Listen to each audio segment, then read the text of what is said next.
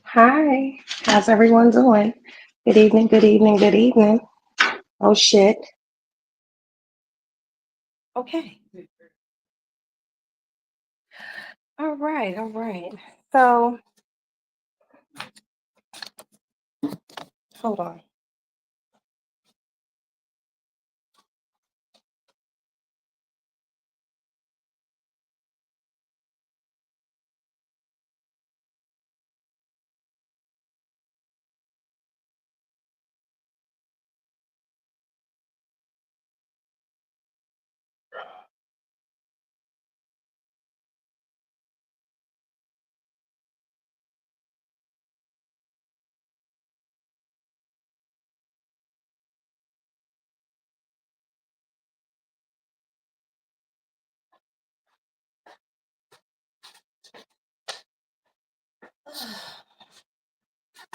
Sorry about that.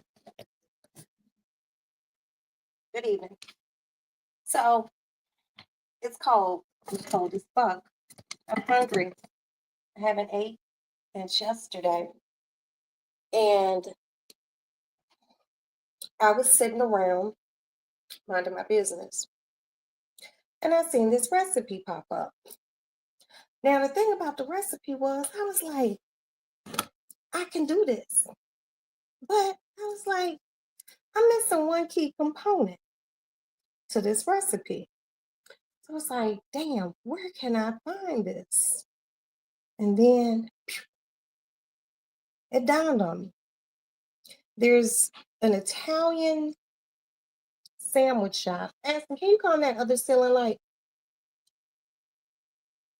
There's an Italian sandwich shop down the street from me. It's been in the same location, owned by the same family almost 100 years. And I remember being in there because I like to go in there and get me a nice Italian sub sandwich. And I remember seeing this stuff.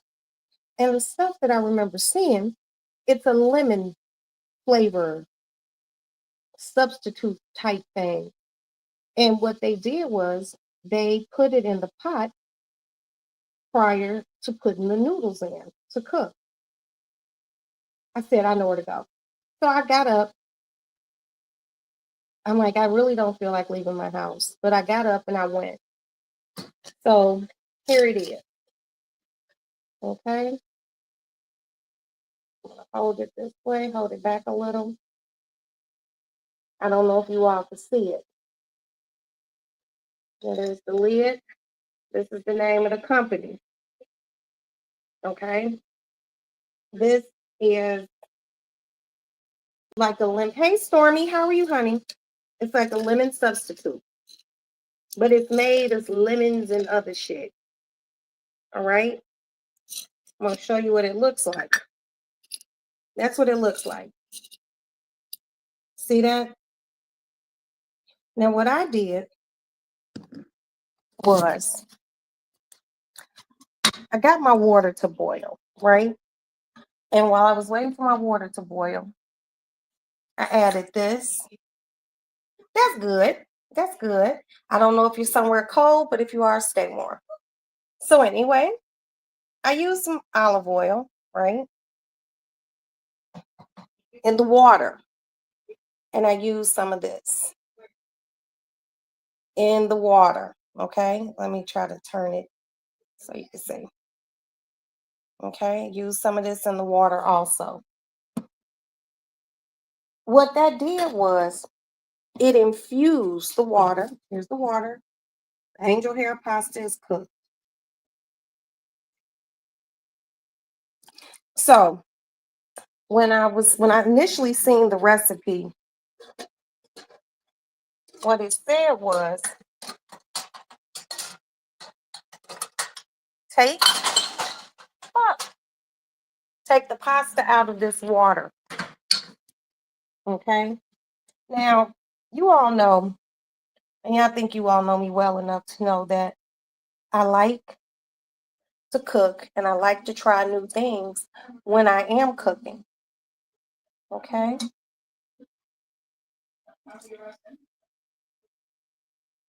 So right now, I am not using a colander. I'm using what you call a pasta spoon. Got the little claws on it. And the reason why I'm using this is because I want to be able to save some of this pasta water.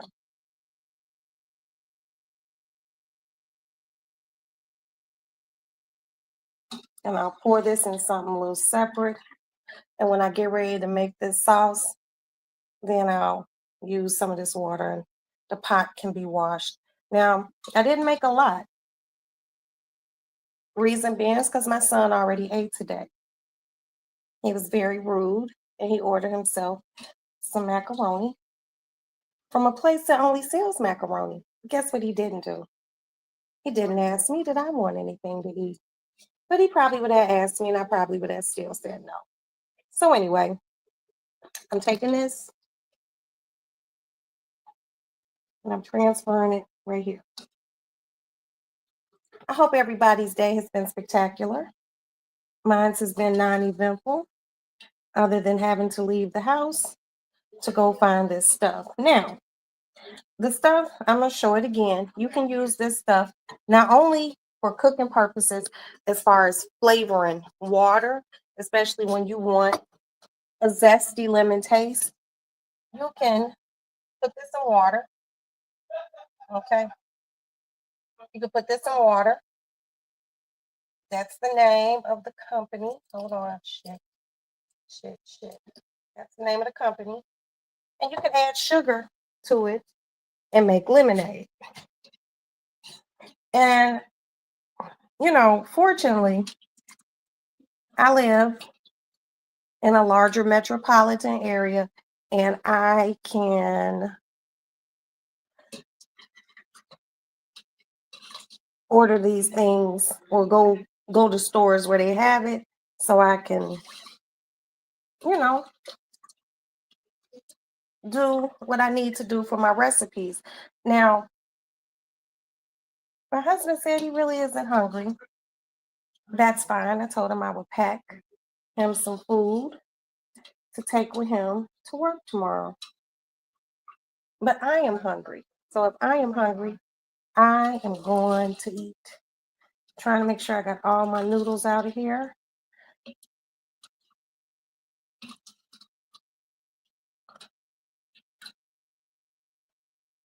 Okay. Oh shit. Now doing it like this is tedious as fuck, but I don't care.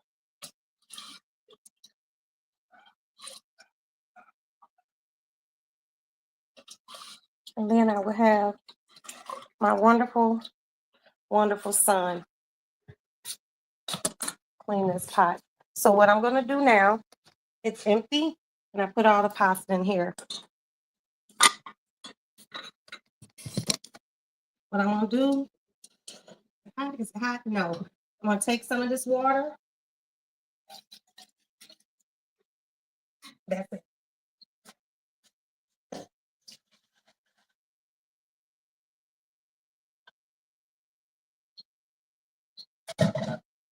Hey Aston, can you wash this one pot for me? Well, when you finish having your bad time, can you wash it for me? So we got that done. So here's just a little bit of pasta with the pasta water. That's what we want. We want that to sit and just rest. Now, next thing for this recipe is going to entail me to squeeze some lemon. So what this is an angel hair pasta with Parmesan cheese and capers, and it has a lemon base. Hi.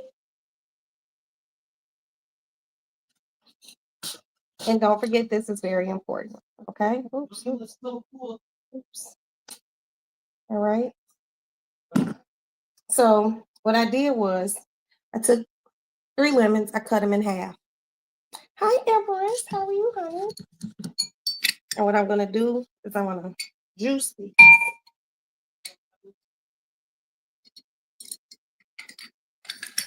And I'm juicing them into a bowl.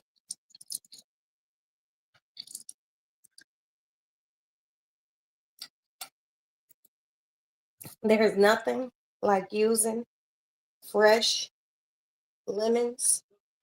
But since this recipe called for this lemon type substitute, which is very Italian, the name is Galfetti. No, Galfini, Gal,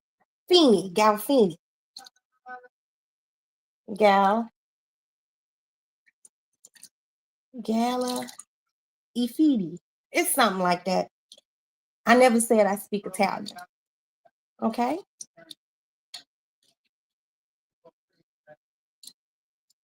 So I am squeezing these lemons. Now I'm gonna tell you all another secret. Hi, Unique. Send you some. I'm gonna tell you all a secret. And it's a secret about lemons. You may believe me, you may not. You see how this lemon is a little old? Hey, Sassy, how are you? I need to send you these recipes, okay? Now you see this lemon? You hear that? The lemon's a little old. But guess what's good about an old lemon? You got a lot of juice.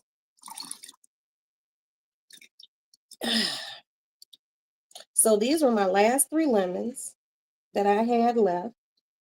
And since you ladies just got here, I am going to show you all this lemon substitute that I bought.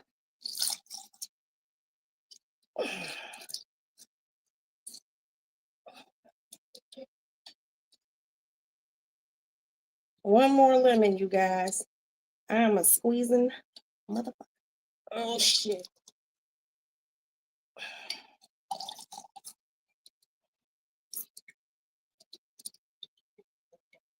Okay.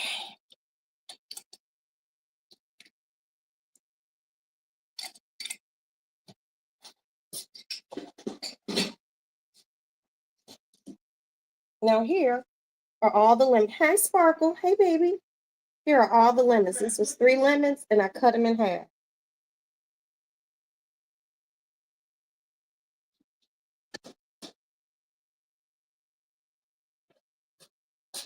Now, what I want to show you is the amount of juice you get.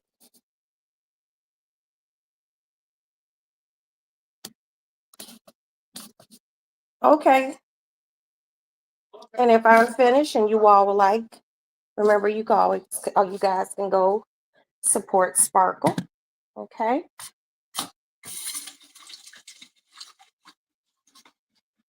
So I'm going to show you how much lemon juice I got from 3 lemons that on the exterior of these lemons, they look dry. They look old, you know.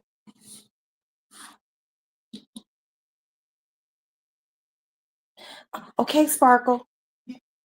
I told everyone to come. And when I finish, if you're still on, I will be there myself. Okay, dear? So I want to show you all in just a second, but first I got to wash this pot out. No, I'm not making limoncello. What I'm making is angel hair pasta, which is a lemon-based angel hair pasta with capers and Parmesan cheese. And I am making, hold on,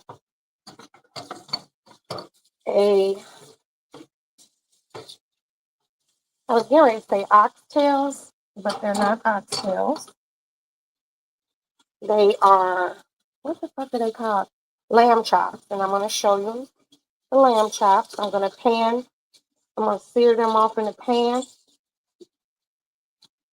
and finish them off in the oven.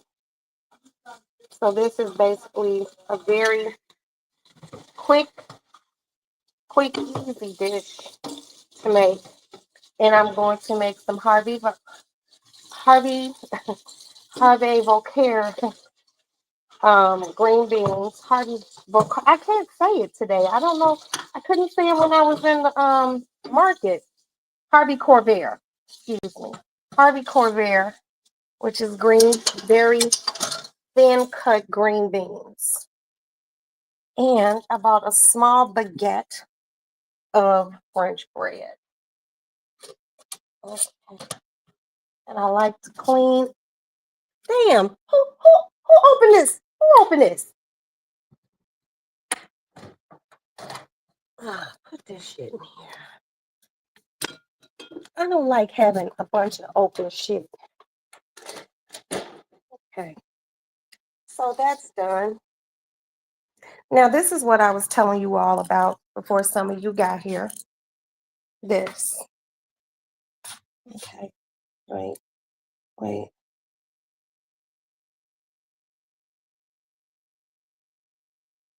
This is a lemon substitute. Oh, shit. All right, there we go. All right, it's a lemon substitute. And I will show you all once again what it looks like.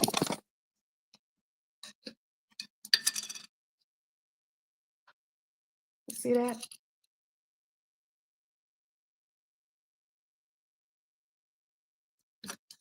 And what I did was, before when my water started to boil, before putting the noodles in, my spaghetti noodles, I Aston, can you please give me my heavy cast iron skillet, my black one?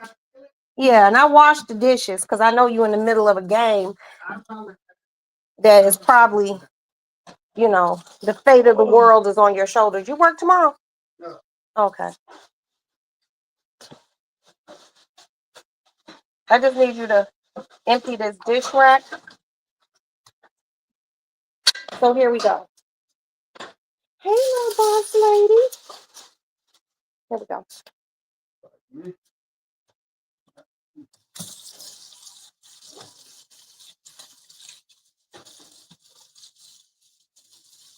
So I bought those frozen, and I'm cutting on my oven because after I sear them off on top of the stove, I'm gonna pop them in the oven. But before we do that, we have to make the stuff for the lemon angel hair pasta. So what we're gonna do is start with a skillet, get it hot. Then we're gonna add olive oil. I'm in love with this olive oil, to be perfectly honest. And we are going to add butter. Where is my pureed pureed garlic, capers,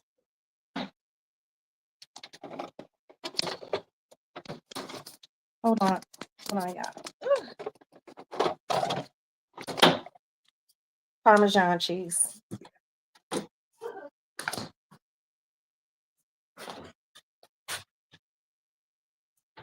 So we're gonna start with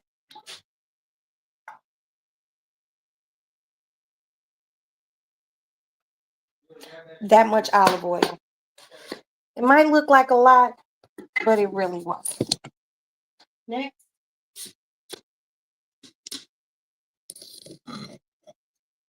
butter.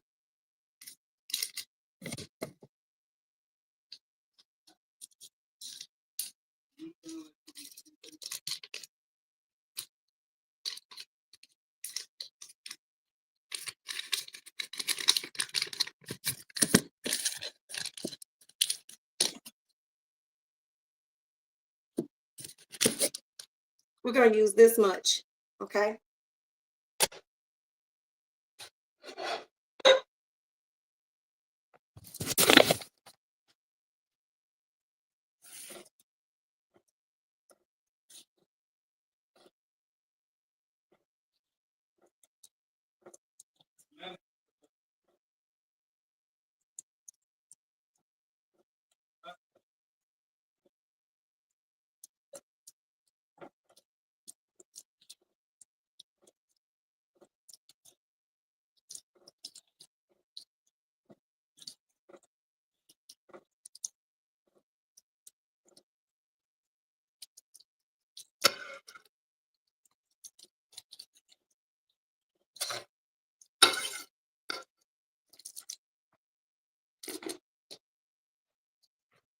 Next step. Hi, Red. How are you? Next, we're going to use this garlic paste. But it would probably be easier to use the garlic paste if I open it up first. Now, the original recipe calls for minced garlic, but unfortunately, I do not have any minced garlic. So we're going to be using what I got, which is this. All right. And I want to say I might have bought this at Whole Foods. So we're going to reduce the heat.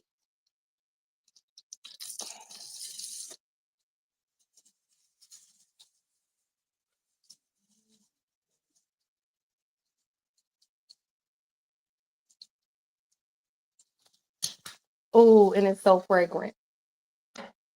Next step, we need to add just a little salt. Now, for this recipe, you guys, I prefer to use flake sea salt. What's on the menu? On the menu this evening is, what's on the menu? Lamb chops. I have a rack of little lamb chop. Lamb.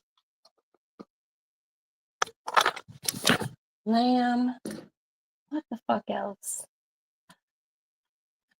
Why do I keep forgetting? This is really crazy. Lamb, angel hair pasta noodles with a lemon butter garlic reduction, and with capers. A loaf of crunchy French bread, and Harvey Colbert green bean. Okay, so this is finely ground black pepper. When I say finely ground, I mean finely ground.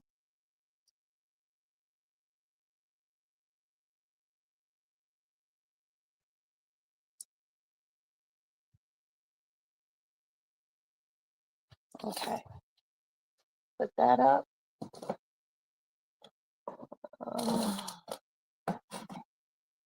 Now I know. I know. I better have it. If not, I'm gonna be pissed. Okay, so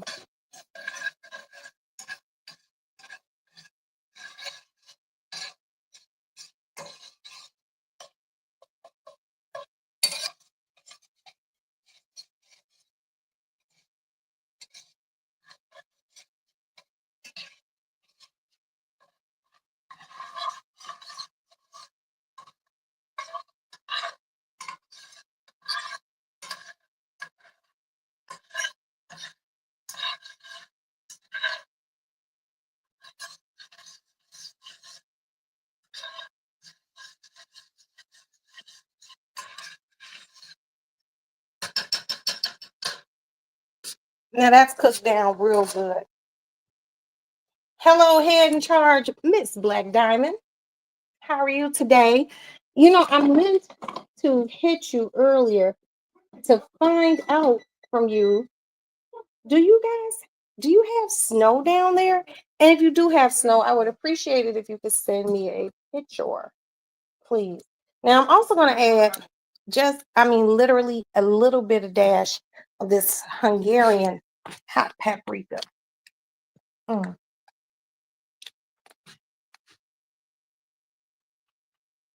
Just a dash. Nothing over. Oh, thank you, Jesus. I thought I didn't have any parsley, y'all. And I do. Now, the recipe actually calls for fresh parsley, but oh my God. I'm sorry you got killed, son. Can you keep it down a little? They take those video games so serious. Now, this right here is lemon juice. This is the lemon juice from 3 lemons.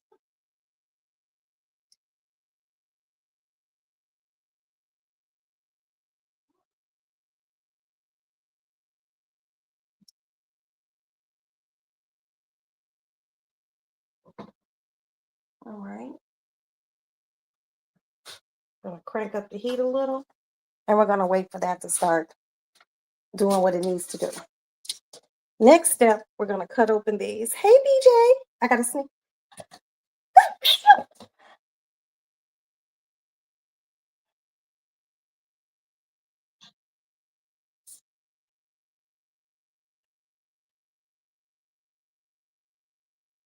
Okay,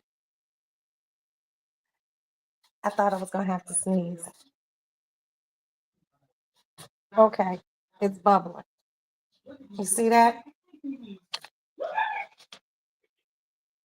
My son. I'm also gonna add a little bit of this smoked. Thank you. I'm gonna add a little bit of the smoked onion powder.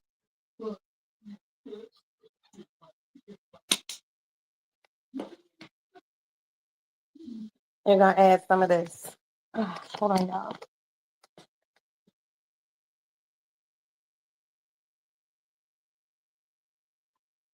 Okay, so this is coming along really well. Because once this is done, I can move on to the lamb, which isn't gonna take long at all.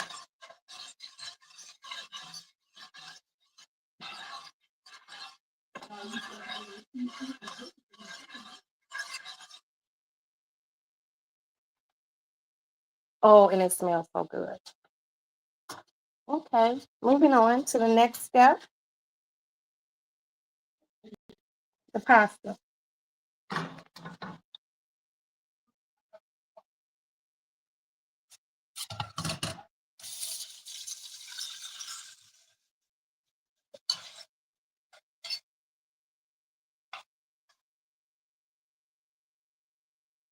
And I don't want to use this spatula. It's tone time. Okay.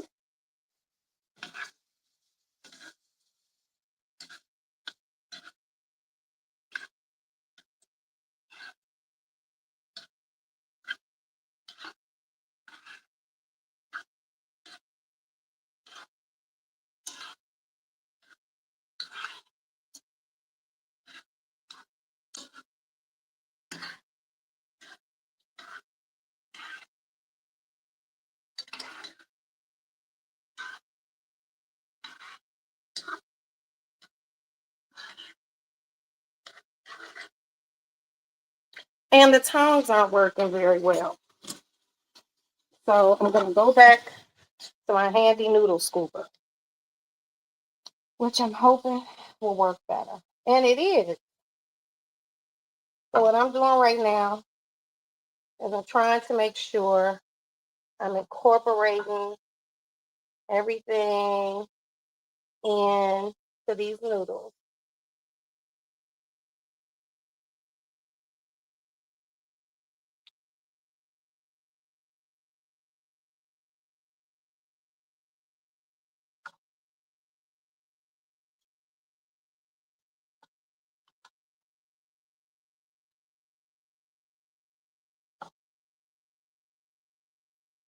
Now, what I do believe I need to do is add some more parsley to it, just a little bit. And you really kind of do it for color. I'm gonna put it up. Oh, yeah, it's right here. And I might add a little bit more butter.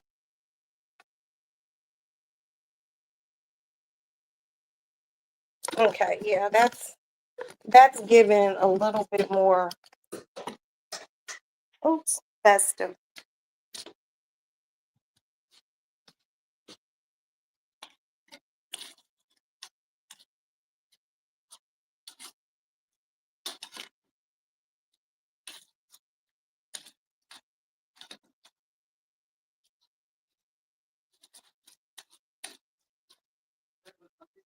Okay. Now I need to get this little bitty spoon. Let's hit the sides.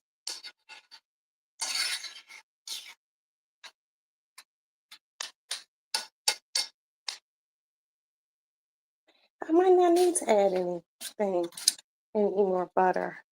So next step,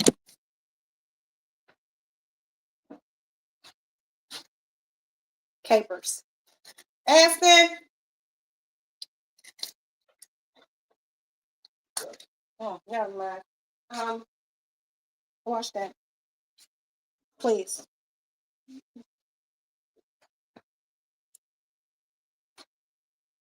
Now, when you're using capers, try to make sure. Yeah, I need to. Fuck, I don't have any wine. When using capers, try to just get the capers. Don't try to use too much of the juice of the capers because it's very briny. And you don't want to use that many capers because you don't want it to overpower your pasta.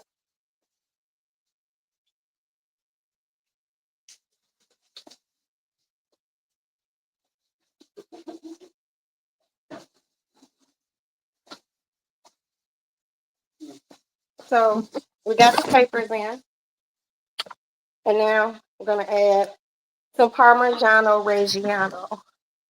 I like saying that. Ah, fuck.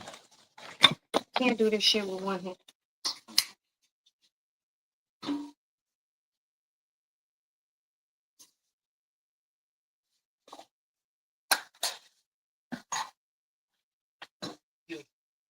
Let's put everything up, please.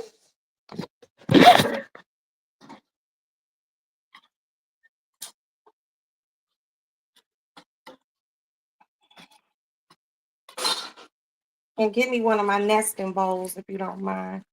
What's this? Small. The small, the green one? Yeah.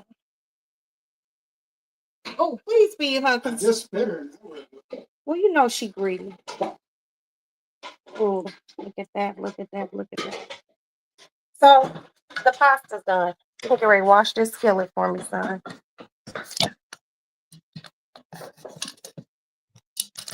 And I am getting ready to put this pasta into this bowl.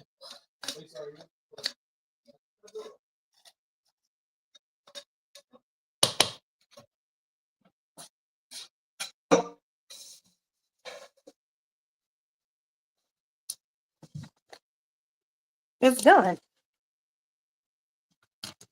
So I'm gonna put a lid on that. Not a tight lid. Set that in the microwave. And I saved a little bit of this lemon juice for my lamb. Okay. It might be time for a station identification. Okay. So while my son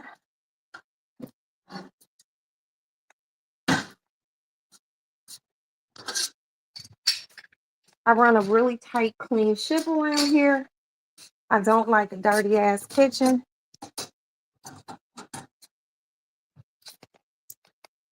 And for those who know me, know people who have been to my home, Princess, Val, know that I keep a clean house. Try to be a real, well, you know what, you guys? Fuck that. I'm going to add some more lemon juice to this.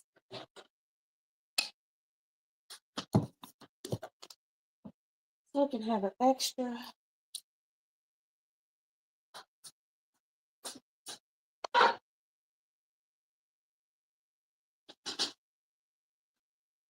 Zip of lemon.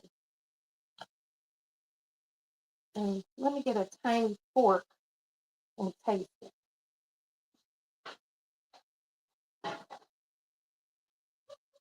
Or, God damn it. Who put these knives in here like this? Nothing.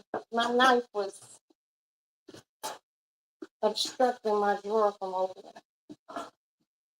Okay, here we go. Hey, Truth. How are you? Okay, so let's see.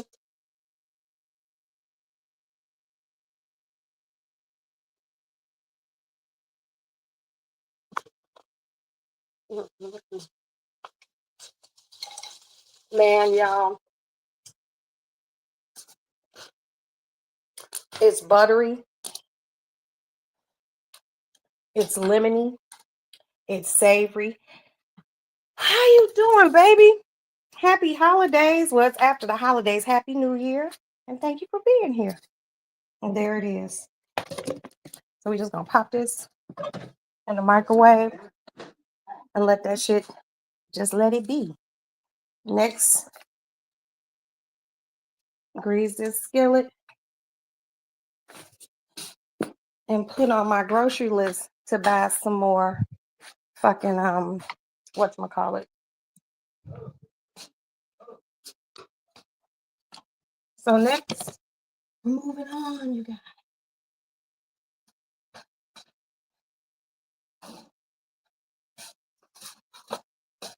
Parchment paper. I can't do shit without.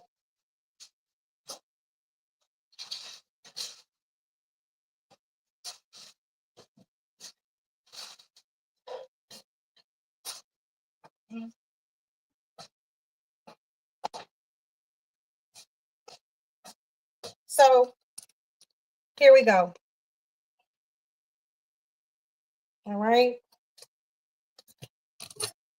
Your knife.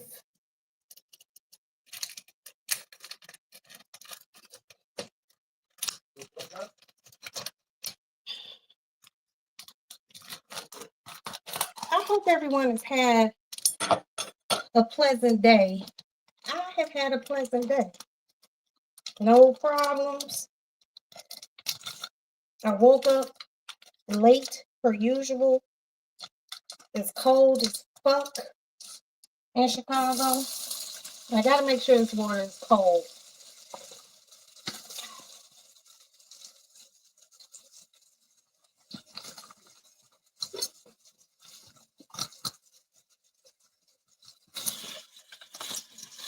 And I hope everyone, be it if you're in the South, California, you know,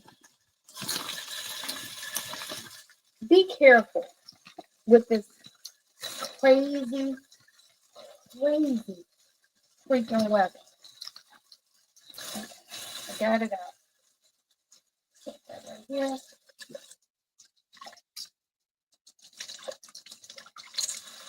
Don't worry.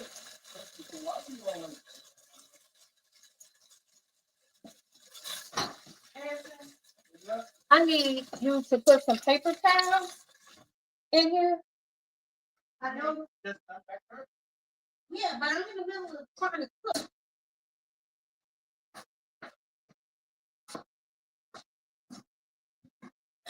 Shit.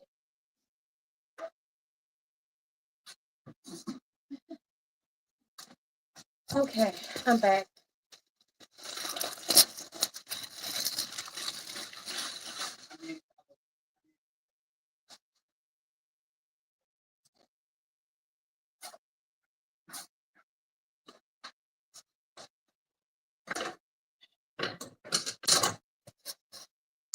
All right, let's move over here. So what we're gonna do, take this paper towel like this and pat.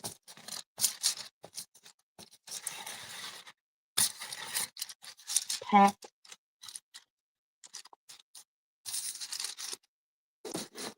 The reason why you're patting is because you really want to kind of dry your meat so the seasoning can adhere to it really good.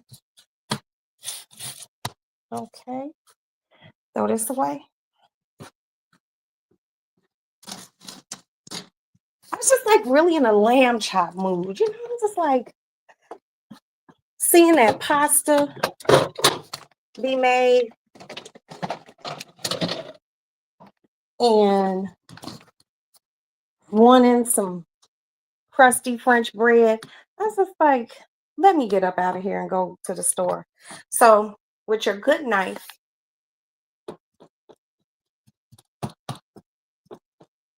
you're gonna kind of just make some holes. And not deep holes. We're not stabbing. Hey, hey, hey. Oh, him in that fucking video game. Poke some holes in it. And I like to keep my knives clean. I had diarrhea in the house. What? Oh no! You showed a house that you had. Wait a minute. I'm gonna have to read this. Give me a sec.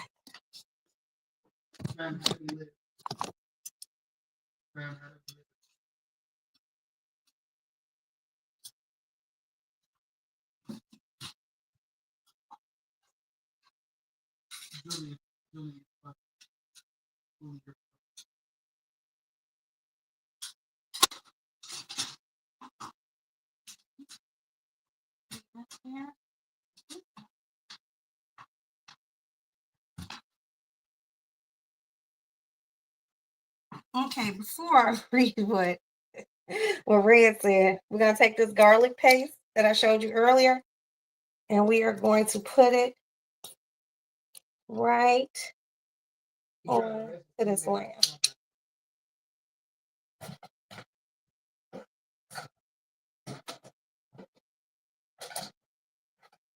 And then we're going to take our 2 fingers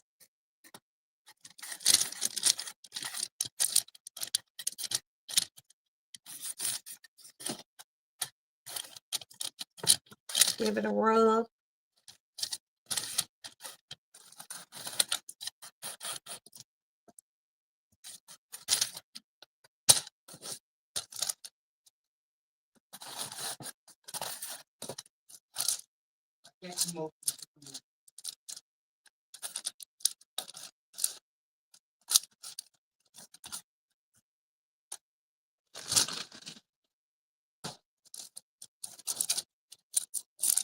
Okay.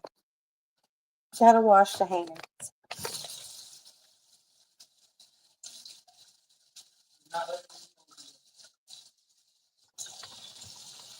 Oh, this shit hot.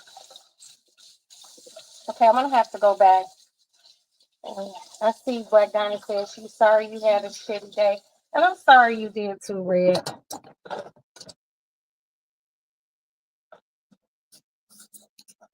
Okay. All right. I'm gonna go up front to the lake lounge and sit down for a moment until my son finishes defeating whatever fucking universe he's fighting in. I just bought that for my husband. He already done ate, and they're all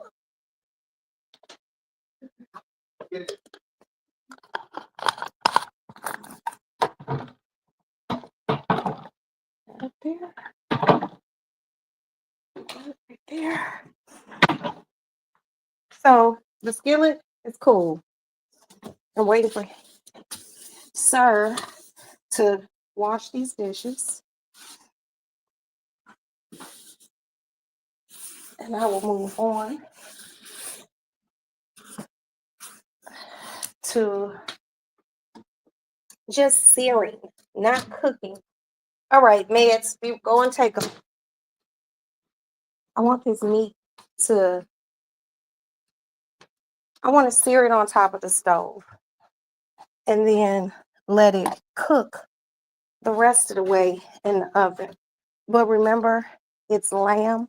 So since it's lamb, I'm not going to cook it. I don't eat well done meat.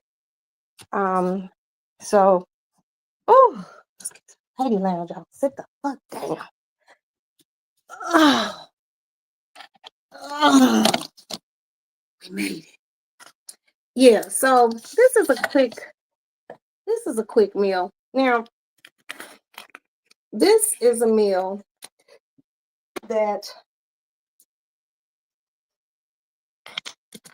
I make a lot of lamb, but I never make the meal that I made for my husband when we first met.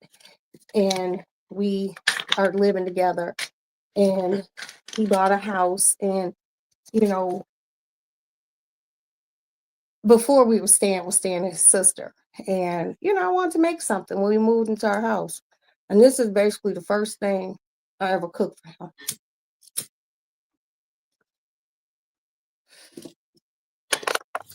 Oh man.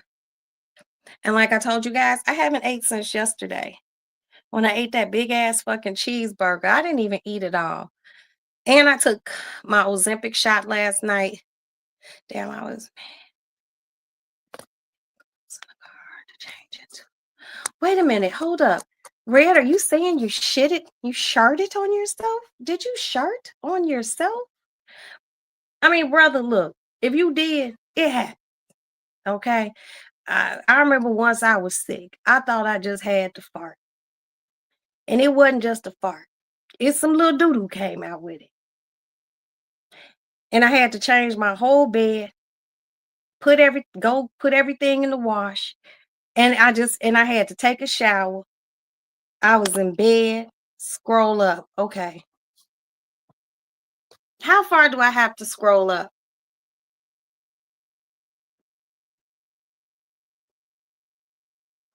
Okay.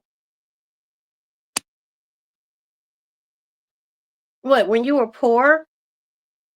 Is that what you're talking about? When you were poor, you used to put capers and cream cheese on Ritz crackers. That was your snack. That was so classy. But I'm sure that's not what you wanted me to read.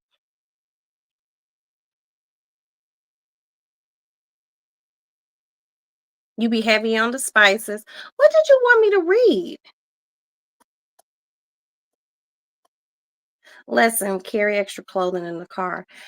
Red, I don't know what you want me to read because you typed in other things, so I don't even know what you want me to read. I'm just, concerned that, you know,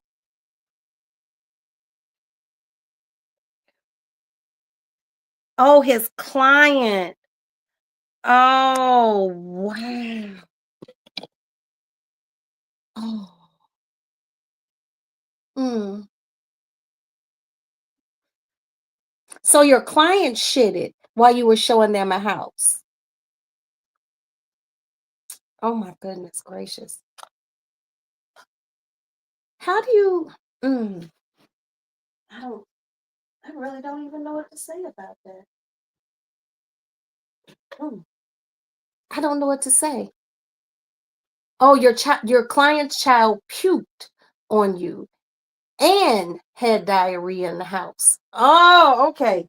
So, I mean, still vomiting shit. I don't care if it was the client's kid. That's still a lot to process. And I'm just thinking, looking for a home, be it a house, an apartment, that's a lot. Not trying to tell anyone how to parent their children, because everybody's gonna do their parents and how they want to do it. But she knew that baby was sick before he or she left the house. Hmm. She knew that baby had diarrhea. When kids vomiting and they shitting like that, take it from me, a mama of 7 children. Okay, Black Diamond, thank you. That baby had a fever. So you telling me you couldn't find nobody to watch this child while you leave the house to go look at a house? Pulled the kids from school and brought them to the appointment. I know you lying, Red. See, oh Lord, that just made me really mad. I gotta get some lip gloss. I'm sorry.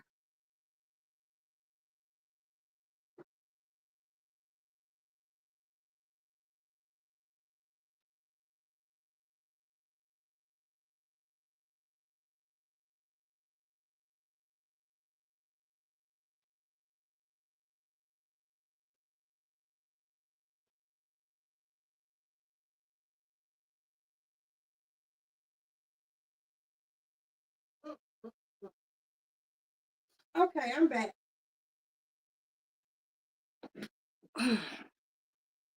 Now my lips are moisturized. Now, what Red last said kind of pissed me off.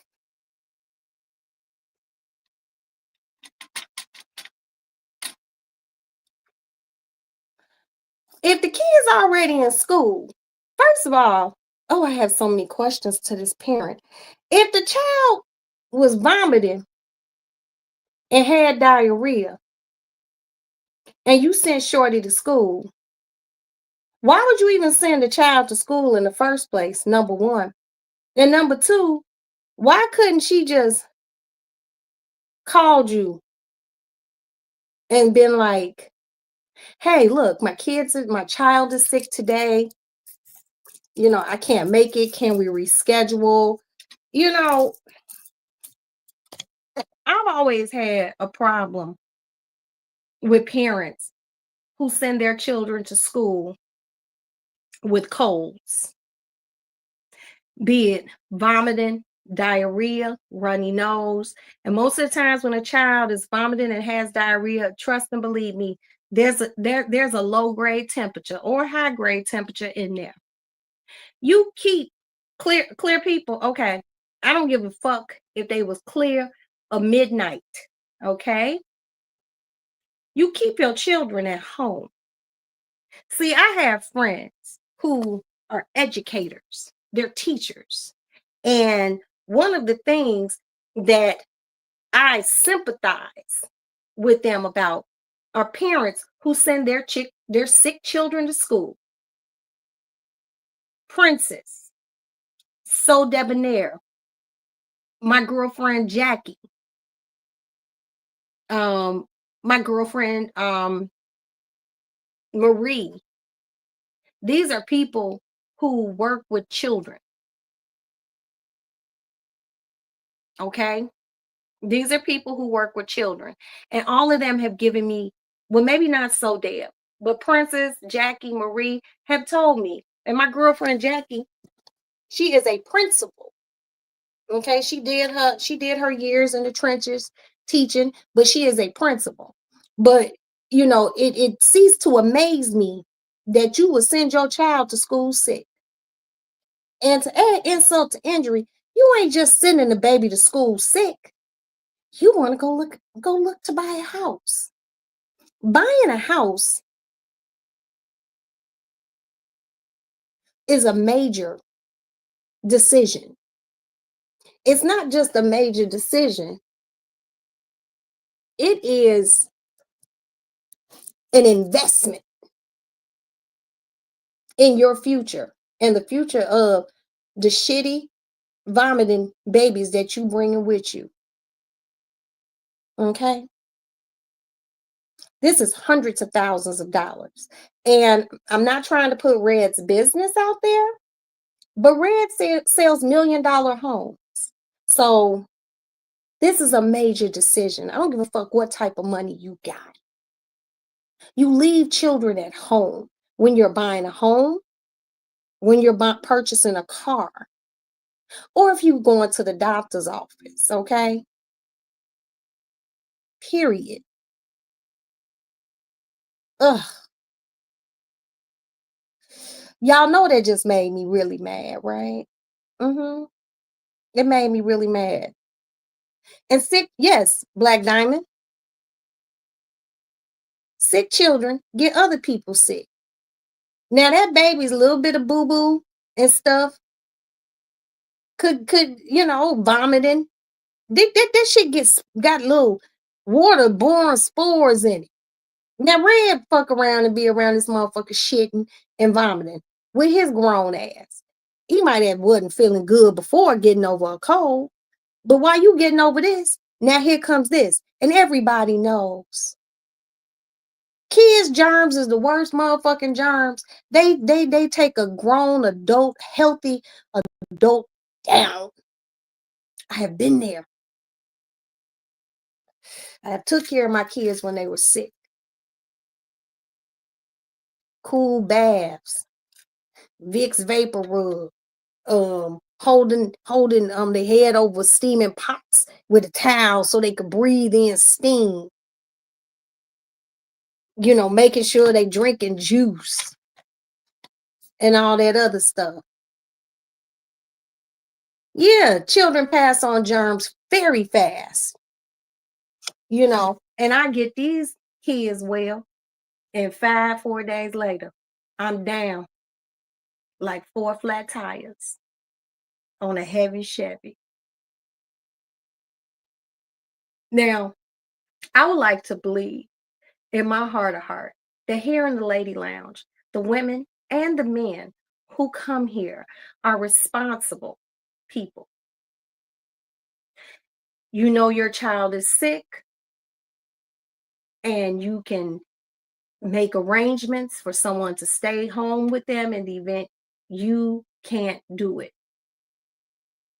But stop sending these sick children out here in the world. Yes, I know you are probably livid. I'm livid for you. Ooh, if Black Diamond, you better stop playing. Black Diamond, she came up with the old Black family cure-all. Make them take some Father Johns and some Vicks, dress them heavy, put Vicks on the bottom of their feet and put socks on them, and you make that little motherfucker stay in bed. You get it. Oh, see, you got a lot of kids too, Stormy. You make that little motherfucker stay in bed and you make them sweat. You give them soup, give them hot tea, and between that Vicks Vapor Rub all over their little body, they gonna sweat. And then once they sweat real good and they tell you, and you can feel their clothes and this damn, make them take a shower. Give them some Motrin. You just don't do that. I hate that shit. That really pisses me off. I'm just being very frank. I'm being very frank, and my name is Roxanne. I don't like that shit. I don't like that shit. I don't like it that it happened to Red today. I don't like it that it happens to Princess. Hey, do the right thing. What's up, sis? Hey, baby. I don't like it. And when you are making a major decision, like buying a home, getting steam shower, getting a mortgage with property tax. This ain't an apartment building no more. You done moved on up. Something break, you gotta fix it. You have to know. And having a child around when you are making that sort of decision is irresponsible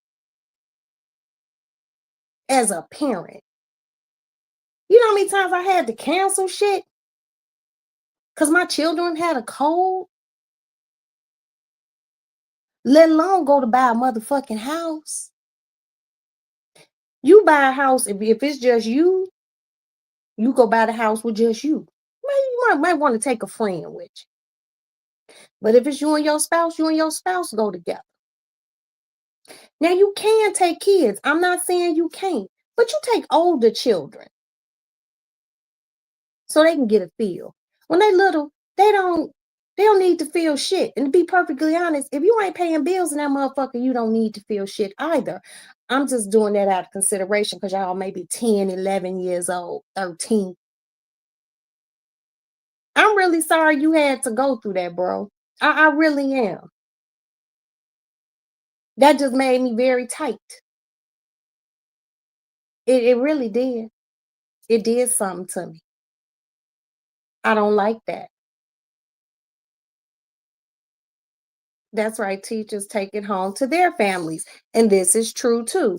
Do you know, in the years that Princess and I have been friends, do you know how many times my friend has ended up sick because somebody done sent a sick child to school because they just wanted to probably have some alone time?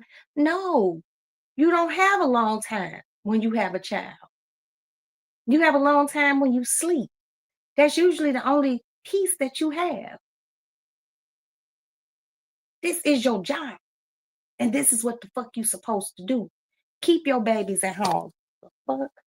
Ooh, y'all know that just made me mad to know that my friend got threw up on and then he didn't have no clothes.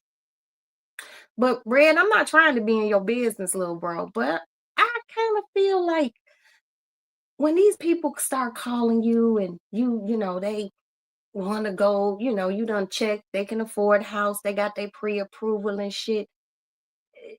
If they got a bunch of kids, or even one or two, see if they could keep them at home. Now, if it's an infant, like the baby that's still in the car seat, it can't move around, okay.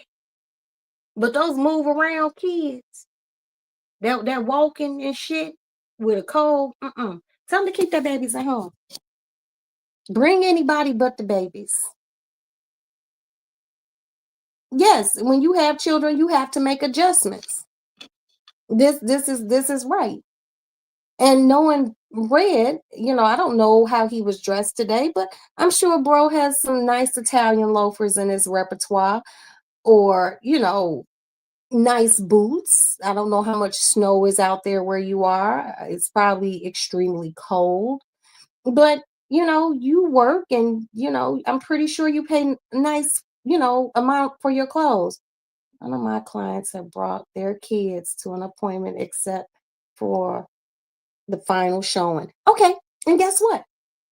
I understand you bring the child for the final showing, because the final showing is what, like after you do the closing or whatever, and the who you call those people, the inspectors done came and they done checked to make sure we gonna give you this money and all that other shit. Yeah, I understand that.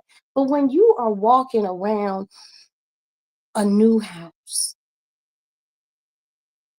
you have to get a feeling for it, because this is a 25 to 30-year investment that you have to pay on year after month after month after month, right before closing.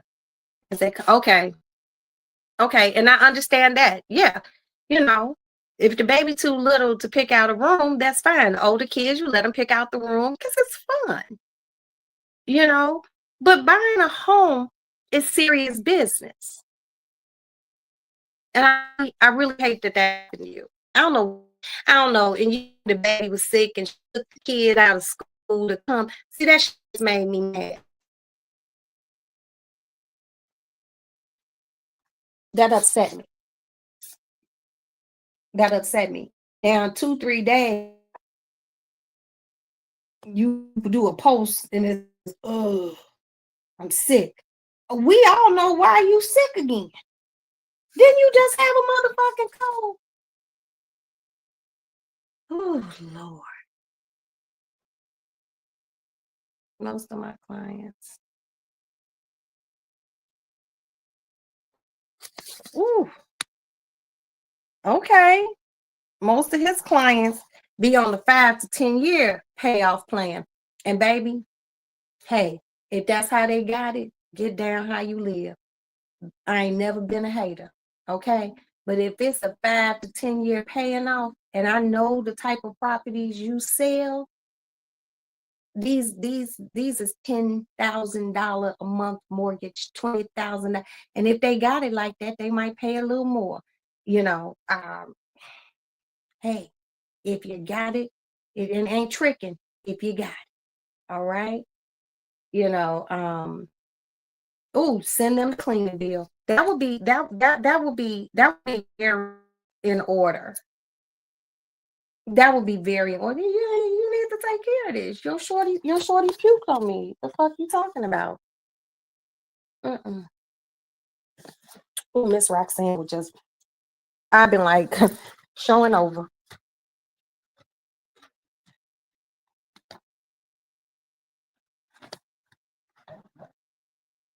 Showing over.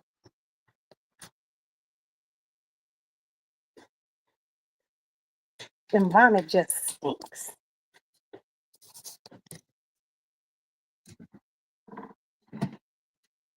I don't know why that just pissed me off so bad. It really did.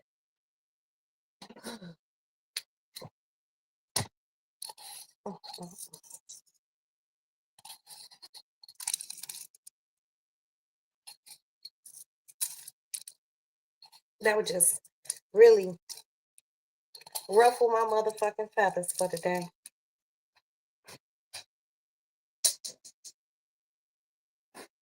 Because I sympathize as a parent, okay,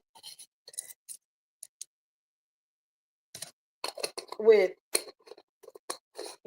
kids being sick. But for me, it's just certain things you don't take children to.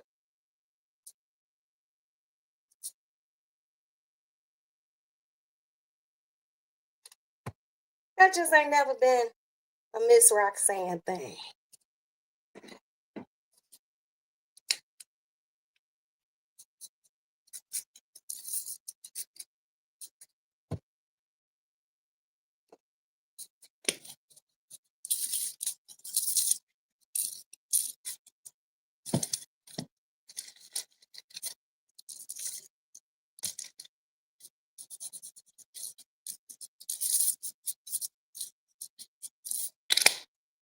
I mean, just be considerate.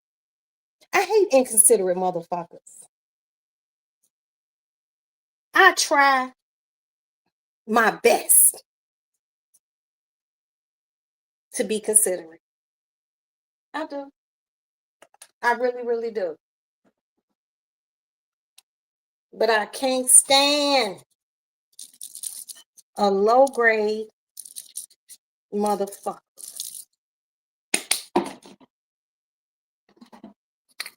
And I wouldn't give a fuck how much money you spend on the house. Hi, my love bug.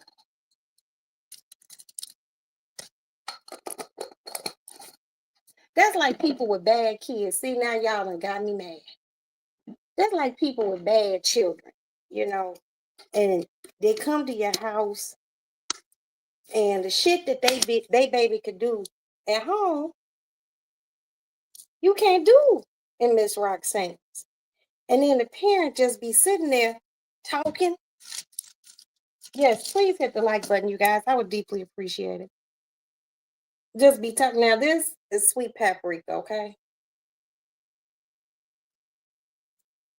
Just sitting there talking and your baby hanging from my motherfucking chandelier or something from the ceiling fan in the living room. Flying around.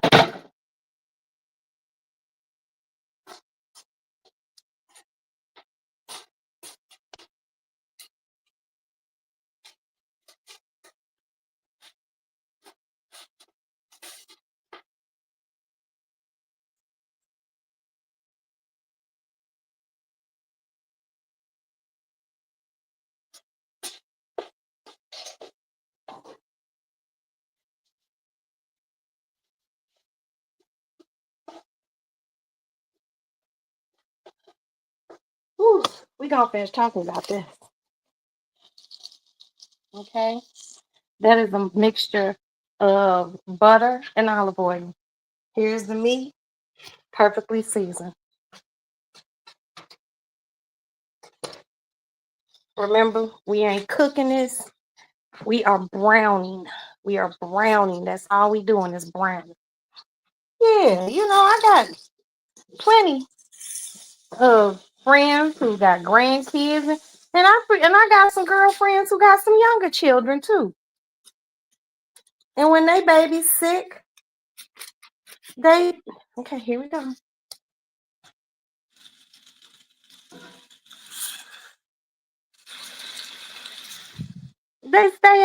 You keep your ass at home and take care of your child. Let alone just be out here buying a motherfucking $1 million home.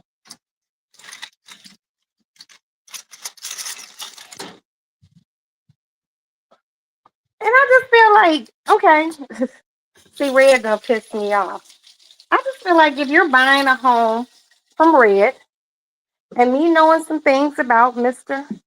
Red, because I have told him some things about something that I've been looking into to buy. He don't sell $25,000 houses, which leads me to believe If you going to buy property from him, you should have nanny money. You know, you should have nanny money, live in help money.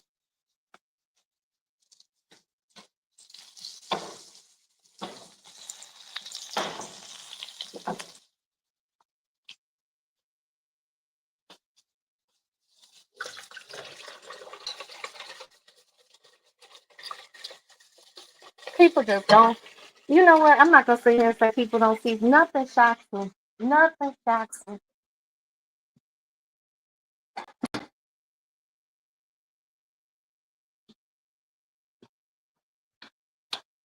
When my husband has gone to buy vehicles, can you please watch that, son?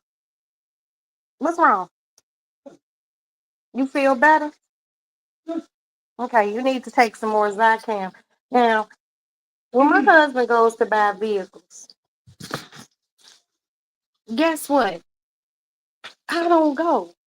You know why? Because I'm not buying them. And you know what else? I'm not paying the car note. I trust that he will make a sound decision on the vehicle that he picked. And that's it.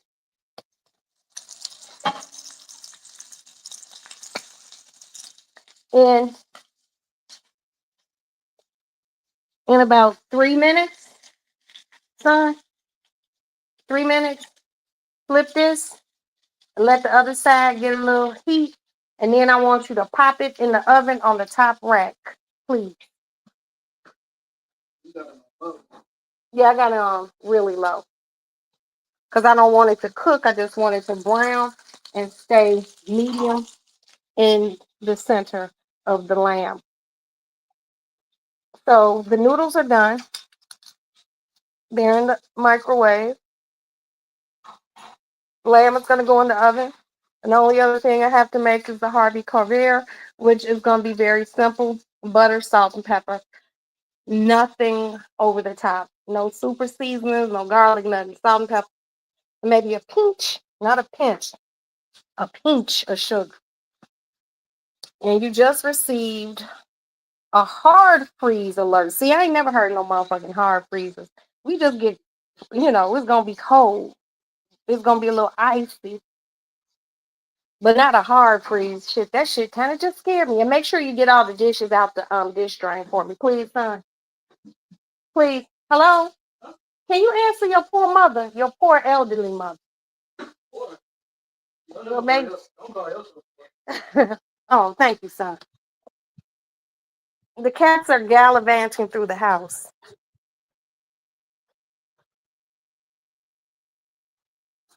You smell that goodness? You smell that? You don't? Well, maybe because it's way up here. Um, you really want me to tell you? Okay, I'm gonna tell you because I don't want you to. Well, it's not finished yet. Okay, thanks, husband. Oh, such a dope dude. Ah. Well, with the hard freeze alert, it's kind of sounding like children up there might not go to school tomorrow. Constitutional amendment for Trump to run for the. Oh, I know you lying, Red. Do y'all see what Red Label just said? Y'all, hold on. Let me put this up there. Lord, I just saw they drafted a constitutional amendment for Trump to run for a third term. And yes, Black Diamond said, cut on all your water faucets, drip, drip all night. Now, y'all know I don't like to get political. I don't.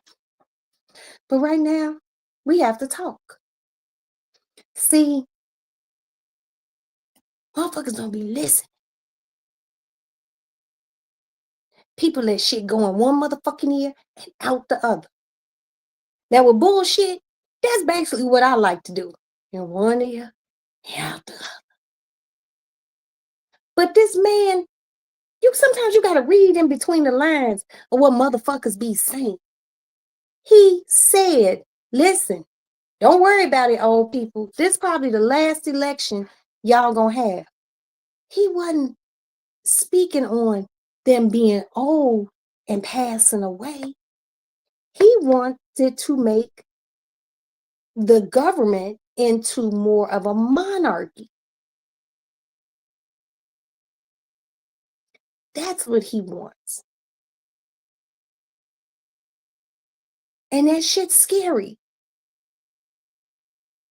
Because in my lifetime, through what I told y'all the other night, 11, 12, I done been around through 11 to 12 presidents.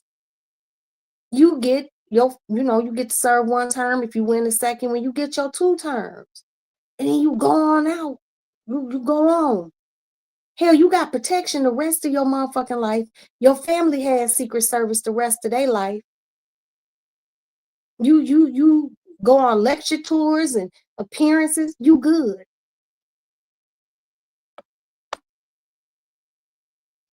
He wants to be president forever.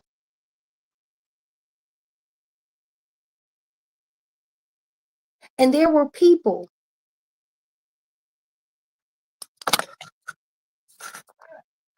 who told me, I'm not voting for neither one of them. I don't like him and I don't like her. I'm like, oh, okay.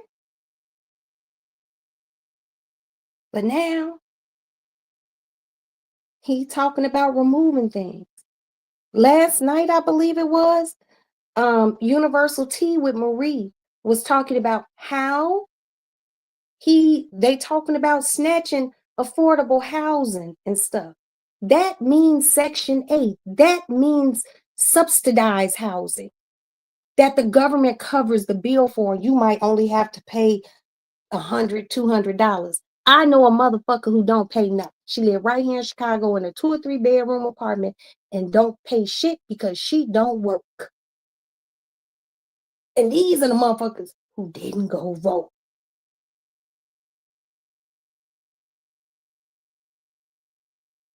One of my other girlfriends, she live here. You know, and it's crazy because she hit me with that. Yes, son. No, let it. What color? Hold on, let me come look at it. I gotta check the meat. You take all the dishes out the dish drain? Yeah. Okay, because you know Well, except your wine. No, just put it over here in the little glass thing. Oh yeah. Now this has a nice crust on it. Okay, put it in. Okay, cool. This is a nice crust. Cut the heat off first. Always cut the gas off. Top rack. Ooh, No, as a matter of fact, can you do me? I'm sorry. Take it out. Take it back out and tint it with some tin foil. Lightly. Don't. Yeah, just tint it with some tin foil. Don't put it on top of their, you know. Okay. Okay, Kat. This is tinting. That's enough.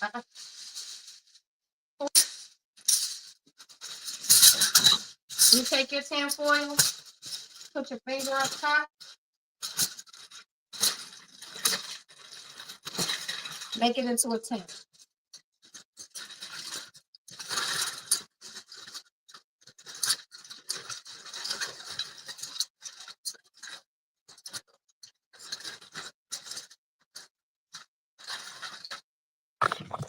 So that's a meat tint.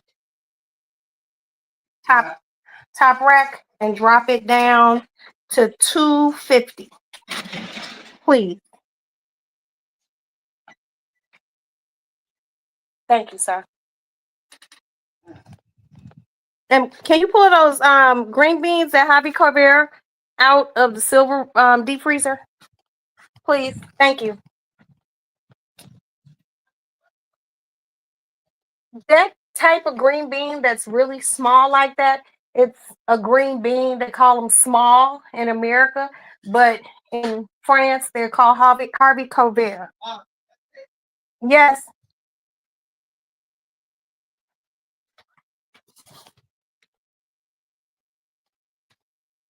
Okay, let me sit back down, guys. Because I see my patients are being tested. Okay, he's getting rid of all forms of welfare and Section 8. They have said that.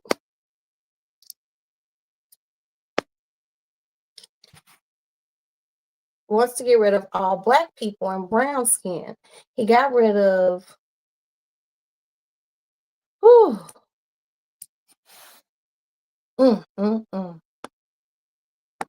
them demons are gonna drag his ass straight to hell. And they are. Now, I'm not gonna sit here and say that I've never been a Trump supporter. But one thing that has always irritated me is if Black Diamond or Red, let me just go through my chat, or Do the Right Thing, or Miss Bug, or Stormy, or who else? Come on. Truth Hurts.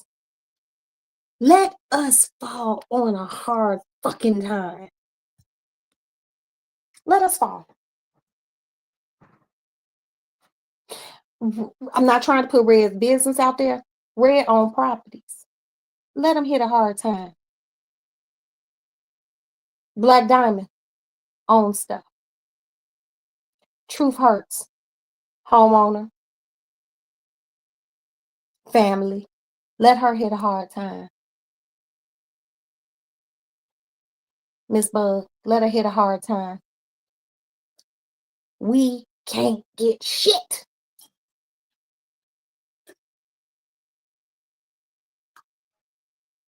Not a motherfucking thing.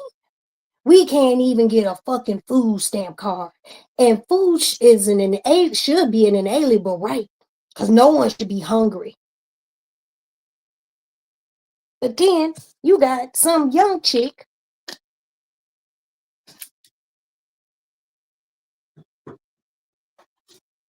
working hands, working arms, working eyes, working, arms work real good, working legs,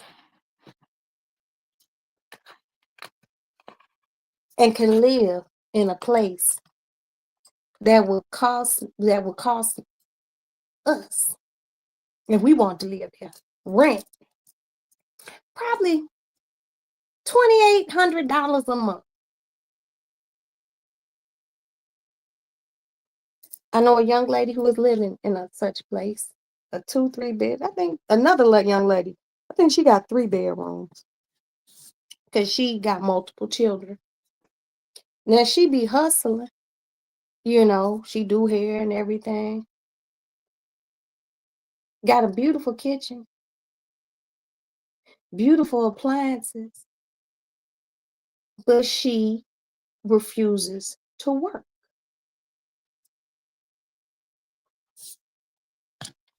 She said she make more money sitting in the house braiding hair than she would going to work. Well, newsflash, this motherfucker gonna make motherfuckers work.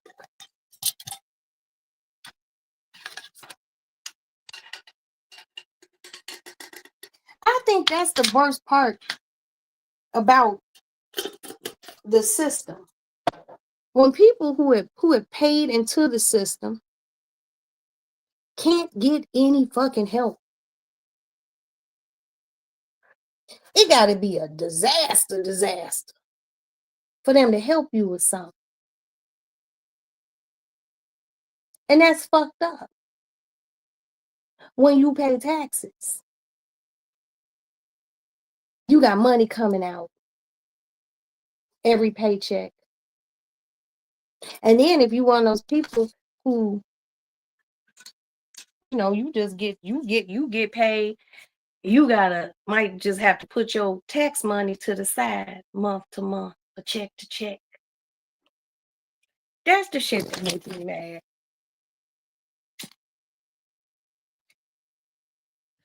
What are some of these people gonna do if he enacts this? When they are ill-equipped to pay grown folks' bills. And I'm not talking about keeping your hair and your nails done.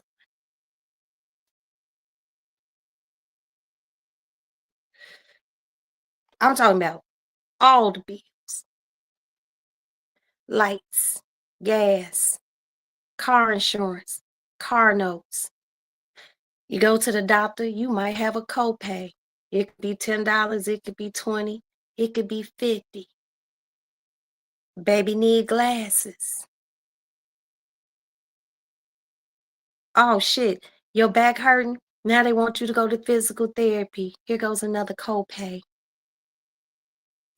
What are they going to do?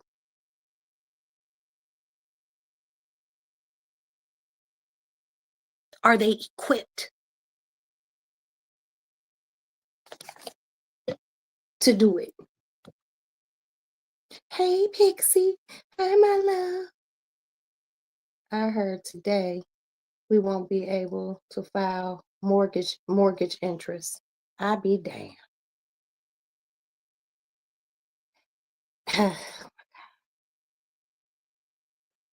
And you might lose Obamacare and Social Security.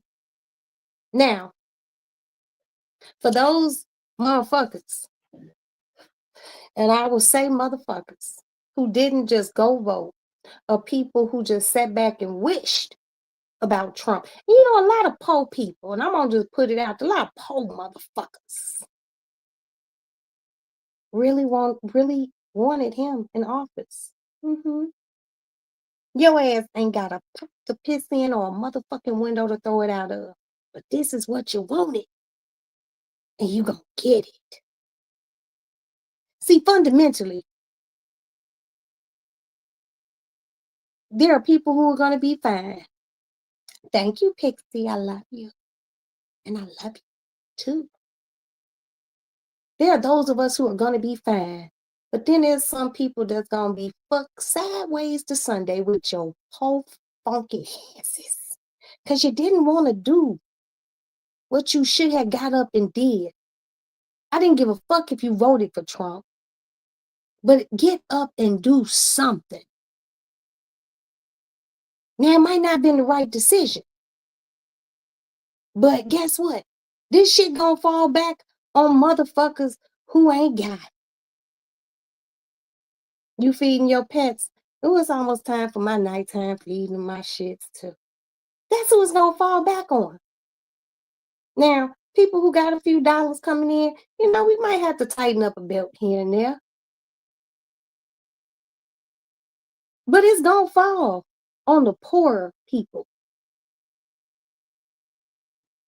The motherfuckers who think he loves them. He's there for us. Huh. Surprise on you, motherfucker. A lot of the FOP, Fraternal Police, endorsed him. But what did he do his first day? Sign pardons for 1,500 people who attacked Capitol Police. One man lost his eye. Some of them have committed suicide. Some of them still have PTSD and question the humanity of the oath that they took, which was to serve and protect. That is a slap in the face of the men and women who serve in law enforcement. That's fucked up.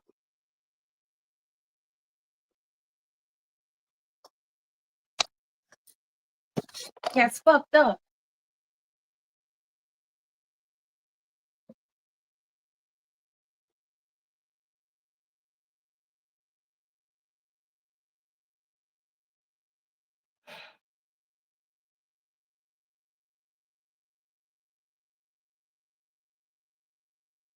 Yeah, he did those pardons out of evilness.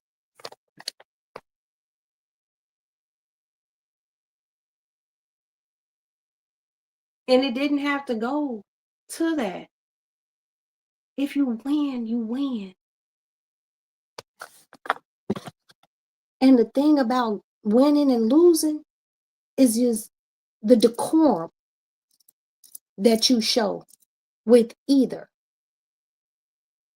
It's nothing like an overly boisterous winner.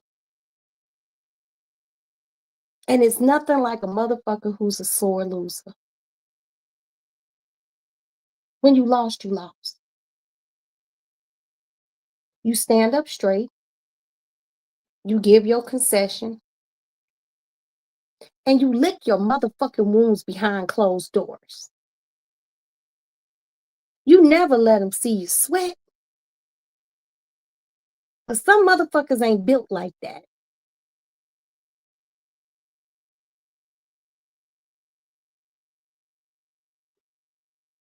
Shit is weird. And then one of my girlfriends who I know she didn't vote, sending me all this stuff that Trump getting ready to do. Oh, bitch, you didn't vote. And I said, I text her back, girl, stop sending me this shit. You didn't vote. I don't want to hear it. Me and my husband and my children went to vote together. Ever since my kids have hit 18 years old, we take them to vote. At first, Maddie was reluctant. I'm like, hey. It's people who spill blood to make sure that you could do that. Go do it. My mother-in-law signed people up to vote and had been spat on and cursed at and maligned. If you don't do it for nobody else, go do it for your motherfucking grandmother. Go do it for her. Because my mother-in-law was a serious woman. My mother-in-law didn't play pussy-ass games. She told you what it was and how it is. And that's what the fuck is gonna be. So those, when shit hits when the rubber meets the road and shit hit the fan, don't DM me when your shit gets snatched. Cause I ain't got nothing for it.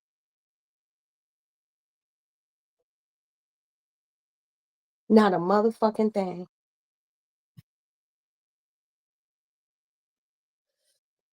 Marcella talks about this all the time. Have on-hand cash. On-hand cash. Like the old folks used to keep some in between the mattress. Have your passports. Have money set aside just to travel in case you want to get gone. Because I ain't no psychic. But we got to see what's going to happen. But I'm telling you, the people who's going to impact the most is people who really don't have it. People don't have it. And that's fucked up. You all may know I deal a lot with the stock market. Do you know when he hit office, stock market shot up? Stock's been pretty good these past, Monday, Tuesday, Wednesday, Thursday, past 4 days, even the day before. You know why? You know what? Because who have big businesses, huge conglomerates, put a little bit of faith in him because he was a businessman. He was not an attorney. He wasn't an attorney, so he don't know nothing about constitutional law. Um, it has been said that our smartest president that we've ever had was Barack Obama. And I love Barack, and I'm not saying this because he's Black. It's his schooling. He was a constitutional attorney at the University of Chicago, aka baby Harvard. It is hard to get in that school. Very hard. That is the school where they split the atom. That is the school where they had the Manhattan Project. You have to be smart to go there.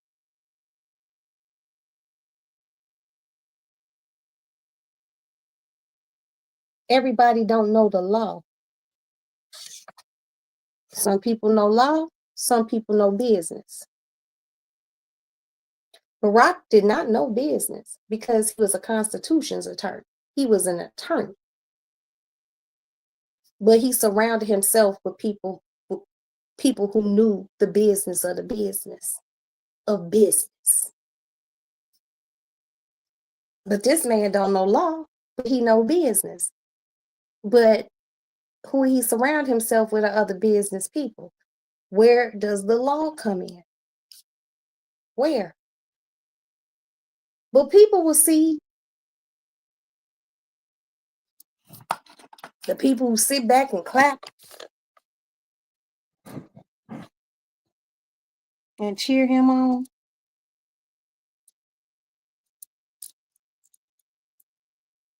And then if you ask them, well, what do you have in your IRA?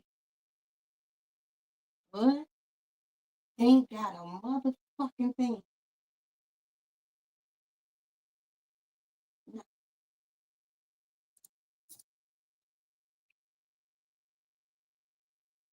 Okay, sweetie. Thank you, Pixie. And thank you for telling us. I appreciate that. See, classy. Classy shit.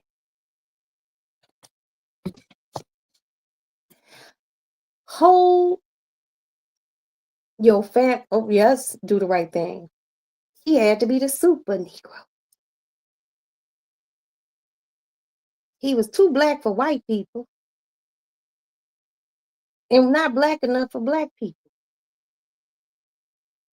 He got in office, Black folks like, he didn't do nothing for us. He's not the president of Black people. He was the president of the United States. It is a collective.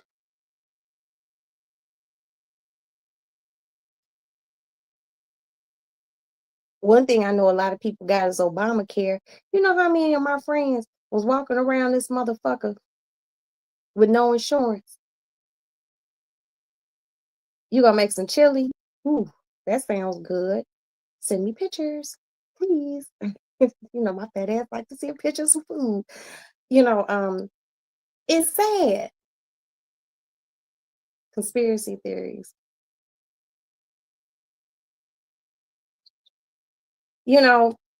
Um, I don't, I'm not a conspiracy theorist person. The fires, my personal opinion, started because it's dry. There were no lightning strikes or anything like that. Do you know you could be smoking a cigarette on a highway or walking through? I gotta sneeze, y'all.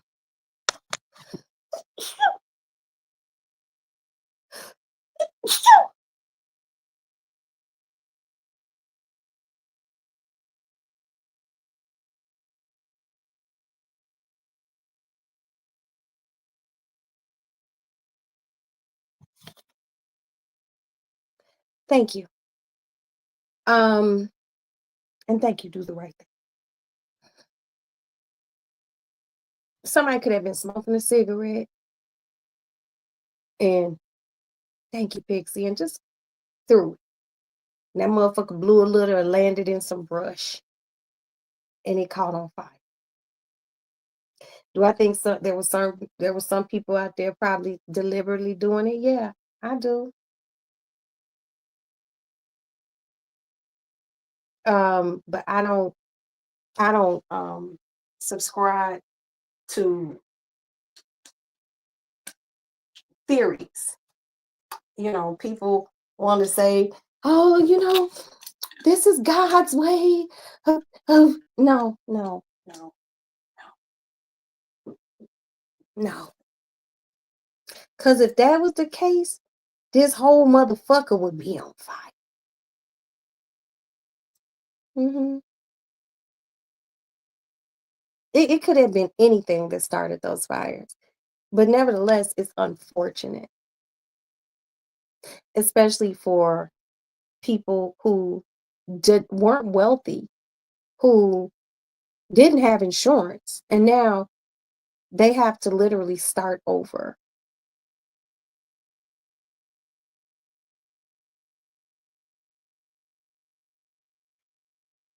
It's sad, but I don't think it was, you know, I don't think it's because God was upset. We don't know what upsets God. Stop speaking for the big guy, and you don't know. Just pray that they get the fires out, that everyone can rebuild and have a place to live, lay their head.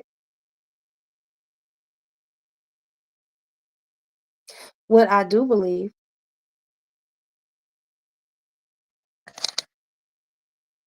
we haven't taken care of the earth, okay? People don't believe that global warming is real. I believe it is. Polar ice caps are melting.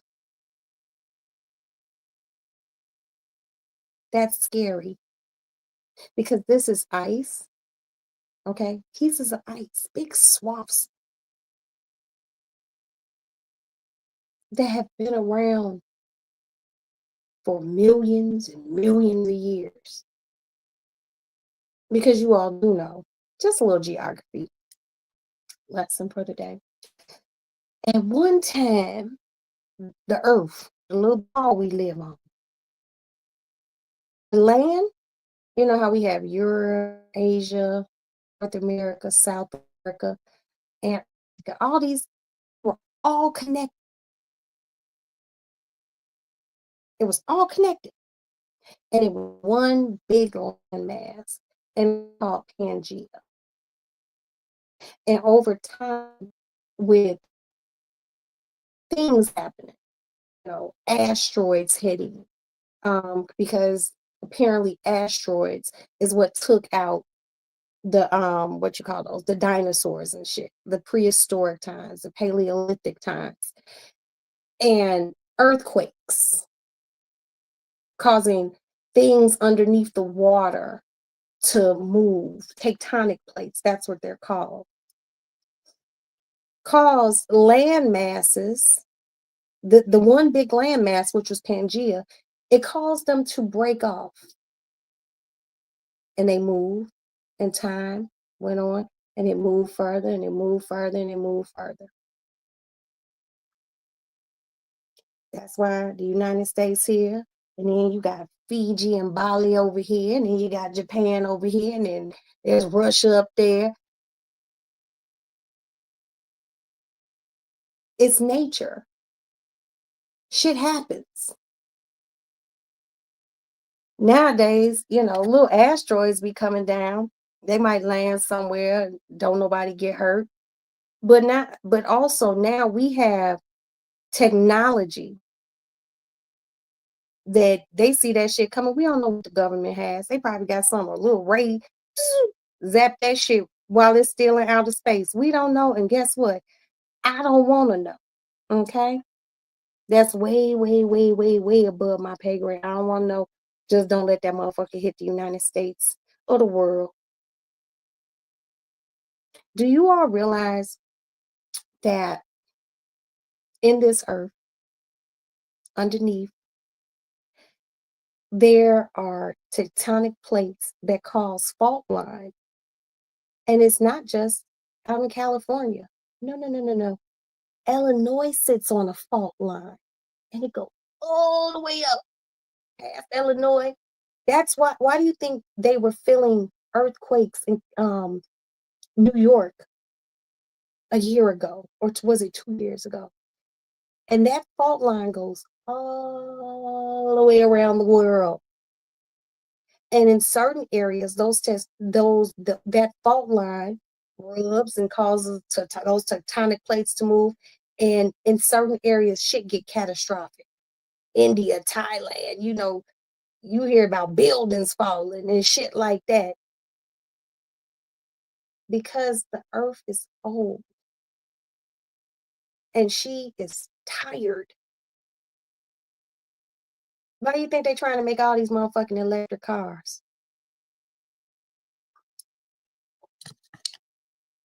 Why?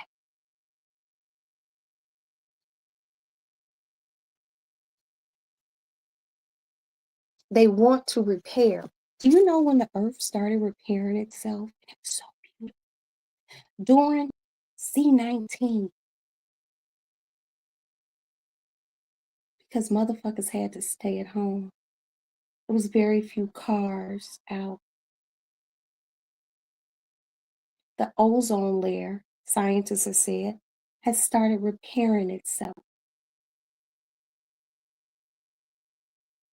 And you know what's crazy? Even though that was a very scary time for all of us,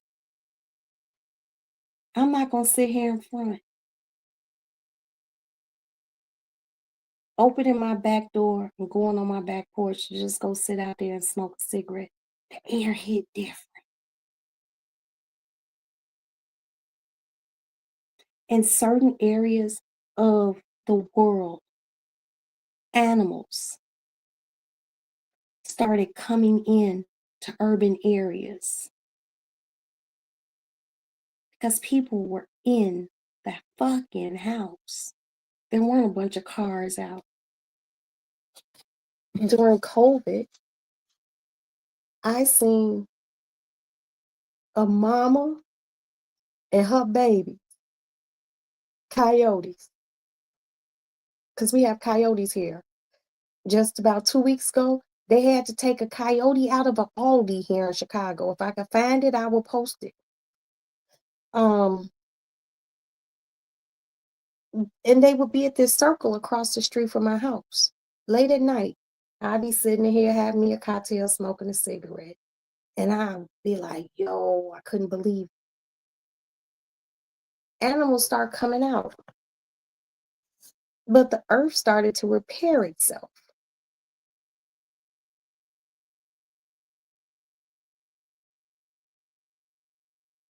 People, I am a person who I like to read. I like watching documentaries, not just the murder, death, kills one. I like to watch animal stuff and things about the earth. I read on the earth, read things about it to learn. I'm in Indiana. We get earthquakes every now and then too. Exactly. You know why? Because you run on the same fault line as we do in Illinois. Also, Pixie, you're an Indiana person. Naptown, baby, Naptown, baby. Also know, let me get back here, that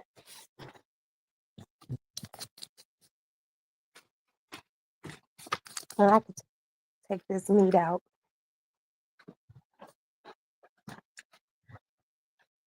Indiana Dunes. A lot of people don't know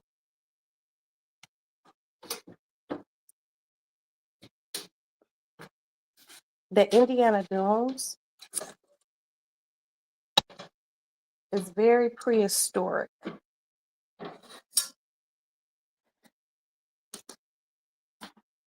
And also, did you know if you go to Indiana Dunes and you go down one of those big dunes and you get stuck at the bottom because it's easy to get down, it's hard to get up? Did you know that they will charge you $3,000 if they have to send rescue people to come down there, like a fire department? Yeah, they will charge you 3 stacks because they have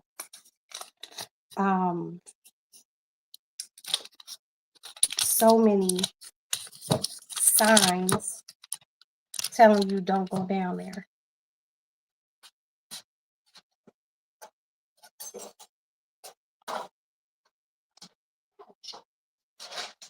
But the dunes is something that's a throwback, prehistoric shit. That's like, I'm very interested, and I really really want, when the time is right, I really want to go back to school. You know why? Because I want to get a major in history. And because as a mother with a college going daughter, I have to lead by example. And I have been not so much pushed, but what is the word? Extremely enamored by Princes, House of the Princes, to go back to school at my big age of 54. And I also spoke with another, she's a content creator, and you know, I don't consider myself a content creator, but she's a young woman who's in school. And I told her my fear. Hey, Satin.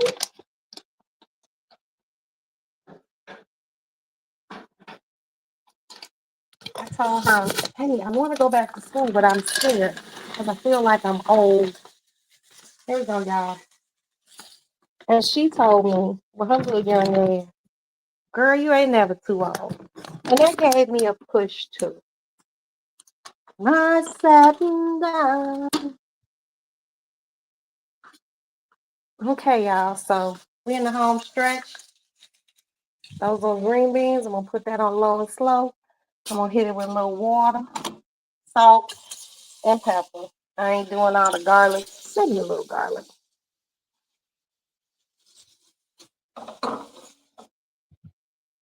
Hey, Aston.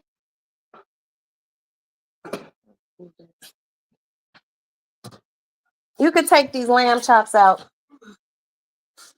That's not hot. Set it up there.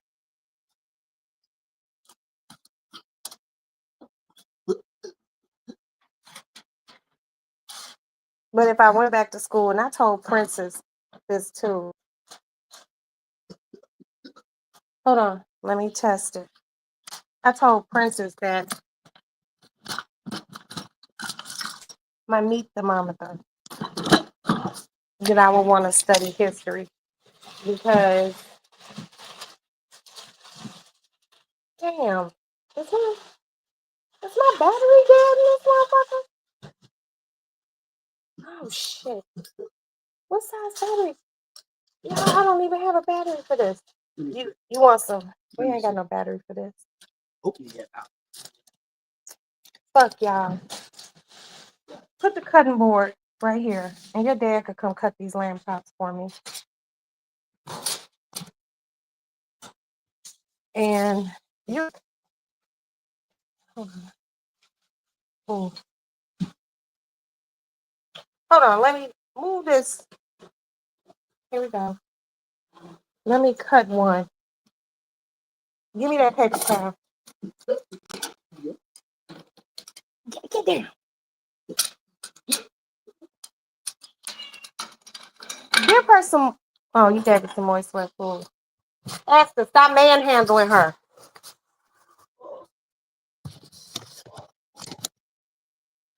Turn the lid to this pot.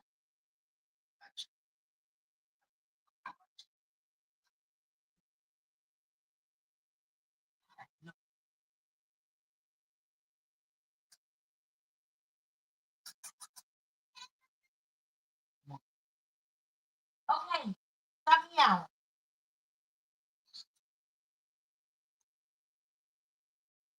Nah, this got to go back in.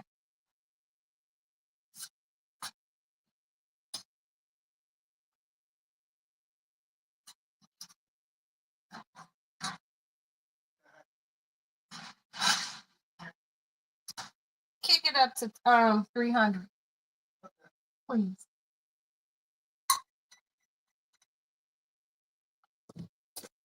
And what are you doing with that broccoli? I want some broccoli. What are you adding flavor? What do you mean? Yeah, I'm gonna put salt and pepper on it. What you gonna eat broccoli, unseasoned broccoli? You know you can add a little seasoning to that. It's not gonna hurt.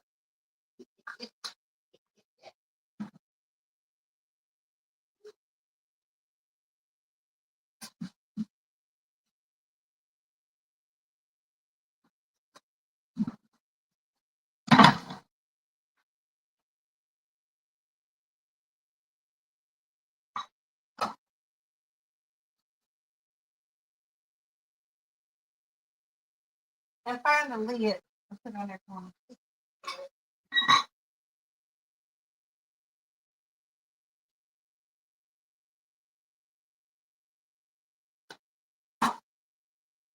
Oh, Kitty's drinking water. She looks so cute when she drinks water.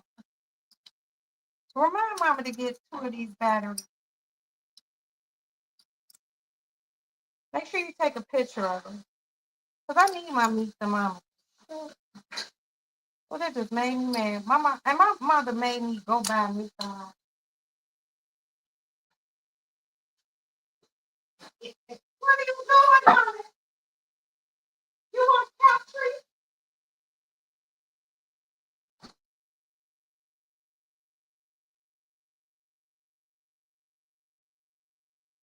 Looks like Esther, you don't have to uninstall that. I don't know why you're doing it. Stop playing with me.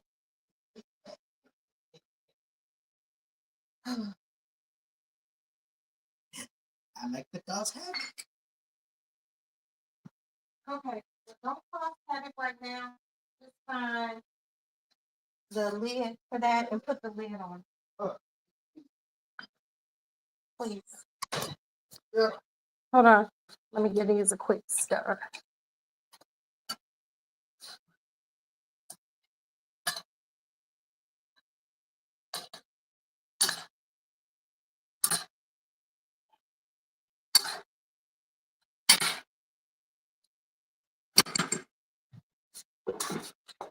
Okay. Wipe all this excess water up. Okay. Find a Tupperware. Find a Tupperware.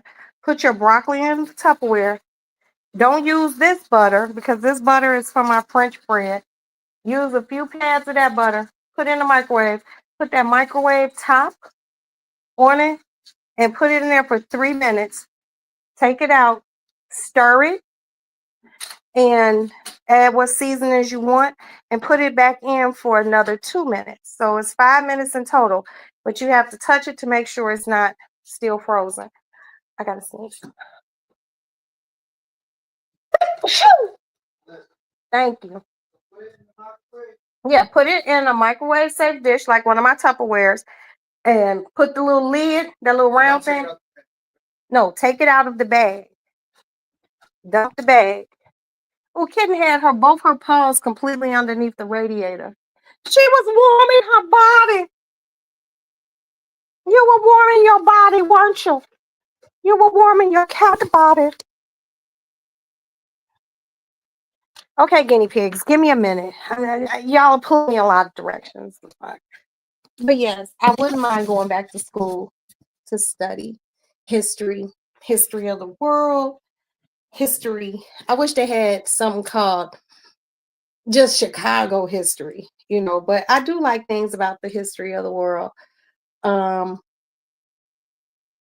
Anything about the history of the world, where people came from and things like that. It's fascinating, and we all came from Africa, and it wasn't called Africa. Someone else named it Africa. I can't go into that right now, but everything good is places like Africa, the Amazon.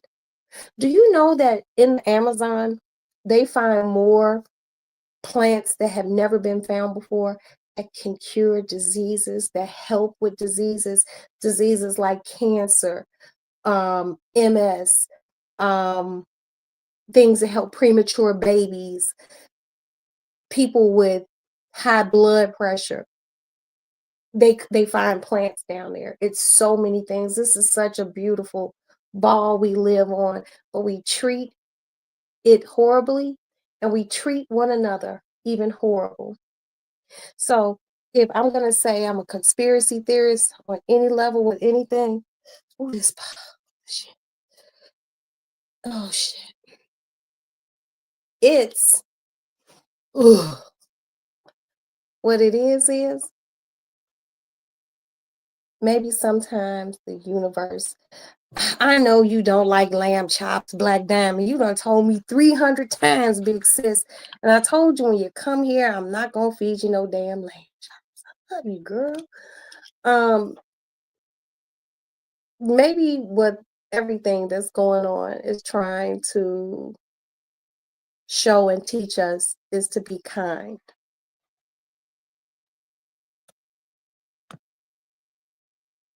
I'm not even joking. I'm not trying to like pull nobody's heartstrings. I know you spoiled, your spoiled ass.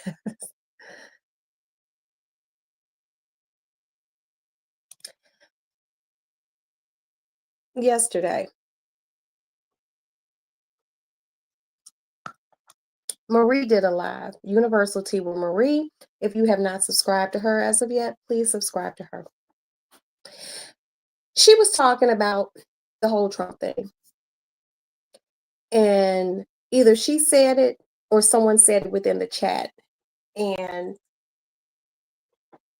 what they said was that, well, what she says, they're trying to take us back to the 60s, or it might have been the 50s. And excuse me if I misspoke. And I said, in the 60s, we were a lot more unified.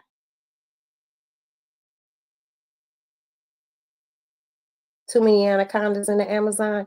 Yeah, but guess what? If you can fight through an anaconda to go find a certain plant that could cure cancer, any type of cancer, breast cancer, cervical cancer, prostate cancer, ovarian cancer, lung cancer, heart cancer, bone cancer, leukemia, non-Hodgkin's lymphoma. Go fight that anaconda and bring it back. Because people lose people because of these sorts of diseases. Go find it.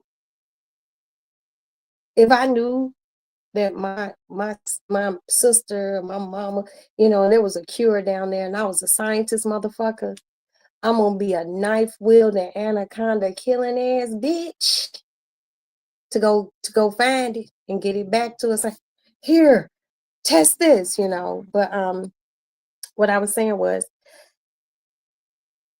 someone said that in Marie's chat, or she repeated it, or she read it, and I said black people were more unified in the 60s. Were there hating ass motherfuckers in the 60s? Yeah. But they knew how to show face, and they knew how to come together like butt cheeks. That's why shit got done. I keep saying it. I keep saying it. I'm gonna keep saying it. I don't give a fuck if you don't like it. You can excuse yourself, stage left, stage right. us, the ones who look like us, if we could just tap into 25%, just 25% of the potential that we possess, we would be unstoppable. And that, if motherfuckers don't understand, that is the fear. It is the fear of us.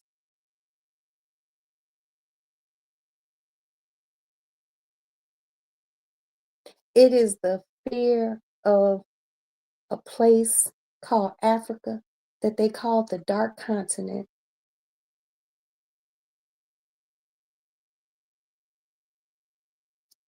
Ain't shit gonna get right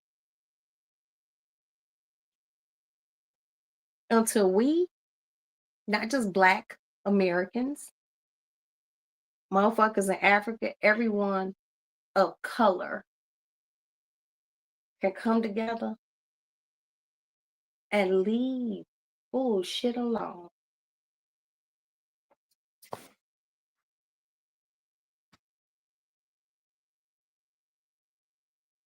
Why do you think that people pillaged and have stripped places damn near to the core?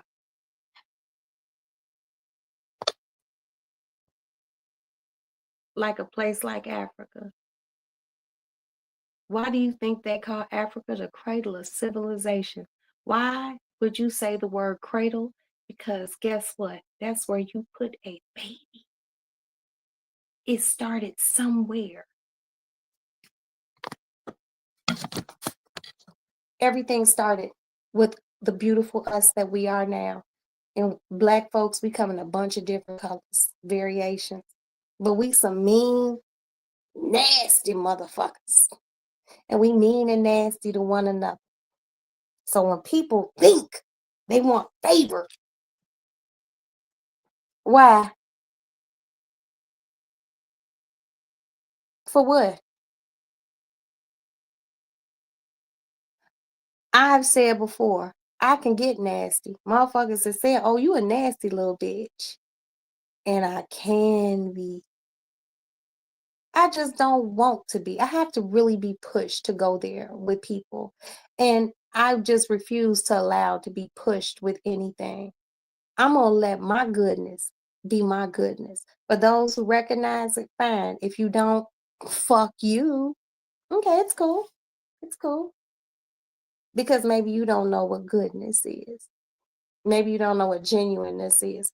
Kindness. And that's going all around the United States. We are horrible to one another. But guess what? I'm not going to do? Be horrible. Unless pushed to be. I'm not going to sit here and Roxanne ain't no punk now. Don't get shit fucked up. But I ain't on all that shit. There was a time, and Val talked about this in one of her lives, when you could reprimand someone's child. You can't even do that shit no more. You could physically see someone's child busting out windows and hold the phone up and take video and go show their mama and daddy. And guess what? Mom and daddy ain't gonna do shit. Why you coming to my house? Why are you showing me this shit? No. Can we get back to it's a village? It takes a village? Yeah, we can. But motherfuckers have to be receptive to these things. I don't want nobody, because when I was growing up, neighbors could whoop your ass and everything. Don't touch my kid, but you can be like, hey, I'm gonna tell your mom, I'm gonna tell your dad. It's happened. And I didn't curse the neighbor out for doing it. Time's different. And Black Diamond, you ain't never lied, sis. The birth of civilization. And that goes back to those tectonic plates, and when shit start dividing there were times when people could walk across to go to other land masses, and they stayed there so long, shit start moving. People's colors change, hair textures change, eyes change. Your very genetics have changed. But I promise you, a lot of people don't want to believe it. Every person on this earth has one common gene, and it's called mitochondrial Eve. Mitochondrial Eve. I will say it one more time. Mitochondrial Eve. Look it up. Look it up. Everyone shares the same mother from a long time ago. Let me put this up here, Black Diamond. Hold on. Damn. Hold on.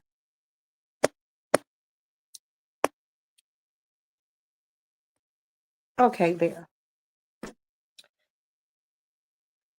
Within the next 10 to 30 years, this country, Blacks will be dominated race as abortion bans is really for the clear people.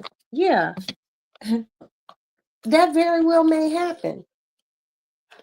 That very well may happen. But you know what? A lot of that has to do with the people who are already born, the people who are already here, who choose to date and procreate outside of their race. Okay, I can cut this off. Wash this. That's where that comes from. Have you guys not noticed that? Have you checked out these commercials where there are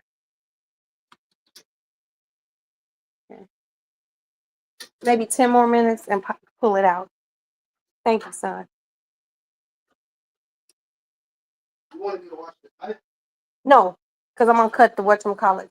What did you want me to watch? I don't know. Hang that up. Just put anything in a dish drain away. Oh, wash that spatula.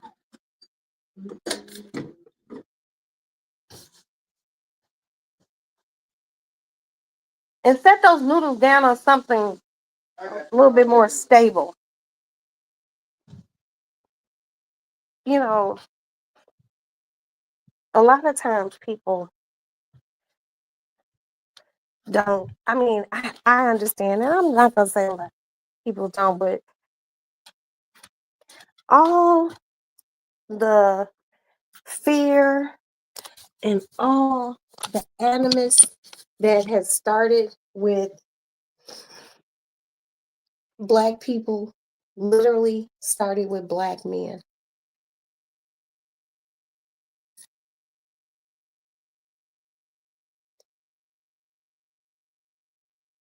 The fear of melanatally challenged people is the fear of Black men. It's not us women.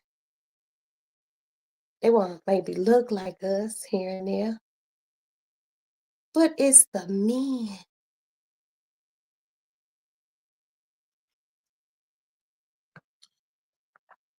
I'm gonna tell you when it started. It started, and it didn't start with Americans. It started with European Spanish sailors, people who had shipping boats, people who explored, and they finally made it to Africa.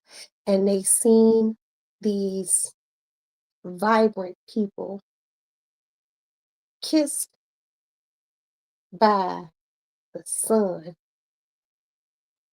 And they seen Black men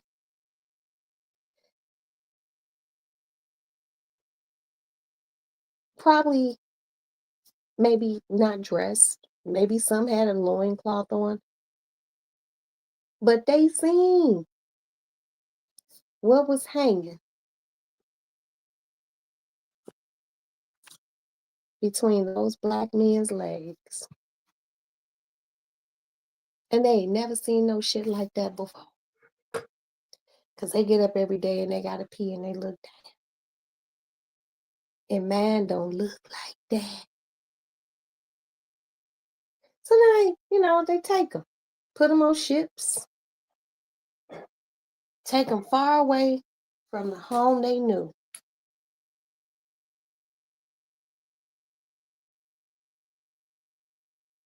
And they took them, the first places they took them to were Spain.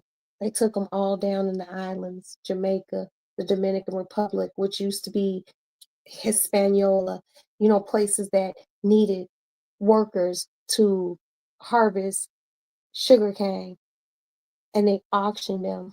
Well, they might have auctioned them there. I don't know. I have to look into that. But they seen these black men and they seen these women looking with they looking asses.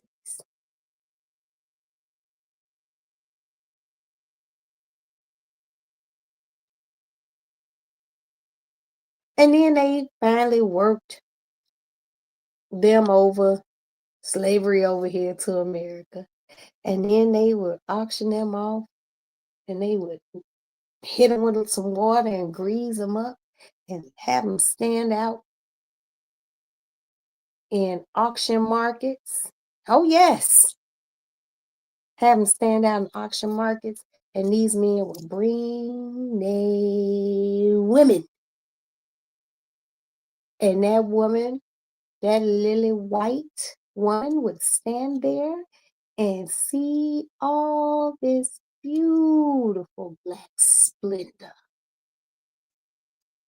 from head to motherfucking toe, and all that meat. Her husband got a dick. She don't know. That's why they hate us.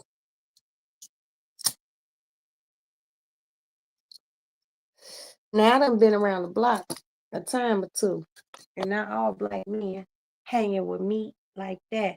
But I promise you, I think something telling me that back when we wasn't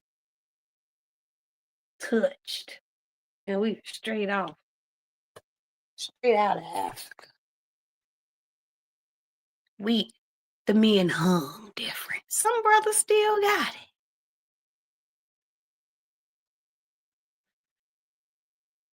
That's where it started, because they women was looking.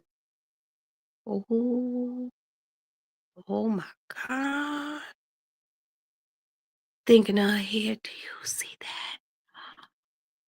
Oh my God, Becky. Look at that dick.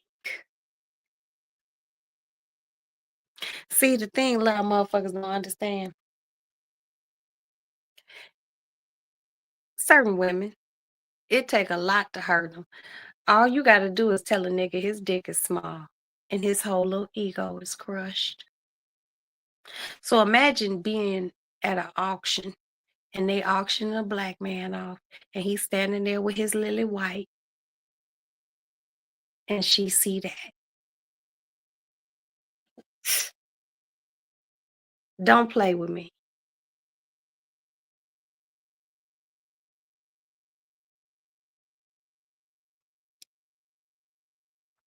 Don't play with me.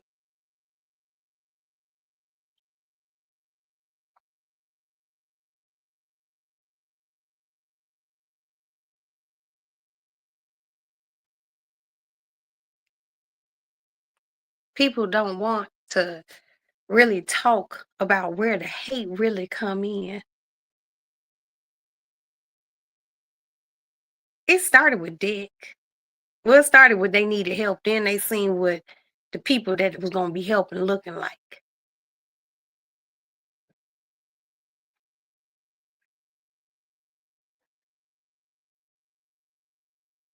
And then it went to our women.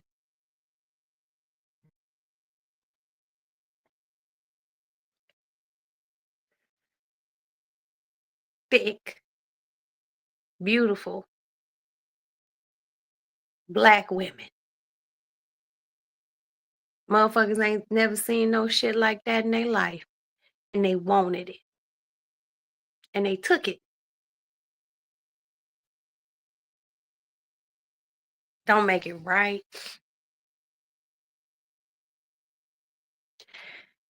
Ooh, this world, this world, this world, this world we live in, this ball. But just know, everywhere, every continent, with the exception of probably Africa, they don't like people of color. Yeah, they pit us against one another. But hold on.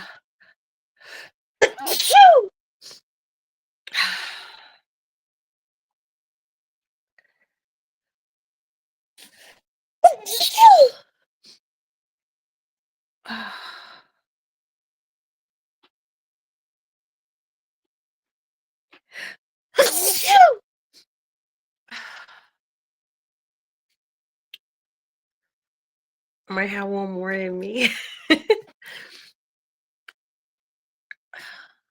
Okay, I don't think so.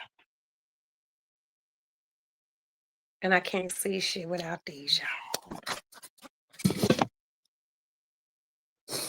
Okay, there. Thank you. Thank you for the God bless. And I need to go back up to where that's gonna take it. Just for being black and walking. You can't even be black walking. You can't be black jogging. They just don't want us to be black. And that's fucked up. And I seen some. Okay, Pixie said it. They hate us because we are smarter. But the thing is, they put that John Lynch on us. No, they didn't put it.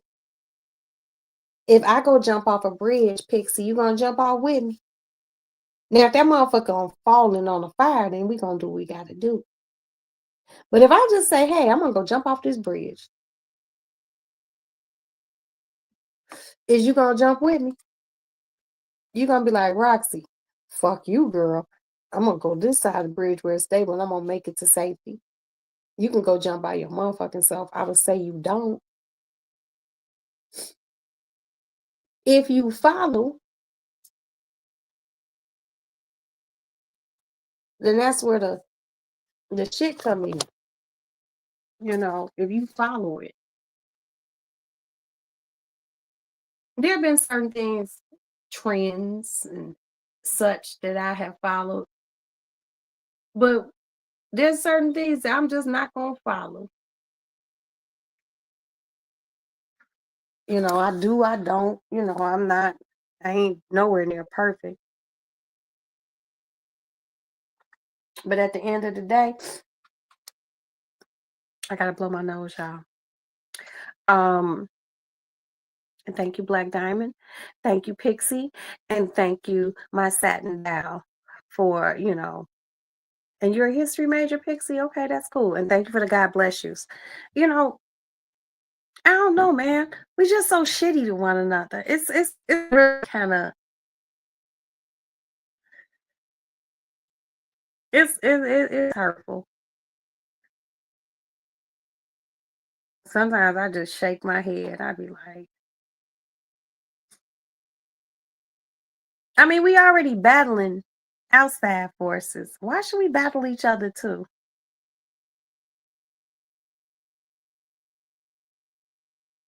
If anyone can answer me that question, I'd be like, hey,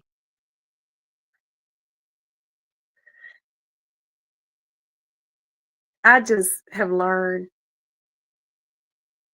to let shit go. But you know, it's sad. We live in a sad fucking time.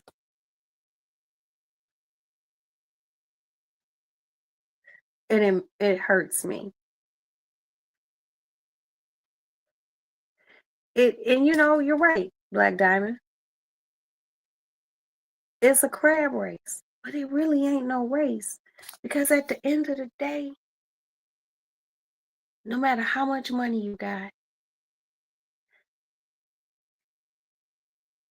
no matter where you live,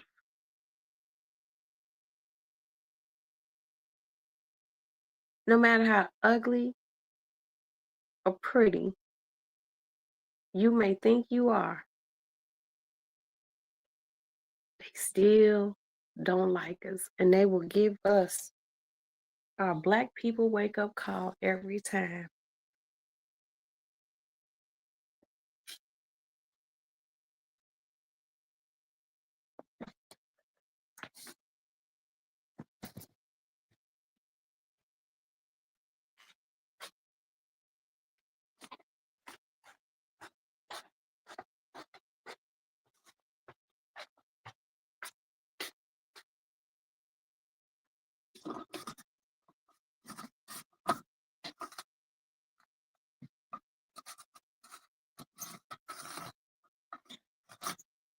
Shit.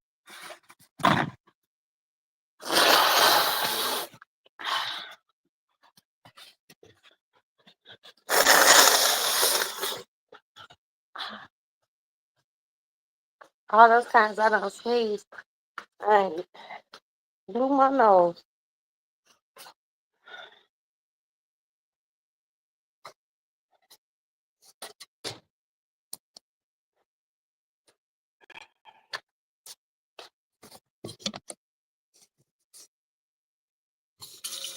Okay, Aston, take it out, please.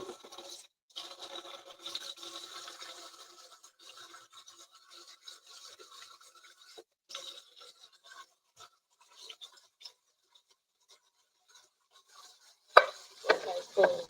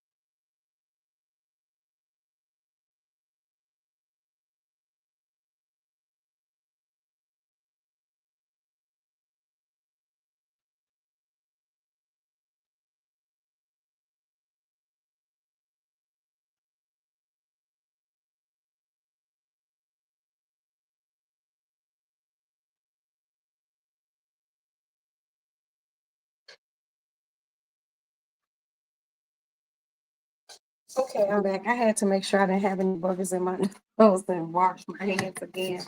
So now we're going to take this out.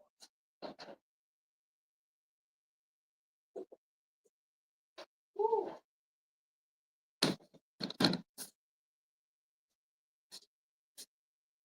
Aspen,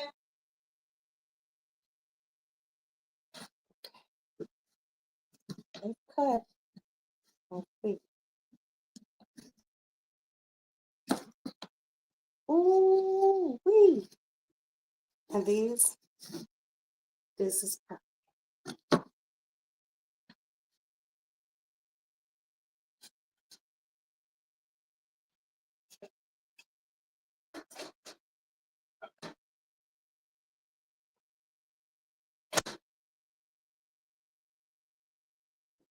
I'm just gonna give this little bit to my husband. Hold on.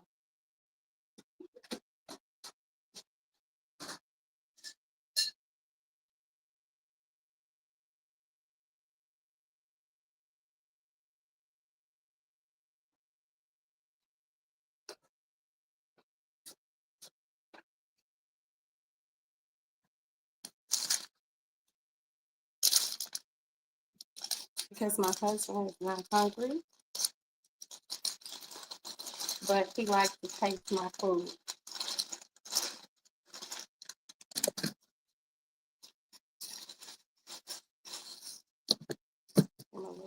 bread. Oop, I need to serrate it right. Always put something underneath the cutting board. Okay, great.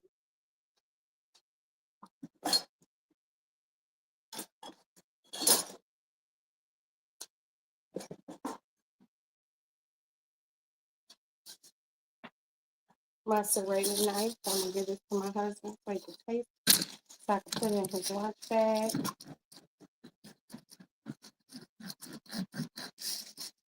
Tomorrow.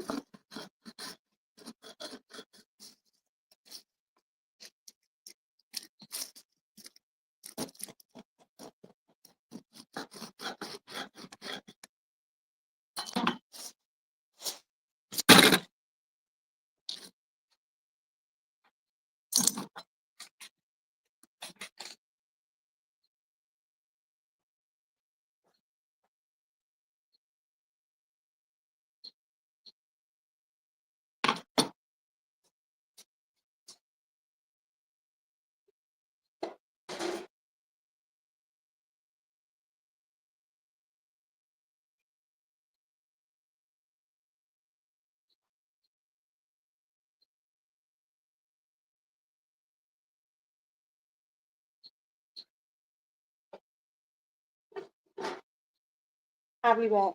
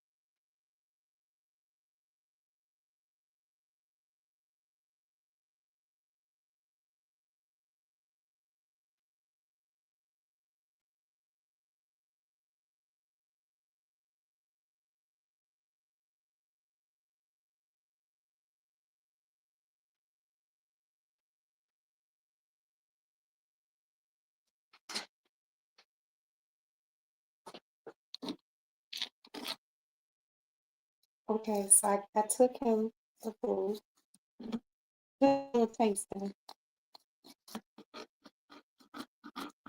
and I said, "Do you know what this is, Aston?"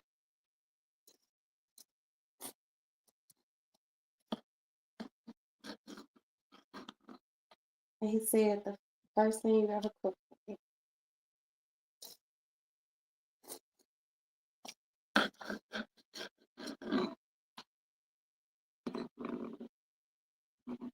Look at that.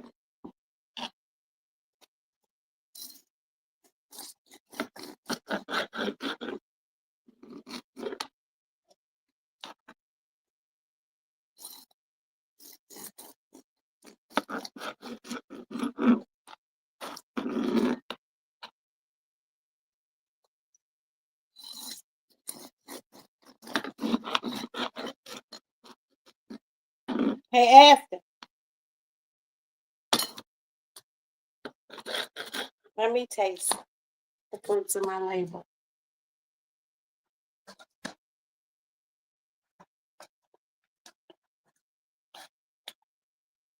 Mm, mm, mm.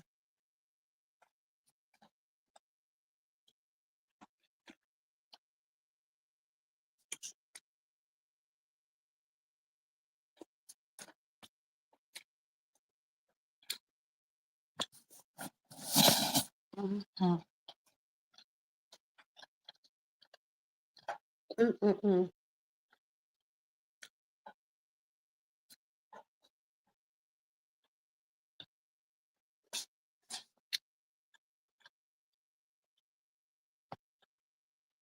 Mm, mm, mm, mm, mm.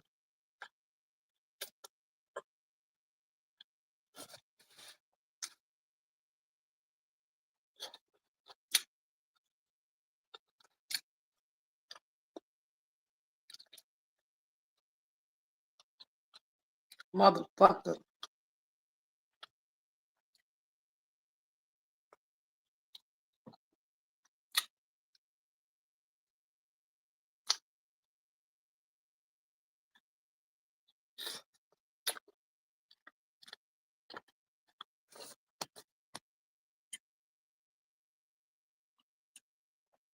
Perfectly cooked.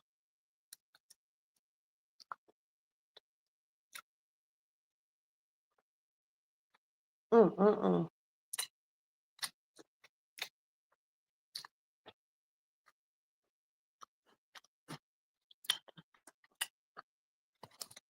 Oh shit. Mm, mm, mm.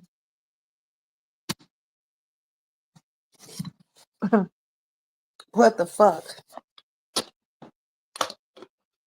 God damn.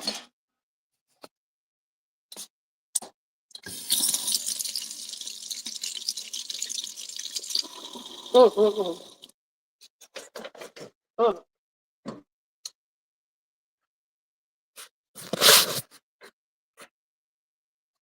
And I will make my husband lunch for tomorrow.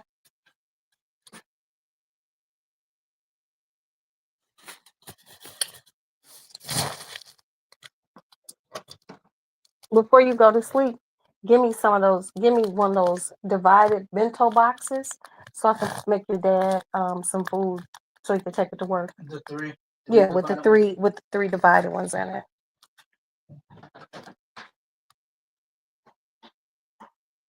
Ooh, wee.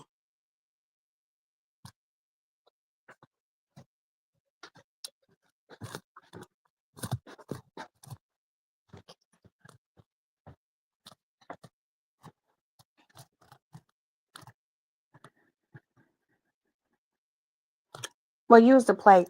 How is it? It's really good.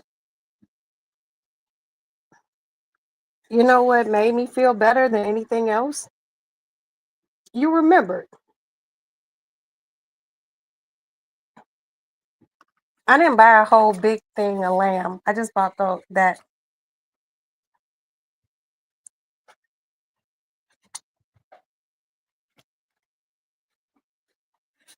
And I'll make you a plate to take to work with you. You're welcome.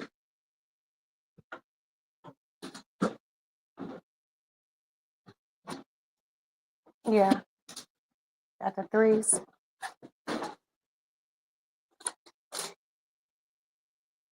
Yeah, rinse it. How many? You want to take these three to work? Okay.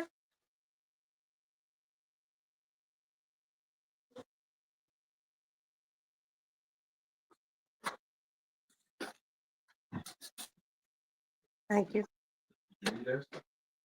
Ask to make him some broccoli. Ask to eat some of this meat. Eat you one or two. I'll receive one. Okay.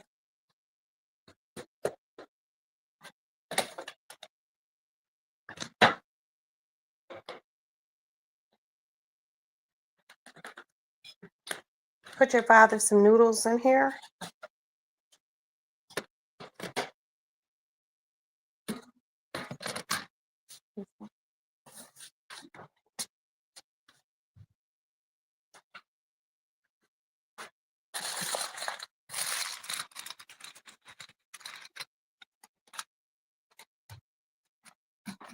Yeah, there it is. And dump those noodles in. Yeah, and dump the rest of those noodles in the Ziploc. Let me get that spoon so I can get your dad some vegetables.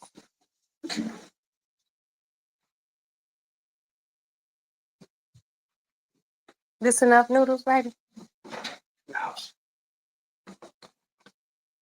And put these noodles in a quart size because your dad bought some quart sizes.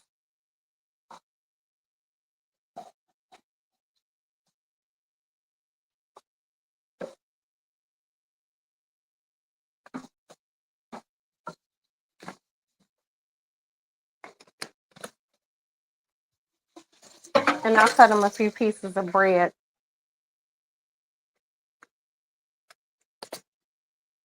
How about these bento boxes? Separated so my husband can always take some food to work with him. I bought them at Costco. There we go. That way my baby can eat at work.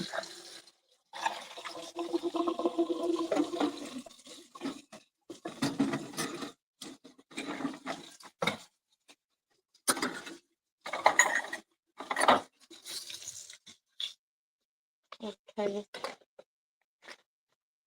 Hold on.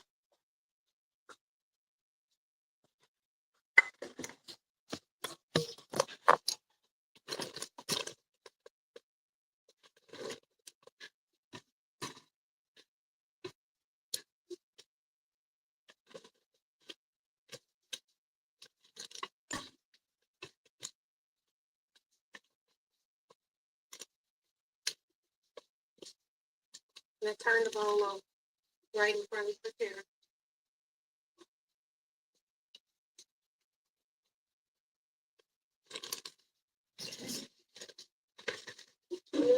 Bagged up.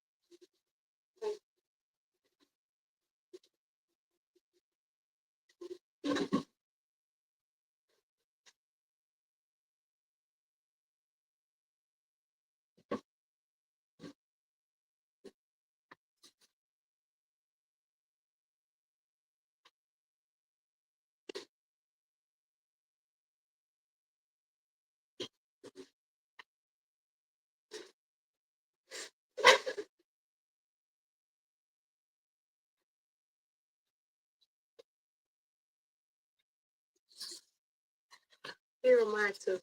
I'm gonna give my husband a larger.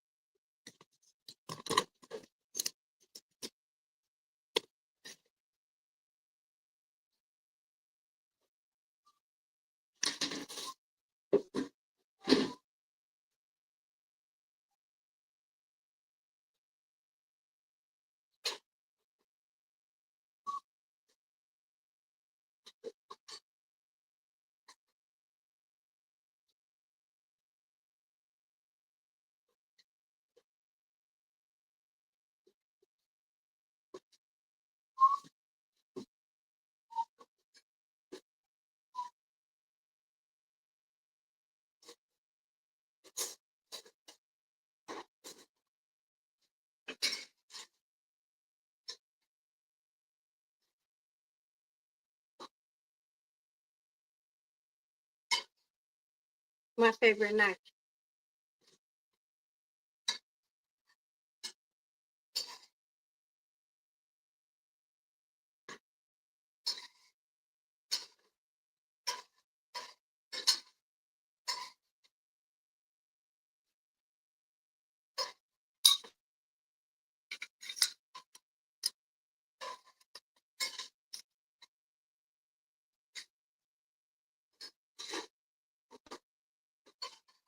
There goes the ceramic knife.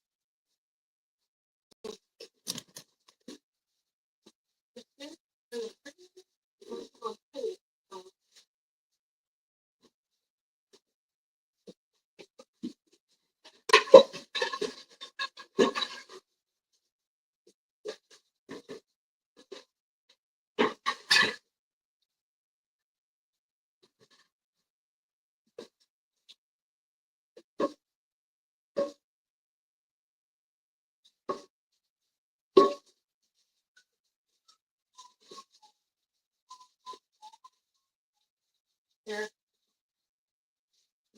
Put that leave that butter out in case I want to eat something. Yeah.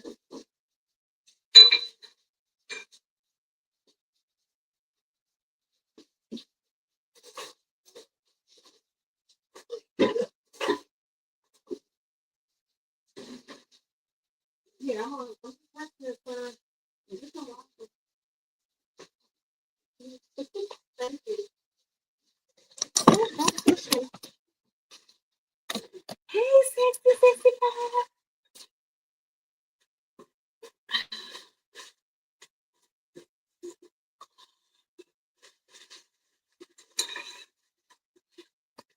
What's up, my sexy pie?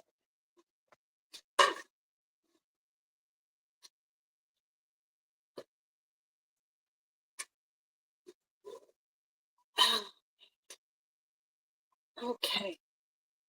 Ooh, wee.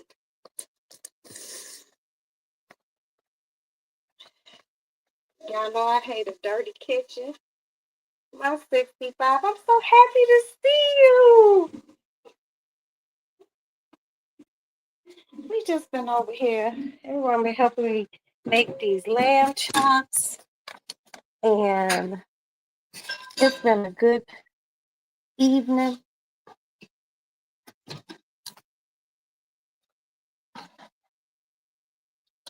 You know what, Aspen? I know your daddy. We're gonna put one more lamb chop. Put one more lamb chop. Cause you know when he go to work, they be asking him, can they taste shit and shit like that. They gonna leave my dad for food? Huh? Well, they know your mama could cook, baby. That's all it is. Oh my God. I gotta put some water in here.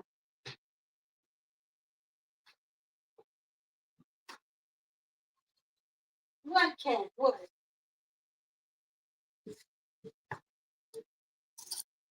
Oh, my supplements is completely different.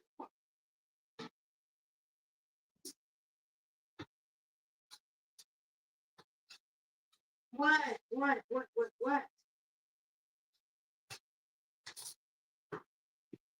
Stop me out. Put a piece of parchment paper. Here, hold on. Hold on.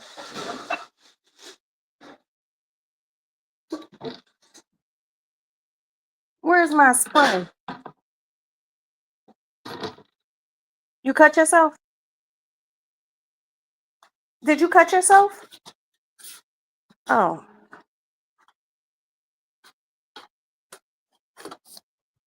Earlier. Yes. yeah, I cut myself yesterday. Uh-oh. And this what you do. When you finish with your cast iron skillet, you wash it, no soap, no soap, and then spray it with some stuff like this and put some parchment paper in between. Is there a piece of parchment paper in there? Okay. And then you do like that, and you just set it back over there. Be careful.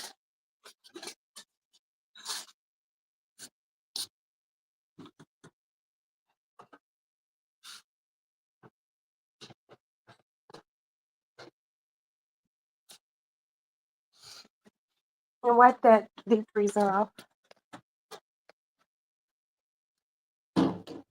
Okay. Man.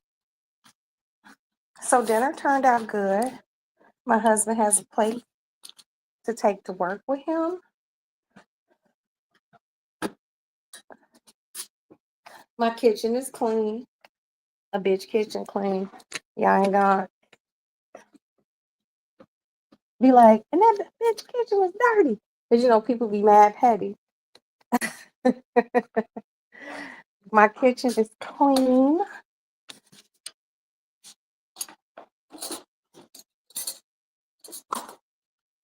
And I have the best youngest son in the world, personally speaking.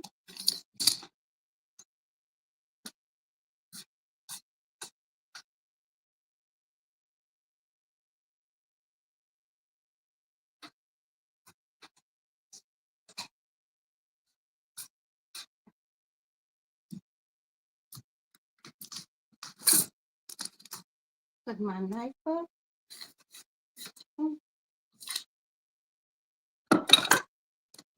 You can leave this butter out because I'm going to cut your dad some bread to take with him. And I want to be able to butter it.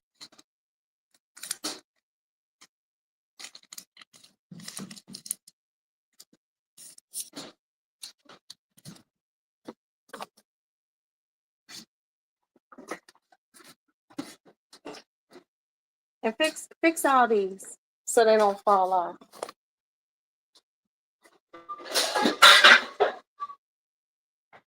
Something fell. But that was sad. That was great. That was great. You good? Yeah. Okay. I'm gonna put your bread in a Ziploc bag. Oops. What is this? Oh, there's a new X Files coming on. It's a 2-day event. It's like the 15th and the 16th of February. Okay. Yeah. And Scully and Mulder are in it. Yeah. Aren't they in the TV show? Yeah, I know, but you remember they brought in the other dude, no girl. Yeah, it kind of threw the whole aesthetics of it off. Okay. I had to get my charger. Hold on. Then I gotta blow my fucking nose, man. Sounding all boogery and disgusting.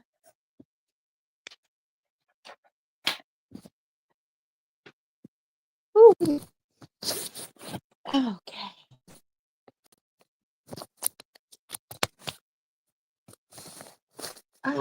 We have power. Hold on.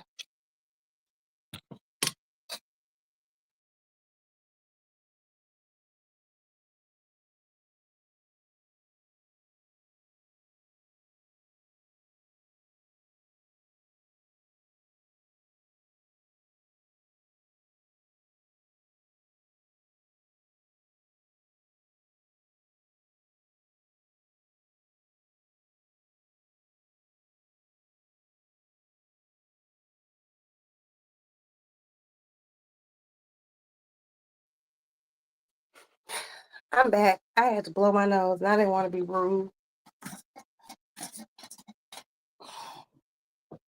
Because sometimes blowing your nose in front of people can be really, really gross. Seriously. Where's my lip balm? You said they said the 60s. I said the 20s and 40 and through 49. And you know what? 65? I agree with you.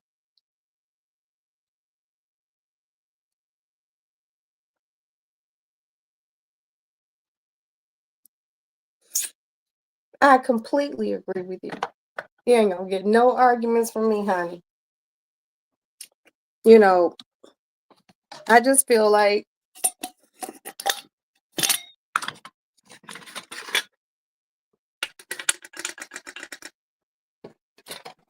people, which, yeah, people are just really nasty. And there's really no reason to be. You know, I was watching a video and it was here in Chicago. I need to get my dental floss. Hold on, sorry.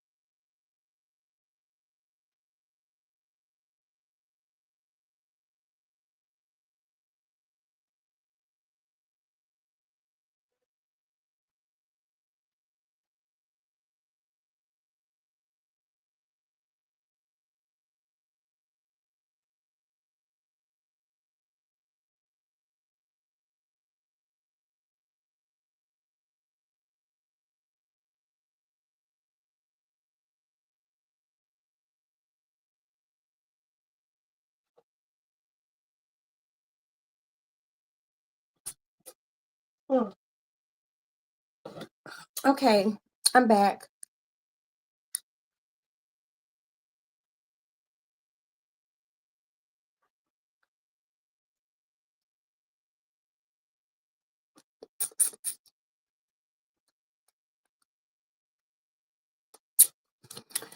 Ooh. Okay, so I feel better now. So, yes, I will say the 20s through the 40s. And I'm sure there were people who were, people hated on each other and they were like mean, cutthroat.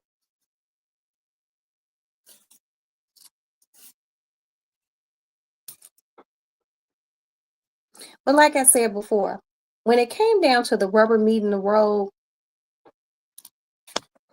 we were better to one another.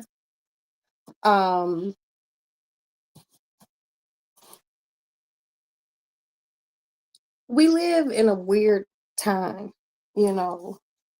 When I was a kid, I really didn't understand weird shit. And then I got older and I was just like, you know, yo, motherfuckers is weird.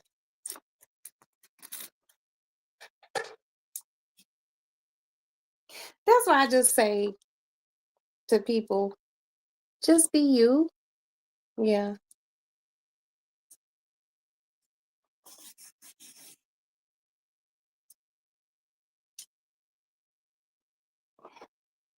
I have been called in my lifetime everything but a child of God.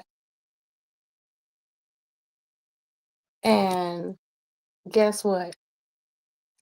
I don't give a fuck. You know why? Because I know who I am. But the bullshit just with Black people, I can't, you know, what am I? girlfriend. She goes, "Oh, you always talk about black people." She's not black. I'm like, what do I supposed to talk about? I have to work with the people who look like me first, then go down the line. She's like, "But I don't think that's fair, Roxanne." And how I'm talking, you should know what color she is. I don't think that's fair because, look, girl, y'all problems is be y'all problems. Y'all don't try to help us with our shit. Why should I, take time and be like, this is how you all rectify shit? Because I'm gonna tell you one thing about black folks. I mean, white folks. They different. And when you just realize you behind, it's okay, girl. You can stay back there, you can catch up. But we here. Okay. The one thing I learned about white folks, and they white folks who got money, if you didn't come from where they came from and you look like them, they definitely frown upon you. They frown upon they own more than they do black people, I promise you. But black people can see another black person down on their luck, and we do have a lot more empathy. It's true. But hey, to each his own. I try to help people collectively, but I have more comfort in helping people who look like me. Yeah. Who look like my mother, who look like my father, my grandmother. Because though black people upset me every motherfucking day, black people are my touchstone. Black people understand my black ass. They understand things that it's so crazy because black people, we could be somewhere and see something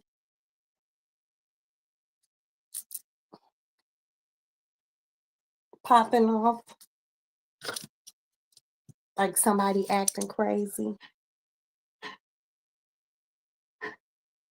a little kid throwing a temper tantrum, and all we have to do is look at one another. That's the look, child. And that's what we be saying in our head. And it could be man or woman. We just be like, and we know what one another are thinking. And that's what's so amazing about us. We can actually read each other's minds, but we just have to figure out something. I don't know what we got to figure out.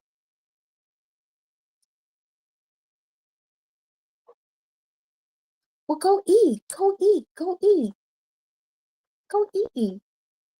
Because I'm going to get off of here and peruse the streets of YouTube and eat my two, um, lamb chops that I left. I might not even eat them tonight because now I'm not even hungry. But yeah, um, right, nonverbal conversations. Oh, I done been in places and there have been black people in there and we done seen something going on and we don't say shit because it ain't us that's doing it, but we will look at each other and be like, mm. And everybody got the same look and we know what's going on. But you leave a store or something and we see them outside, we be like, girl, and we don't say nothing but, honey, the fuck? And that's when the conversation starts. I would have snatched his little ass up and woo, because that's just us. I like to call people the magical people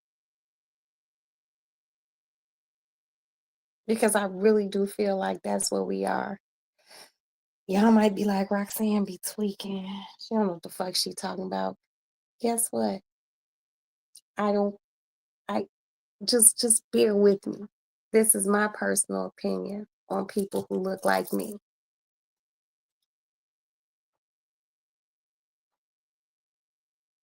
Yeah, I think we're magical, and I think we're a lot better than what we're doing. That's just my personal opinion. You might feel a different way, and I respect your opinion, but this is my opinion, and please respect my opinion.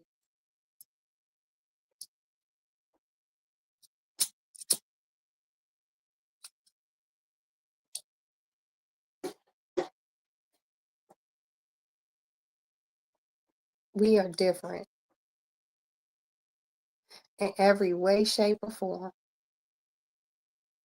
And every last one of us have a instinct that is inertly ingrained in us for survival. And it does not take just one of us to survive. We actually have to try to help one another. And the robes are warm. um, but we have to figure out something, you guys, because we're going into this day 5 of a new administration.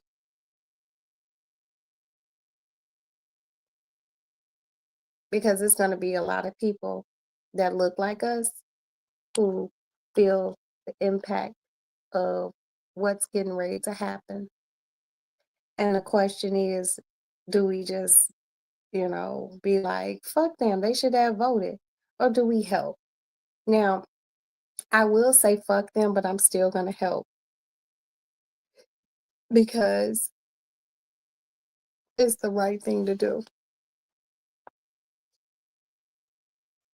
It really is. It's the right thing to do. Everybody isn't going to make the best decision. Oh, wow. I don't know what happened.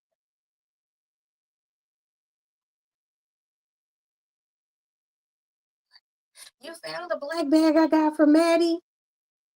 And Maddie really liked her bag. And I don't know what happened, you guys, if it froze for too long. I'm sorry. My fault. Um, yeah, man. Just it's 11:44 in Chicago. It's going to be a new day. Yes, at Costco. Did you buy it? Did you buy it?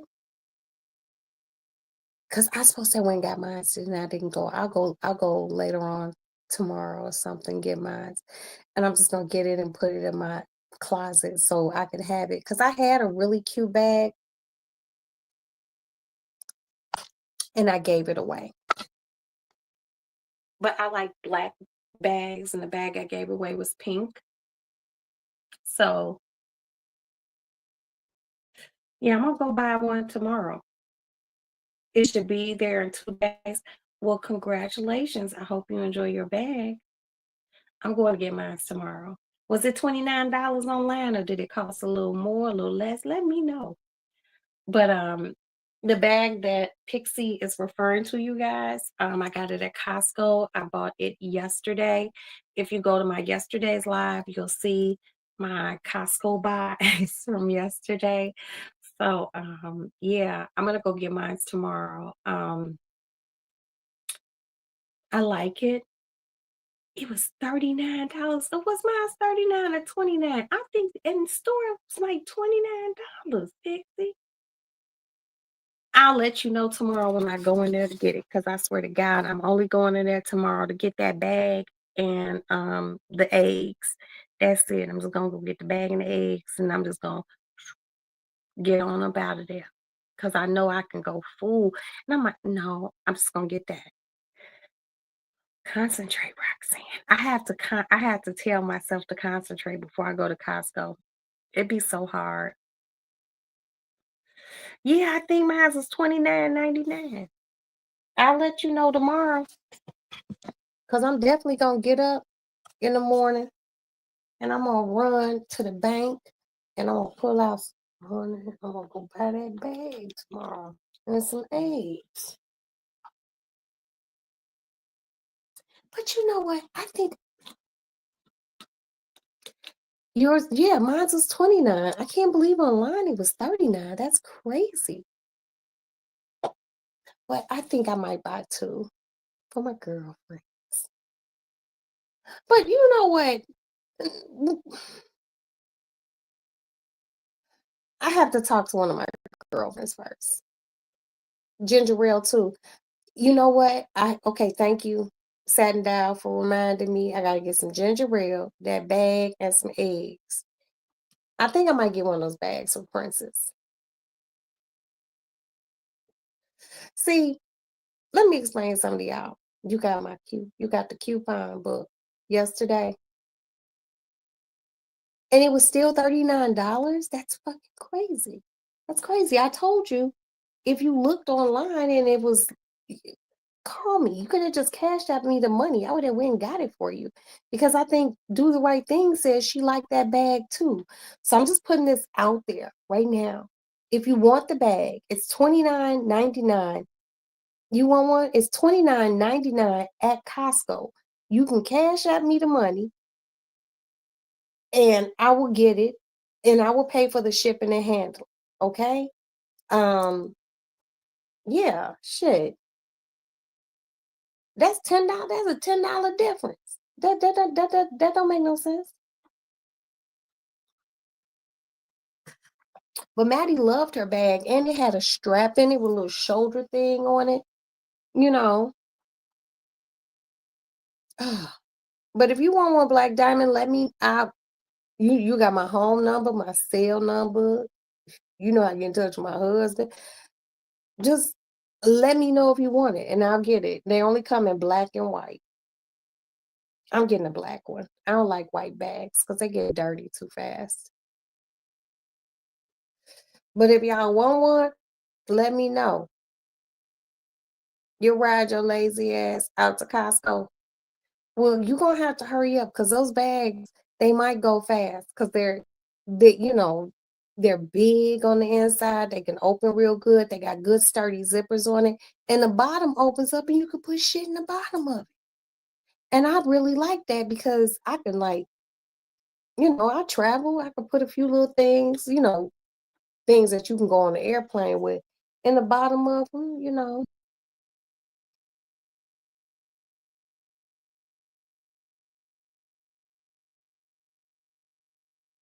You want black? Okay. So it's $29.99. No, it's not a bag for food. It's like a travel bag, or you can even like if you go to the gym or you need a spend the night bag. It's like a spend the night bag. And it's a carry-on bag. It's really nice. Yeah, you can put a laptop in it, um, some toiletries or whatever. But it's a nice bag and it's puffy and everything. Um, Pixie, if you want that, I will go get it tomorrow. You want black or white? Just we have 10% tax here, so 29 plus 10%. So just send like $35 and I'll do the shipping. I'll do the shipping. I'll pay for that myself. And I gotta make sure that, I get up and go tomorrow so I can get it. And I'm gonna get mine because I got Maddie one. But I was just like yesterday, I was just like, I wanted Maddie to have a cute bag. So can you order from Costco? No, I'm just gonna go on to Costco and get it because Pixie said online it's $39, but in the store it's only $29. So they only have black and white. And white just gets dirty too fast. I'm just not into white purses. I don't have any white purses. You know, I don't give a fuck if it's summer or not. I'm not going out of my way. Costco is literally less than 5 minutes from my house. And then the post office is over there, and I have a FedEx and a UPS store. It's not going out of my way, but you have to send me your money for your bag. I'll pay the shipping and handling. You know, I questioned that incorrectly. Okay, it's cool, Black Diamond, big sis. But I think you would like the bag. It's just a good versatile bag, and even if you want to like carry it on a day-to-day basis, especially if you're a type of person who carries a lot of stuff, or if you are a pow toting sister, if it's nice, it will fit nicely in there. And they have the zip out bottom. And I thought the zip out bottom was to collapse it to make more room. No, it's just a whole little storage thing at the bottom. They have some outside pockets where you could I don't have Zelle. I don't have Zelle. We could talk off of here, and we could figure it out. Pixie, just DM me and I'll talk to you. But damn, I wish I would have took a picture of the bag, y'all. But for those who might see this, just go to my yesterday's live and look at it. And if you like the bag and you don't want to buy it online for $39, you can get that motherfucker for $29. I don't have Zelle. I only have Cash App. So we'll figure it out. So you all just let me know. Um, I liked it because I was walking and like I told you guys before, always be aware of end caps. That's anything that's gonna hit your eye. And they know I'm a weak ass shopping bitch, so they always put things like that there for weak women like me. Hurts my soul.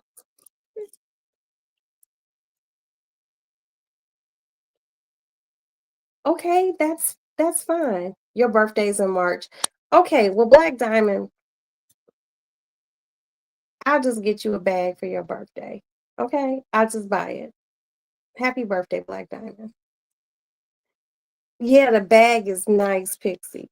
Y'all got to go back to my live from yesterday. And if you don't want to watch the whole thing, like just move the little line up and see when I'm in Costco. The bag is nice.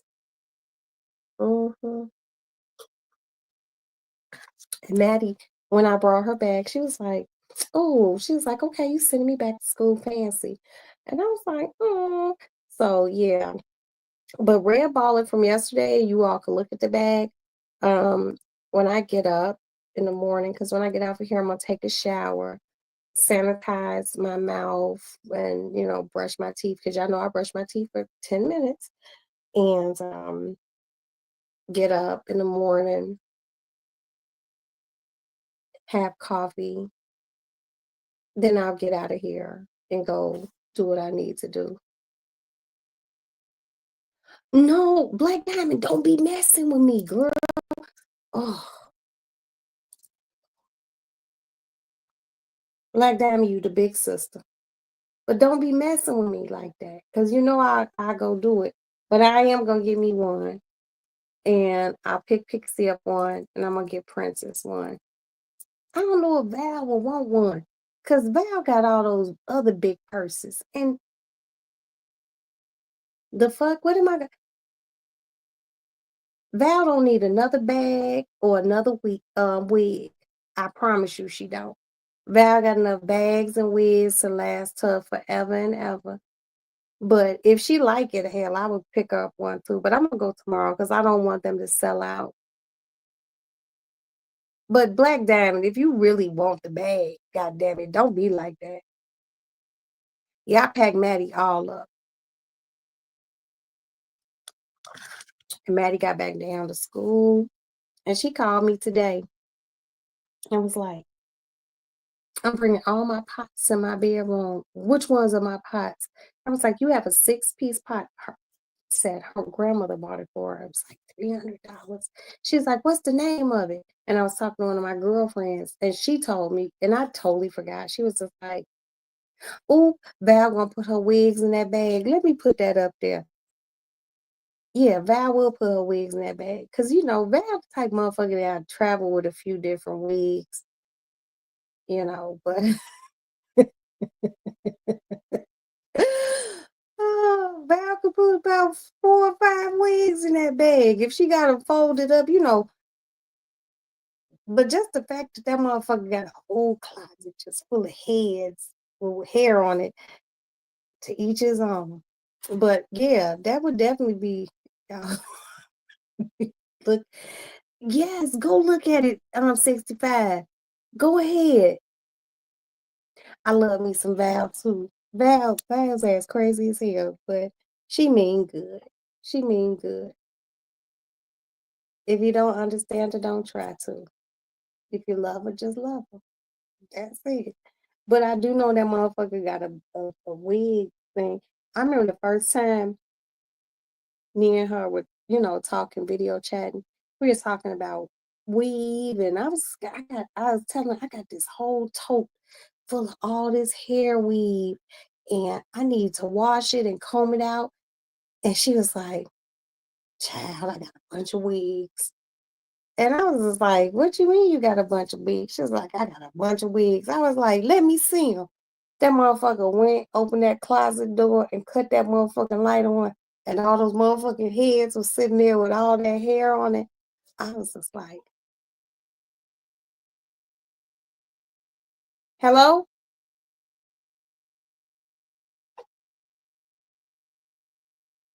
Aspen?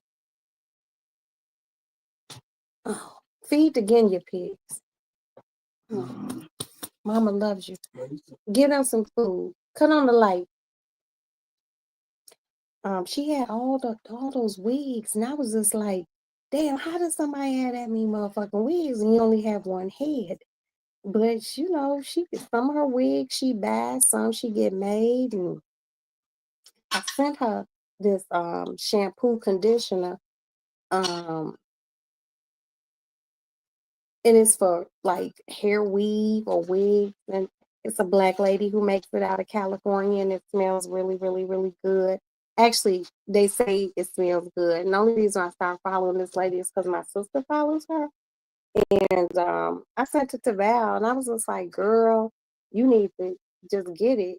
And she was just like, "Yeah, I was like, "Cause I'm gonna buy some of it. It's a conditioner and shampoo, and it comes in a bottle that looks like detergent." Cause I just told her like day before yesterday or so, asking, "Can you throw this away?" I told her I'm gonna get it. Oh, give me a plastic bag. I told her I'm gonna get it.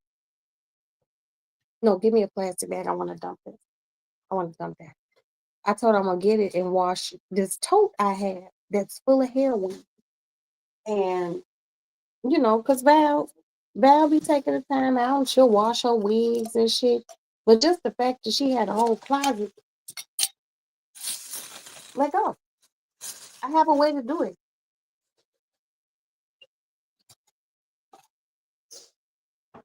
Just the fact that Val had a whole closet full of heads and wigs, I was just like, and that's why the wig game was strong.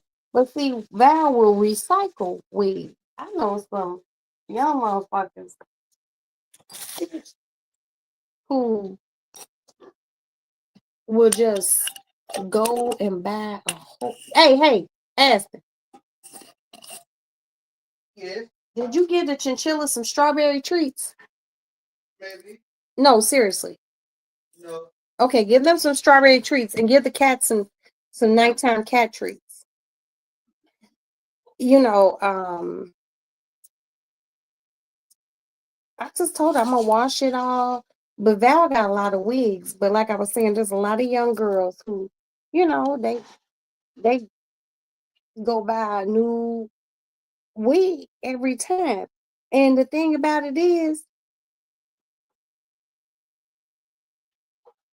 if you wash it and it's good quality, you can have the shit roller set, you can have that shit cut. But Val got a bunch of motherfucking wigs. Wigs. Val got wigs, I got a bunch of hair wigs.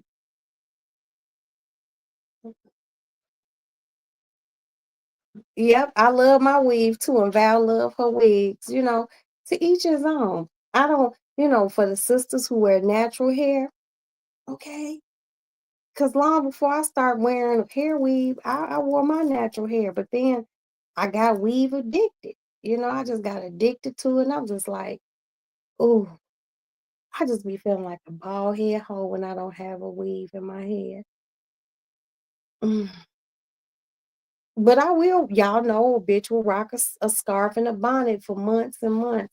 Because sometimes you do need to let your hair breathe, your scalp and everything. And I think that's the good thing about wigs. You can get them put on, but then you can take those motherfuckers off and let the scalp breathe and whatnot. But some people don't.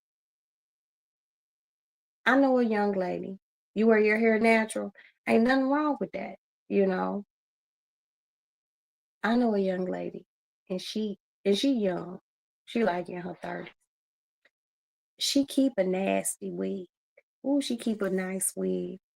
But she always gets, the glue. I ain't even lying to y'all. I seen she came to my house. This about 2 years ago. She wanted me to cut her wig off. And I cut her wig off. And, it was still plastered to her head. So I took some alcohol and from a cotton ball and I patted it and it lifted. That motherfucker right through here. She was pink. And I'm like,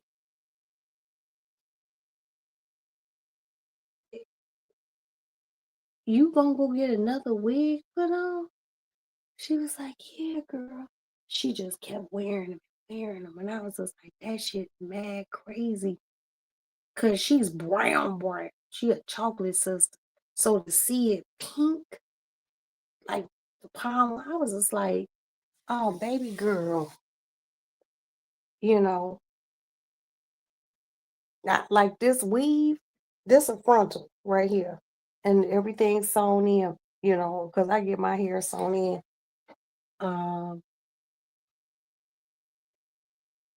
And I got like some bonds, some shit right here, but this shit will raise and I'll wash my hair and I'll rinse this off. And if I have to, once it dry, then I'll reglue it. But this girl I couldn't believe that her scalp was that pink. It looked like she got burnt.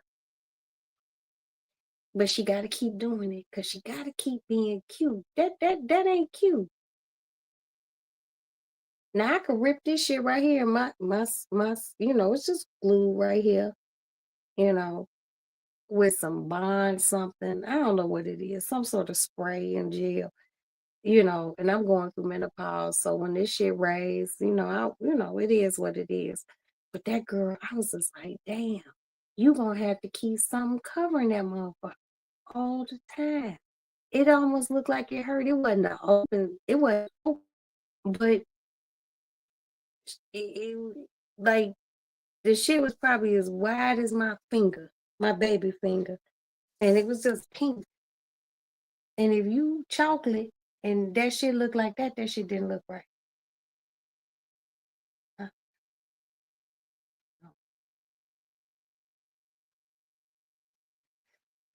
You know, I will probably wear my hair, but menopause did something to me. I don't know what it did. It kind of thinned me out up through here. So yeah, I'm just gonna wear this. But when I get to a space and Roxanne's like where I be done cut all my hair off like Jada Pinkett and just move around God's earth, then I do it. But until then, just some little girl in India waiting just to give me 30 inches of hair, and I'm gonna buy it. Just tell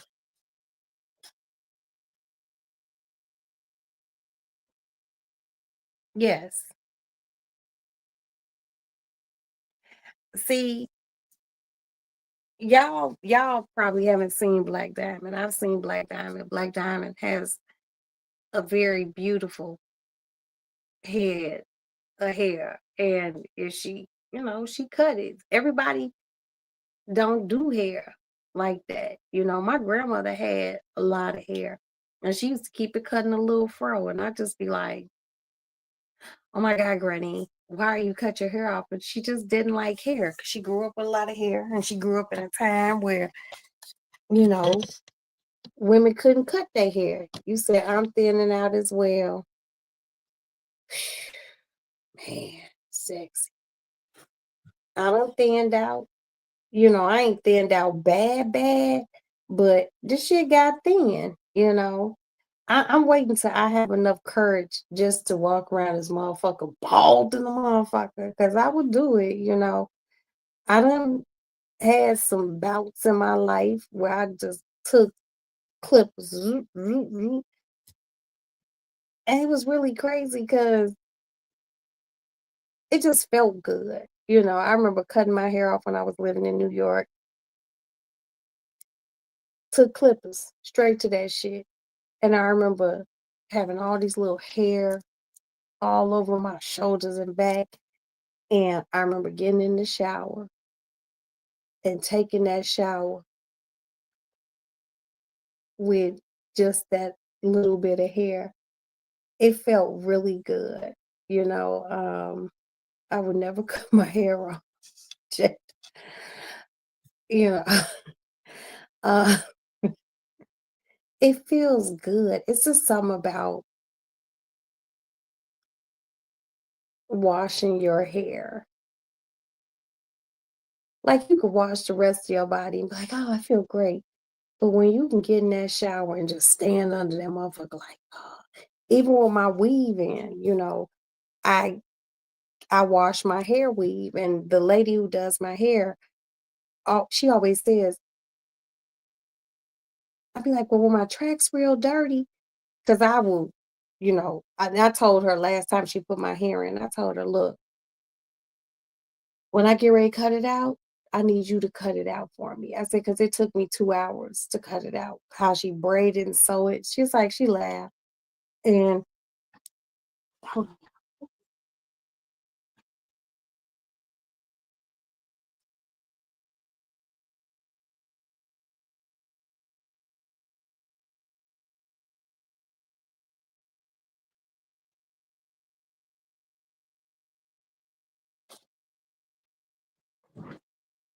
okay, I'm just on high alerts ever since Jay's police car got stolen from right across the street in front of the house. But she was just like, nah, she's like, your tracks was a little dirty. She said, but the hair didn't stink or nothing, but I think that probably after February 7th, I'm gonna go and have her retighten it. I'm gonna go to the shop because usually she comes to my house and does my hair. And I'm gonna go to the shop, let her tighten it, wash it, and just give me some big curls. Then pepper. I know that's right. No lie. It's called. Yeah. You know what? But that salt and pepper, you have grayed nicely. Everybody don't grade with grace. I got some gray hairs, and those motherfuckers look like pieces of wire. I'm like, this ugly. I don't like those wiry hairs. And then it's like my mother has grayed a lot, but her hair is so soft and just so pretty. My mother-in-law has soft, pretty gray hairs. And one of my good girlfriends, her mother grayed, and her mother's gray hairs. Ooh, how she grayed. Beautiful. Just beautiful. Everybody don't grade real cute. You know what I mean? Cause like I got a girlfriend, all her hair over here is one color, and then she just got a patch of gray. And she got to color it because she said the bitch said she feel like she looked like a skunk. And I told her, yeah, bitch, you look like a skunk. I'll be wearing weave until I die. Okay. got a watermelon here in my Oh my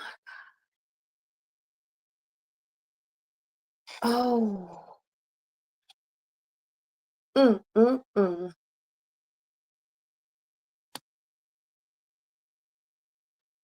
Well, I be damned. You got a big ass head, Pixie. I got a little head, you know, and with weave, it still feels small. So I just know that if I did the really big chop, because I done did the big chop, my head's still small, you know what I mean? But I mean, hey, sis, if you got a big ass head, girl, well, get that shit cut off like that, 'cause then it might look funny. It might look funny. I don't know. I don't want to pass judge, but shit. You don't color your hair anymore, you salty. All right, my salty baby. Since I was 17, I was born with a patch of gray at the top of my head. So said my mom and grandma. But it's at the top of your head. My friend shit just sitting like right on the side of her head. Like literally. I think it might be like, I don't know, like why didn't the rest of her motherfucking head gray? Why you just oh shit, y'all. The police. Hold on. Ooh. They was going to drive up on the sidewalk. See, I have to stay watching ever since they stole that car. I ain't on that shit. But no, she just got that one little gray patch, and she go and the lady does something to it, and then she color it, and then she makes sure the rest of her hair all the same color. And she has a beautiful head of hair. That bitch, she shake that shit, and that shit go real nice. But you know,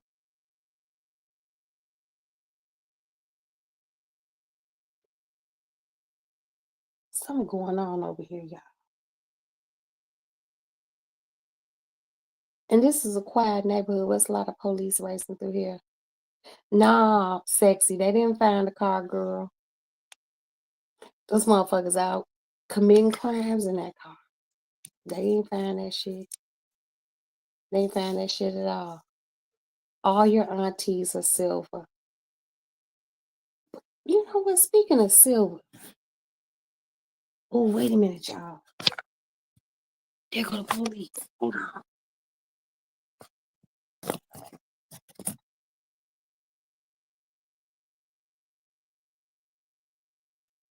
Huh? Oh, they can ready to pull up. Oh, they rolling up on this car, y'all. Hold on.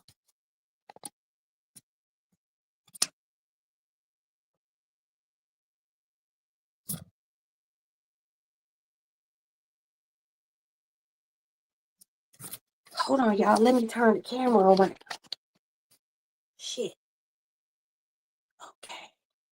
Settings. Camera. This one. This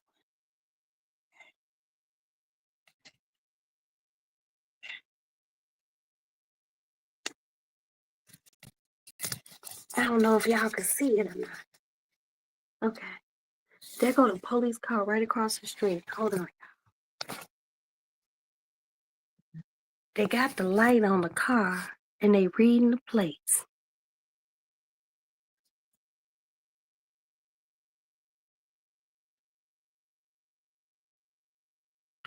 Okay. Ain't nobody in the car, y'all. Hold on. Let me just go back to my regular camera. And I'll just give y'all play by play of what's going on. Okay, the police just drove off. So it ain't nobody in the car. So basically, across the street from my house, you remember how Maury used to do Maury and Jerry Spring, they used to do the DNA diagnostics. The DNA diagnostic place is across the street from my house. So, wait a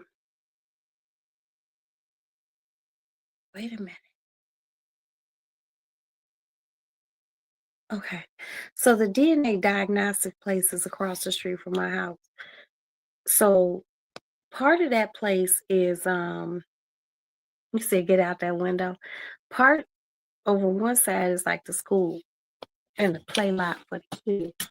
But the rest of the area over there is labs. They got like the DNA places. They got American, it's just a bunch of labs and shit. And that's why they call it like scientists or technology row. But after a certain time, you're not supposed to park across the street. I gotta sneeze.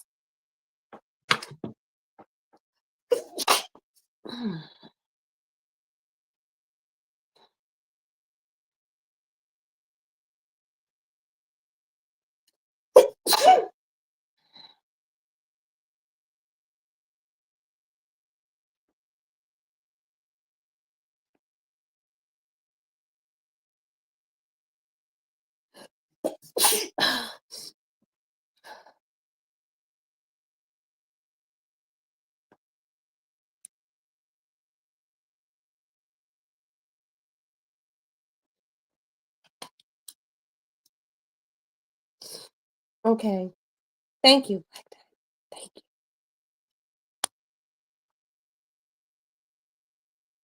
Right, exactly. You, s- thank you, Black Diamond, and thank you, Pixie. And Pixie said, Lord, if that was across the street from me, I would be nosy. Let me tell you. During C19, there was this man and woman, and they must have both been married or somebody had somebody at home. But he had a big truck, a big old nice truck. Like he had like Cadillac Escalade, and it was an up-to-date one. And he would pull over there or over there, but mostly on my right side. They'll pull up over there where the police was, and she would pull up behind him. She'd cut her car off. His car be running because you see the tail light still on. And boy, she would get out her car, do the driver's side, and she would go get in the car with him. And I would sit here and watch. And, the car started moving back and forth because they'd be in there fucking. They'd be in there fucking. And, school wasn't going on, but they would only do this shit at nighttime between like maybe 9 something and 11. And they would go fuck. They would fuck every other day. And I was just like, ooh, because back during C19, you couldn't even, they weren't renting no hotels or nothing like that. So they was just having a mobile hotel, and they would be over there fucking and everything. And I'd be looking, couldn't see them fucking though. And I ain't gonna lie to y'all, I was looking to see them fucking. Yeah. A few times I felt like I wanted to go like just knock on the window, but you can get shot like that. But I sit here and that big old Escalade be moving back and forth. They be in there doing some good fucking, good fucking. And they stay in that car about 2 hours. You know, the first they get in there, the car wouldn't be moving. Then move about 10 minutes. That's good fucking time. And then it would stop, and they might have had a cocktail or something in the car, might have some tweeds or something they're smoking, and they would be there. And then about an hour later, they would go in for the finale. And then she'd get out the car and get back into her car. And she had an electric starter. And I shouldn't be this fucking nose, but she had an electric starter because she would hit her shit and her lights would, you know, the car would start up. And I would sit there. And then she would get out her car. And you know what I didn't like about they fuck? He, he wouldn't get out and walk her to her car, which was right behind his or right in front of his. He would never walk her to her car.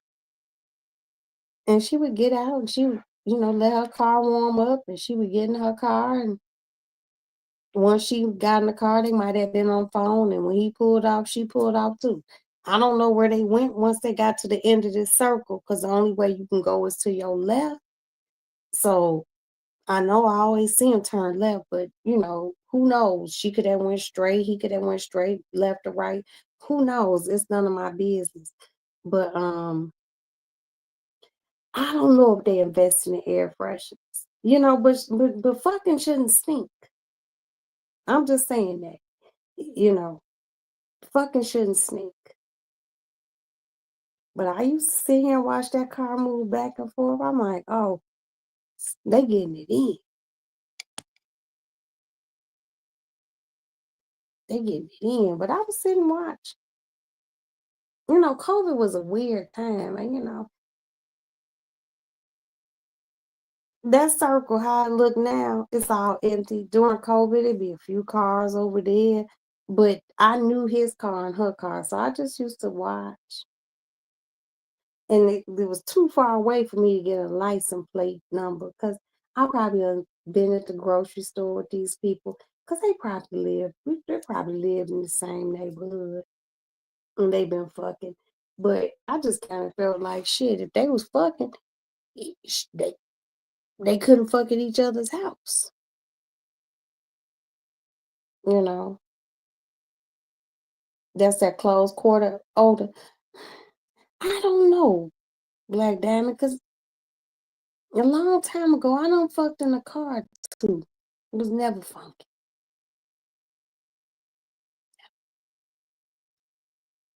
But they might have been having funky sex. It was COVID, you know what I mean? They might have been at work and just been able to come over here for a little while. I don't know. It ain't none of my business. But I did watch.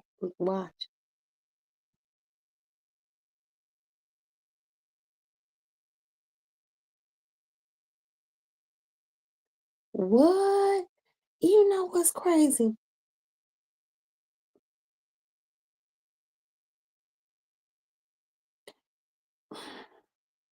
I don't even gonna put my homeboy out here like that.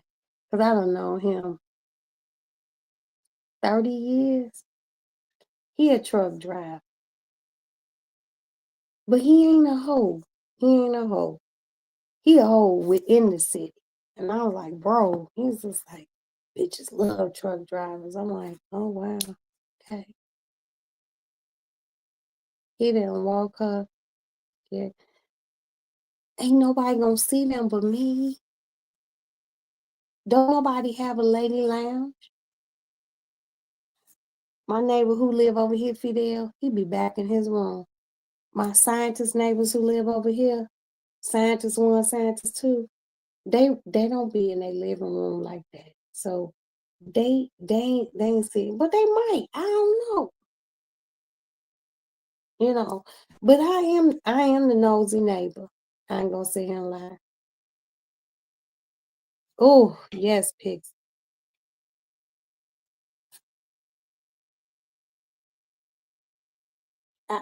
C19 made all of us extra because we didn't have shit to do. We didn't have shit to do.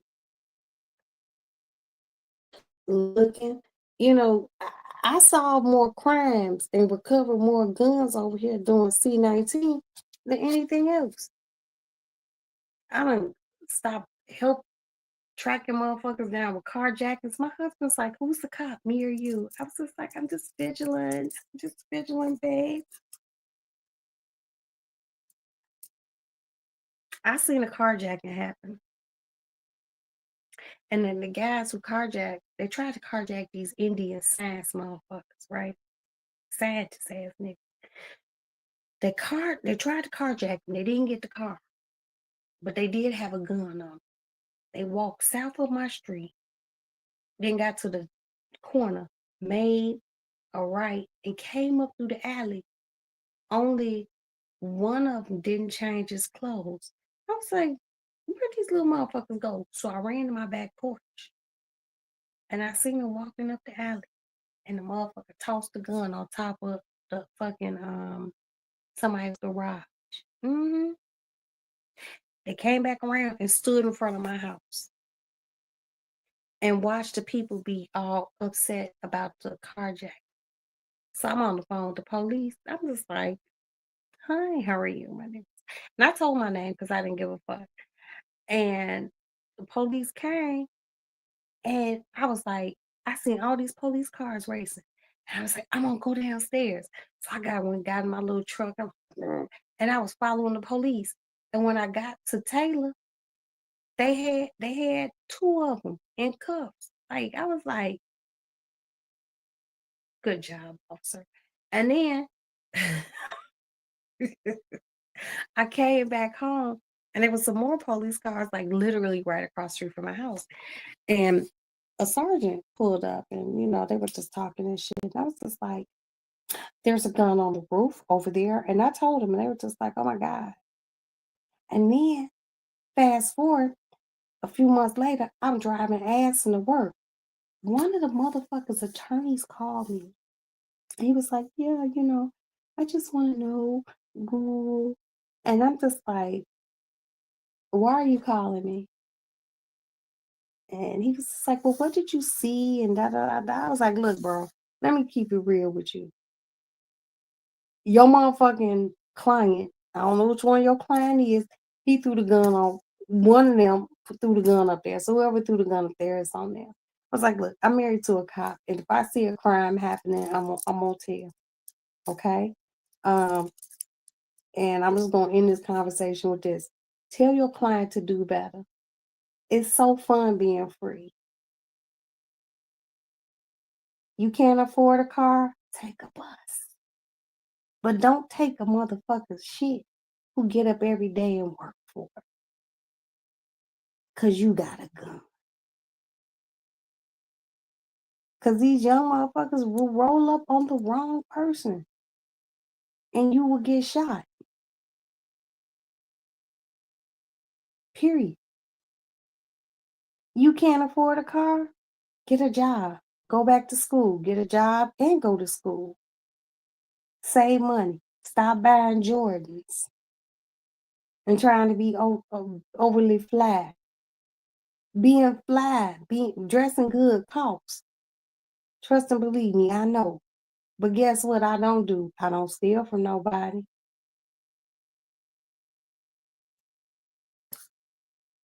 He was like, I'll pass that on. I was like, and if you need me to testify, they never called me to testify. But I also told my husband called my attorney, was like, it's Nate. We have a witness statement who said woo woo, and she's willing to come in to say woo woo. He took that little time. Leave me alone. It's true. Leave me alone. And don't do no crimes in front of me. Don't do no crimes in front of me, because I will tell on you. I'm too old. I am not trying to have my freedom impeded on. And it be these young motherfuckers, because everybody want Gucci and everybody want this. All this shit I have, all this designer shit I have not because I work. I ain't gonna sit here and like be like, oh, I worked so hard. I didn't. I have a husband who makes really good money, and I have an ex-husband who died and left me his money. That's why I have.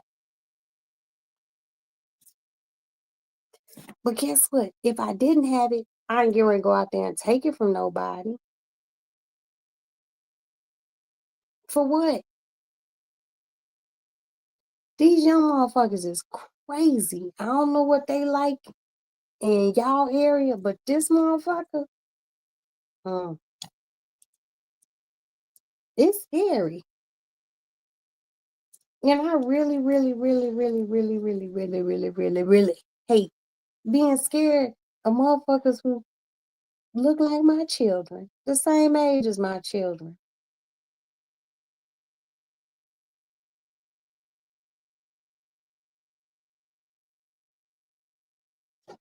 You mind your business, want to go run your errands. You got some young whippersnappers rolling up on you. Give me your shit. Give me your shit. Bitch, I'll kill you. I've been carjacked before, and it's horrible, horrible feeling. But what's fucked up is one of these little motherfuckers, if you can get to jump on them and you in them, That's what's fucked up. You don't want to live with that shit. You don't want the motherfucker's mama to live with that shit. But how you raising your kids, B?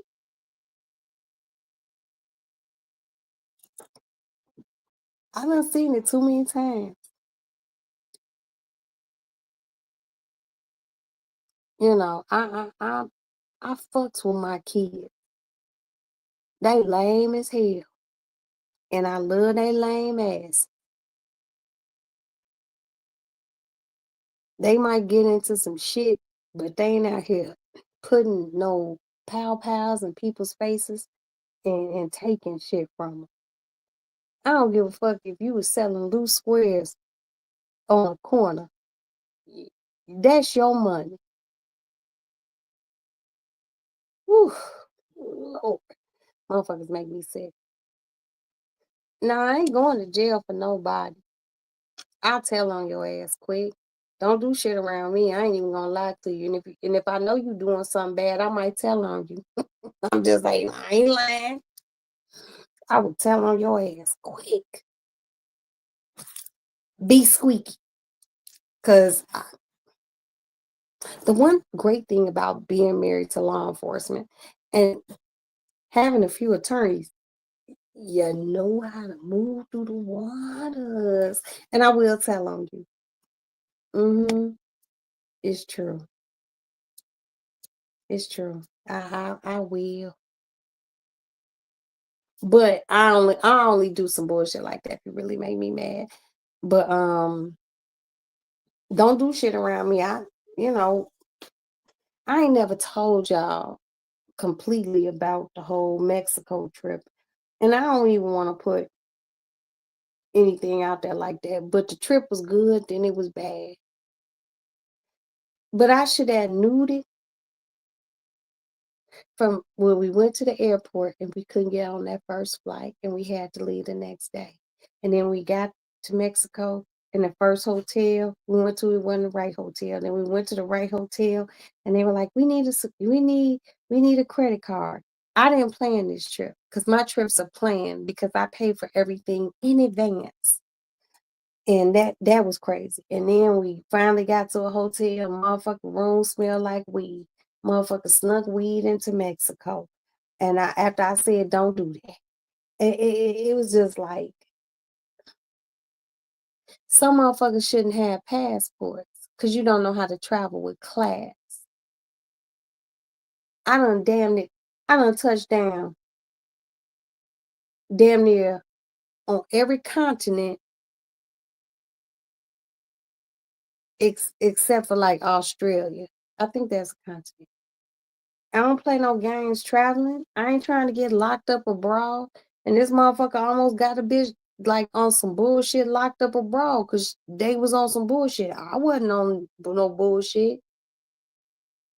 The last big trip I took outside of me and my husband and my kids was when I went to Vegas. I spent $27,000 on that one fucking trip. That's between airplane, hotels, food, shopping, $27,000 easy, just like that. But I paid for it. Everyone knew that they was gonna be able to have some place to sleep and lay their head. I don't play those sorts of games. I don't use non-credited travel agents, motherfuckers out here cracking cars and shit. Like, I don't do that poor people shit. And she did that. And me and her could have been locked up out there in Mexico. I'll be right back.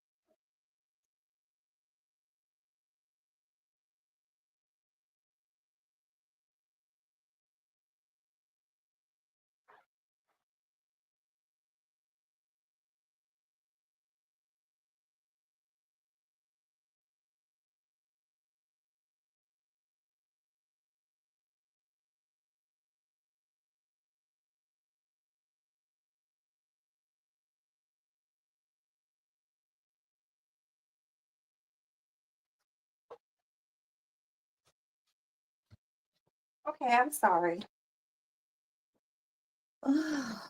I'm very sorry. I went to get me some Prosecco and I had a problem opening the bottle. Then I put another lamb chop in my husband's take to work food. But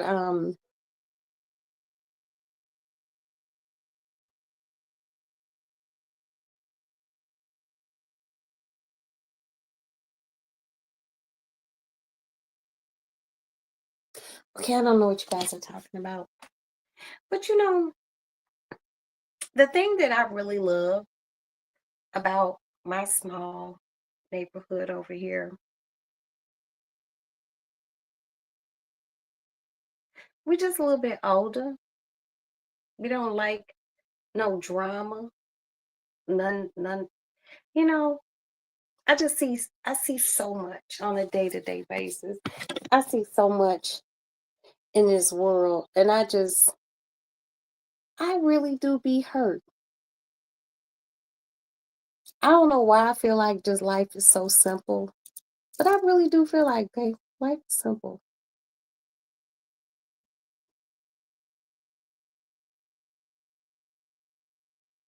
I just think there's easier ways of just life. Oh yes, the 90s was something else, and it was fun. Late 80s going into the night, fun. I mean, people were getting killed and shit and stuff like that, but just in general, we really did have fun. The feel was different, the dress was different. Of course, it was always a scandalous ass bitch somewhere around, but it was fun.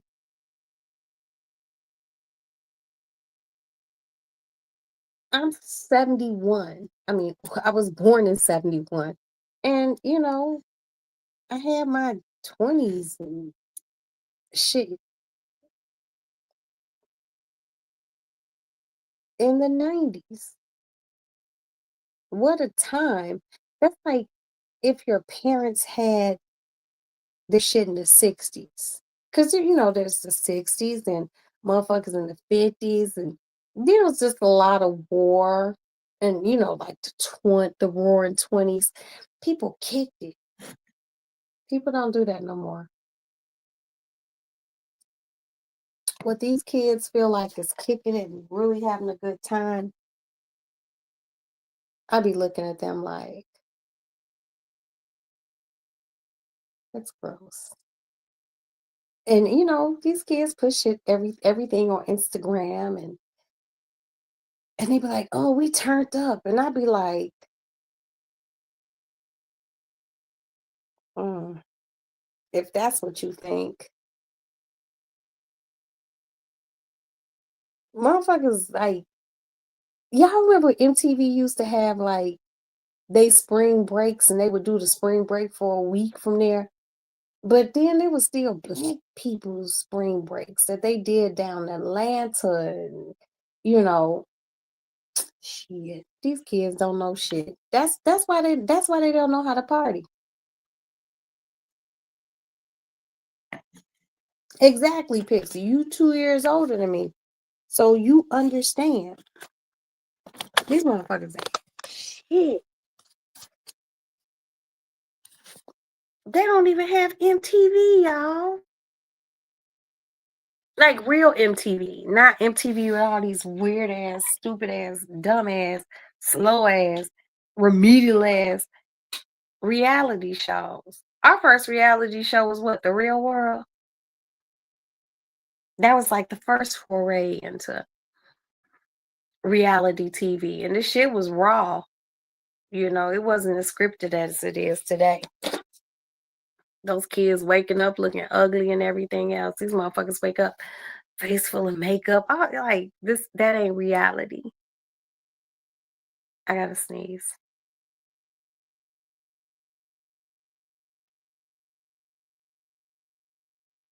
Okay, I don't. That ain't reality. You know,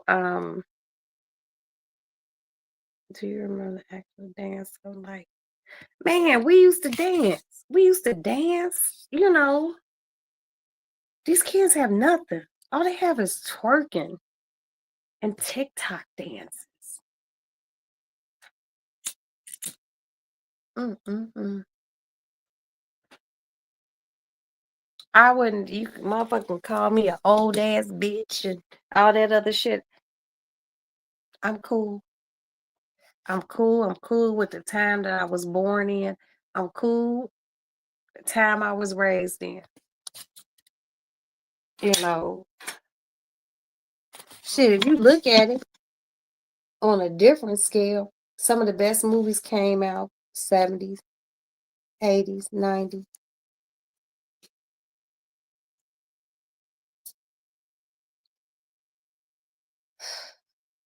I've never seen anything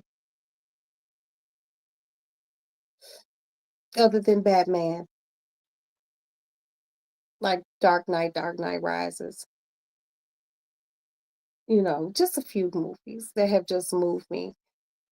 It's a weird time. Do you realize a movie like Scarface, movies like The Godfather change people to do maybe nefarious things, but they had different goals, different aims. Ain't no movies out here now that make a motherfucker feel like, you know what? I can do that too. Now, is drug dealing right? No, it's not.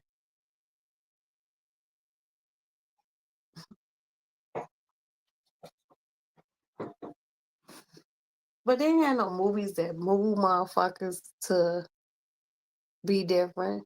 Now we dance like Bobby He is and Mike. No, because they don't dance anymore. Everyone twerks. I mean, the closest we had to twerking were like loop dancers. You know what I mean? Now it's just like everything twerking.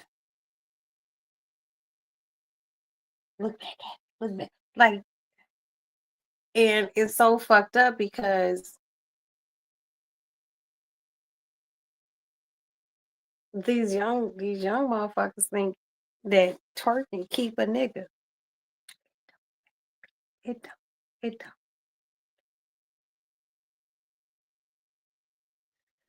Look at how many twerking motherfuckers can't stay with nobody. I don't know.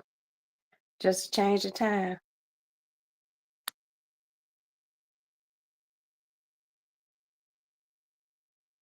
Man, motherfuckers used to dance and be sweaty and shit, even though, it's okay for women to do it, but not men. Motherfuckers really used to dance. Men used to dance. Now, you go someplace, because a friend of mine, he has a really, he has a nightclub. Unfortunately, it's not open right now, but all you see, because I can go in there and chill because I've known him a very long time. And it's a young people place. But I go to get me a little adult libation and some chicken wings and get out the house for a minute when it was open. But all it is twerk, twerking, twerking, twerking. I'm just like, wow. And just the fact that my little bitty Maddie said, man, I wish I could have grew up like in the 90s. Y'all had fun. That gave me validation. Like, yeah, we did have fun.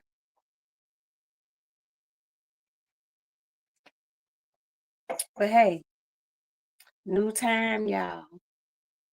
New time. We can just sit our old asses back and watch. People look at you like a dancing, having a man. And you're right. 65. People do look at you crazy for having a good time. You know, "Ooh, she too happy. Ooh, why they?" Because we're having a good time. You don't know what a good time is? But you know what I really think it is?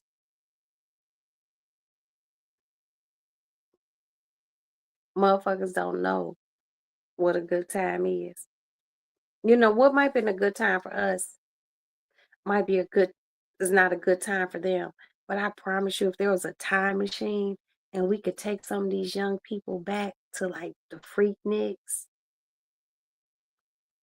you know, New York, Jones Beach, they would be like, whoa, I don't know how some of these motherfuckers, this how y'all got here.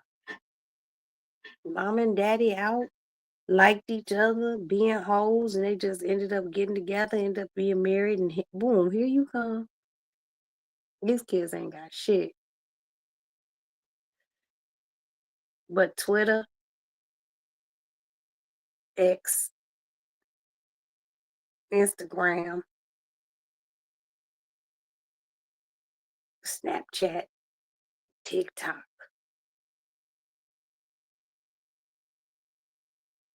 If I had to redo it again, I would want to go back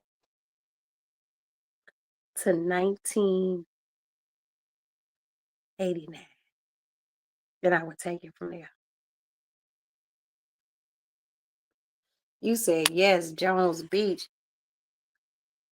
I remember my first experience with Jones Beach. I was like, oh, good times, good times,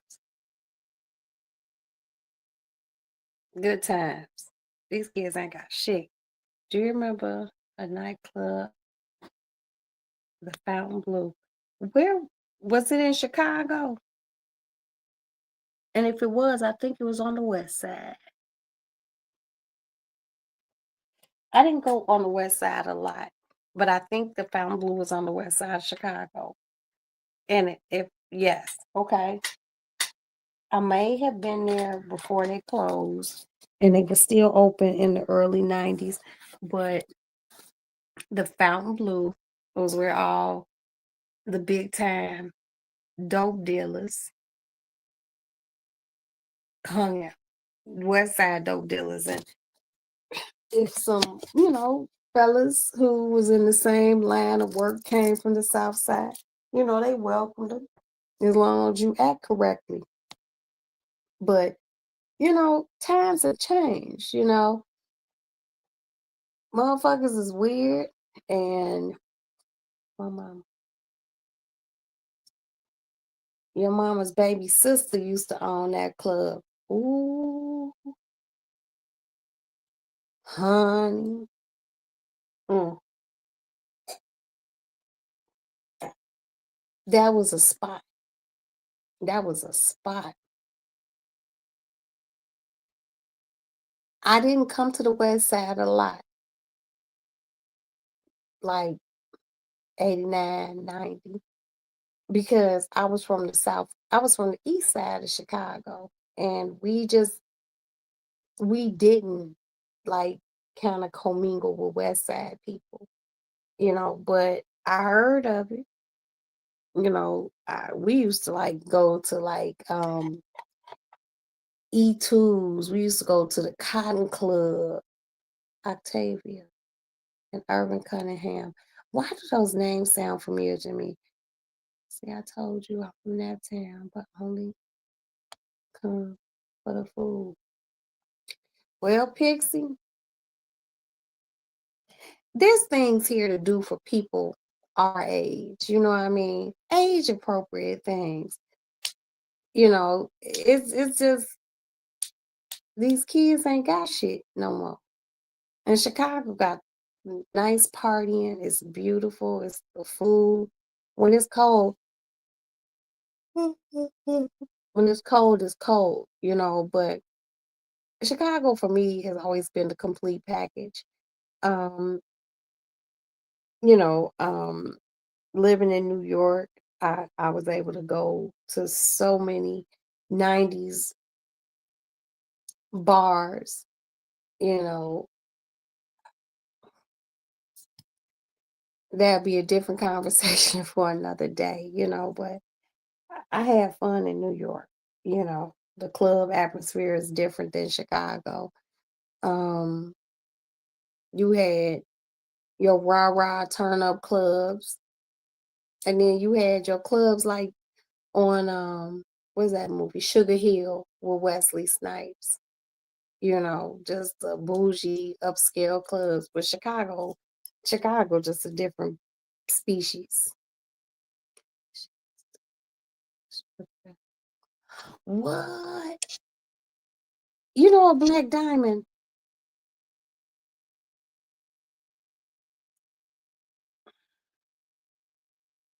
I'm gonna have to do some checking. Cause I feel like maybe I've been there, but I didn't come out west a lot. But I know I heard of it.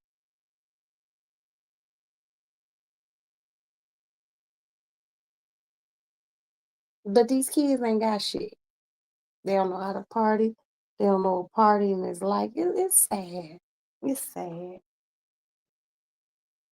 It's sad. We live in a sad time.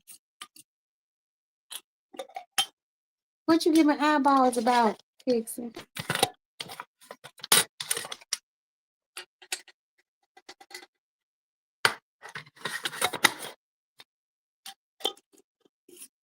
Everything different. There ain't no honor amongst thieves. People don't have no G code no more. Some of the shit I see, man, no socialization skills. Exactly. You know, some of the shit I see, boy, Chicago a real touchy place.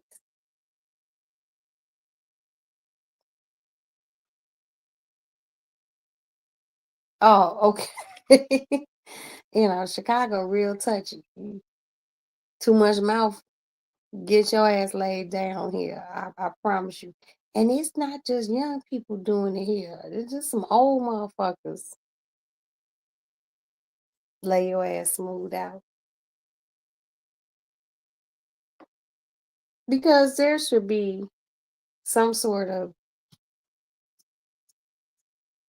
code, and people don't know code. And the fucked up thing is when you older and don't know code, then you just lost.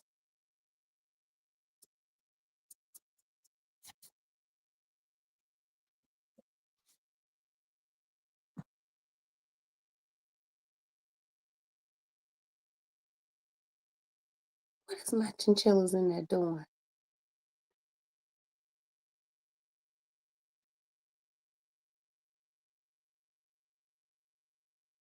Yeah, people have no code about themselves. They have no nothing. I just be like, ugh, I understand what y'all be saying sometimes. Yeah, Chicago got its own lingo. And it's a lingo that is just for here, but then it's a lingo that's like heavily based within gang stuff. And if you haven't been a part of that, you wouldn't know what the drone is. Period.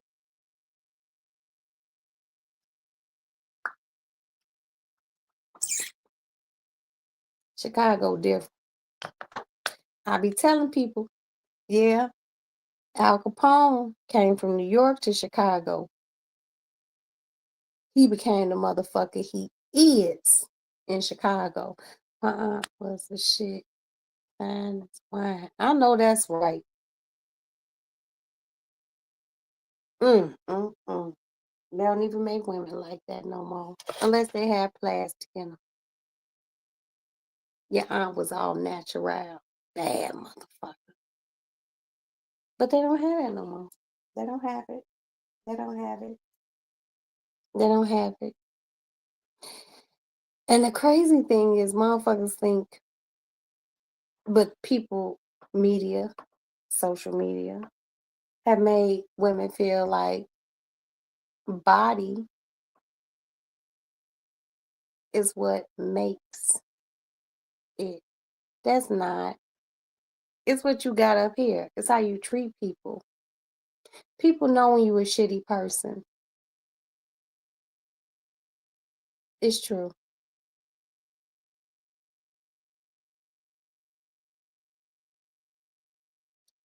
You new to YouTube and you don't know history, girl, you don't need to know it.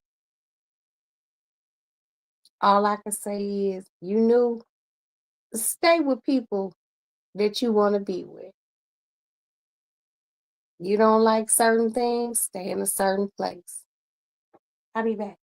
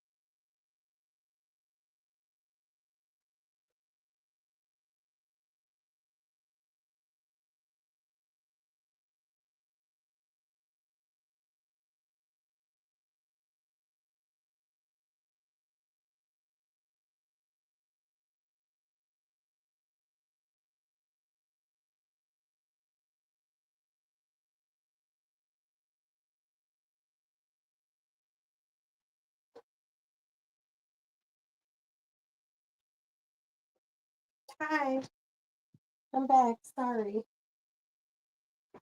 Uh, uh.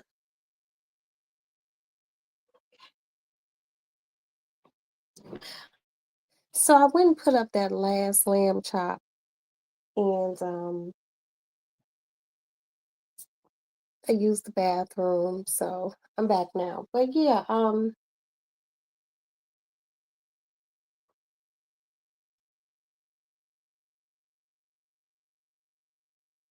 what?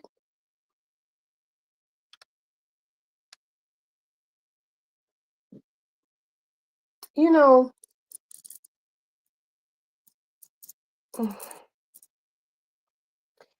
to me, there's good and bad things with history. What I do for myself is just weed out what's bad, what's good, and I make everything a learning experience. But what Princess is trying to put together, Princess is trying to put together like a Chicago meet and greet. If she can get it done and I can help with it, you guys should really come to Chicago. I'll show you all a kick-ass time. Yeah, it's true.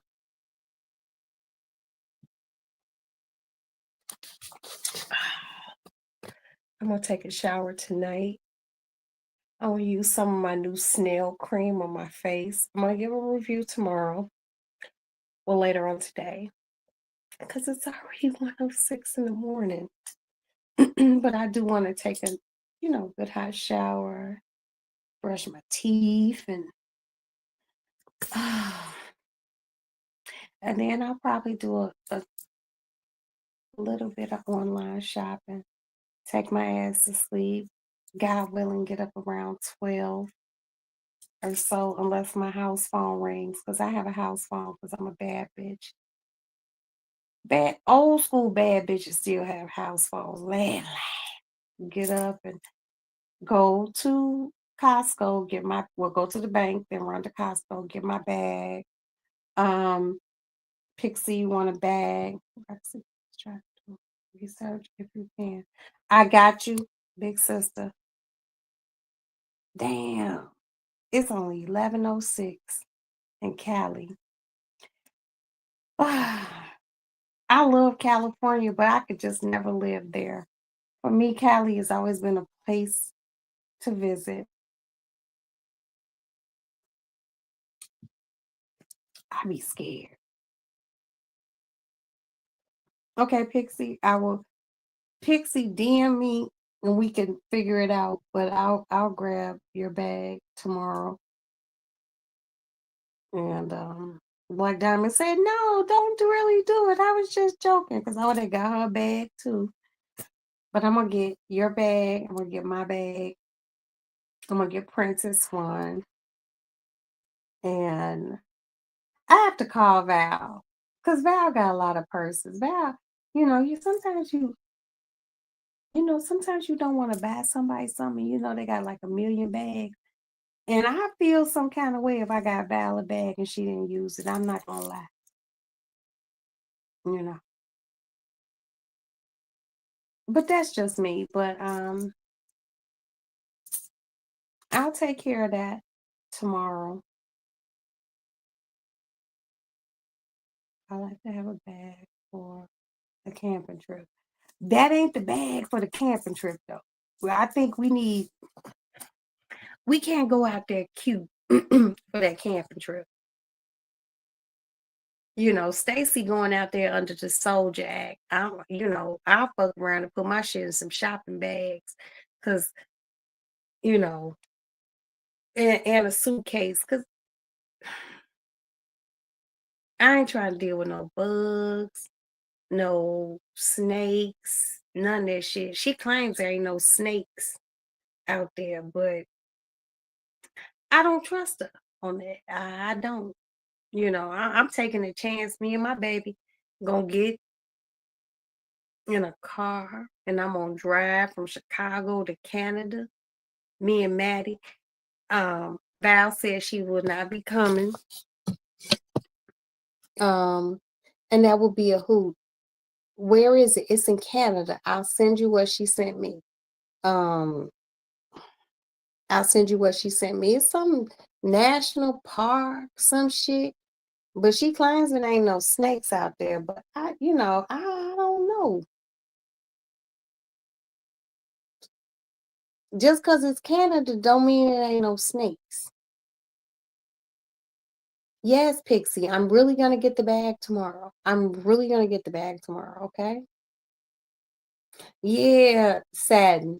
We going camping. She going for like June, July, something. Ugh. I haven't been in a tent since like the Girl Scouts, and I got kicked out of the Girl Scouts. So,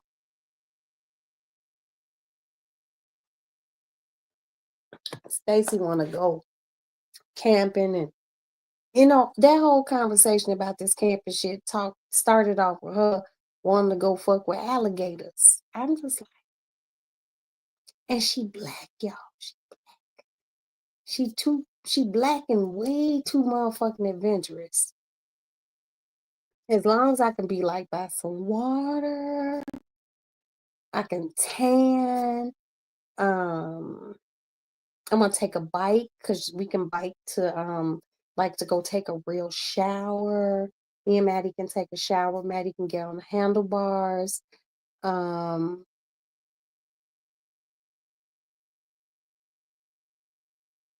you know, I'll cook. I'll do the cooking.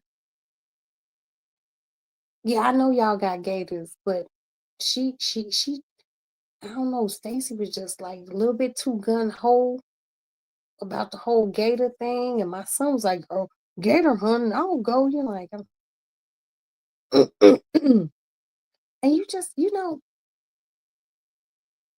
like I told my husband,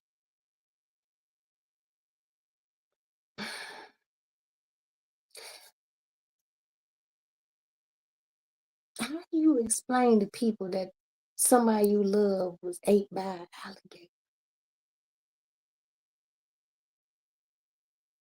Just what happened? Oh my God, that ate by an alligator. I don't know. But I ain't got time to figure out that shit either. But like I told Stacy, I'm not, she suggested we go somewhere in the bayou or somewhere in Florida. I'm like, I'm not doing that. You can't carry your gun. I don't know. Maybe you know what?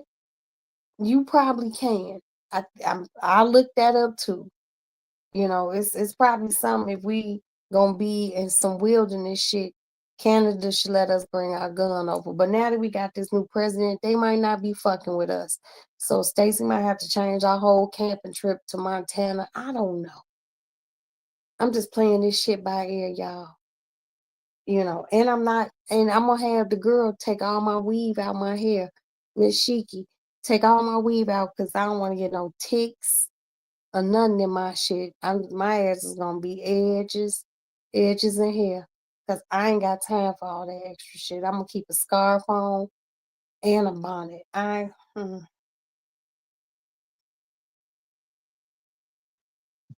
asked her, was it gonna be bears?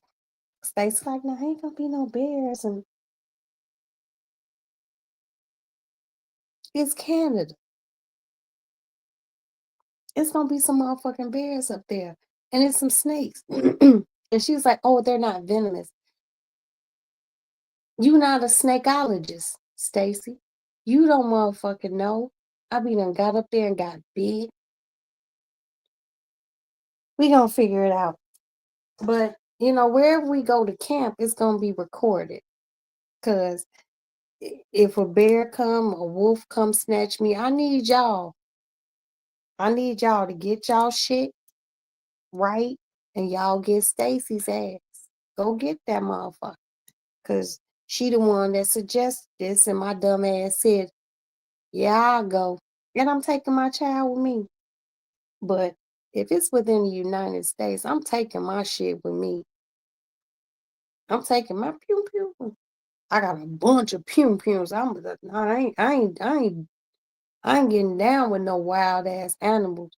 Like I sat here and watched little coyotes across the street. That shit was real cute. But like I'm asleep and you on the outside of my tent, I ain't going. Fuck you, child. No.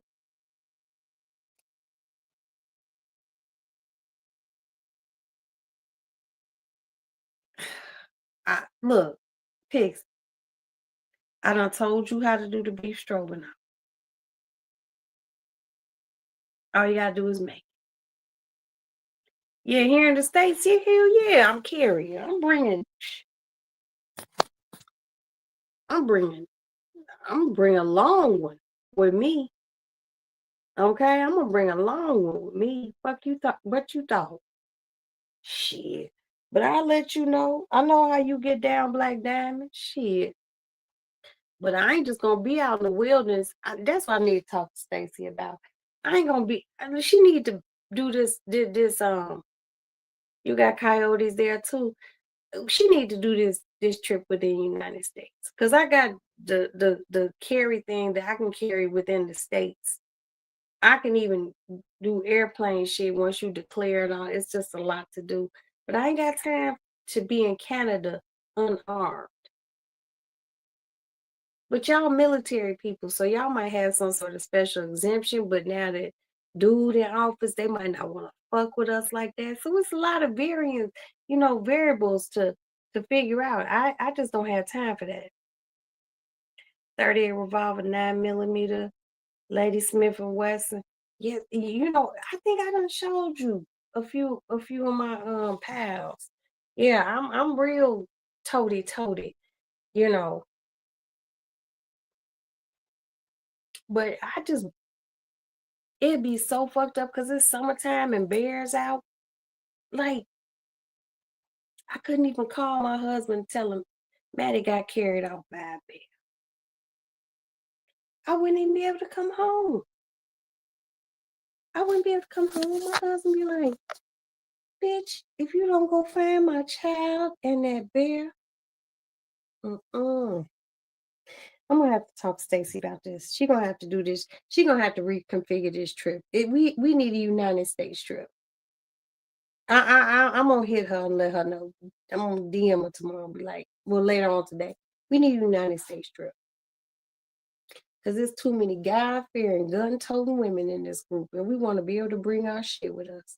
Because I'm just not fucking with no wildlife like that. I'm not.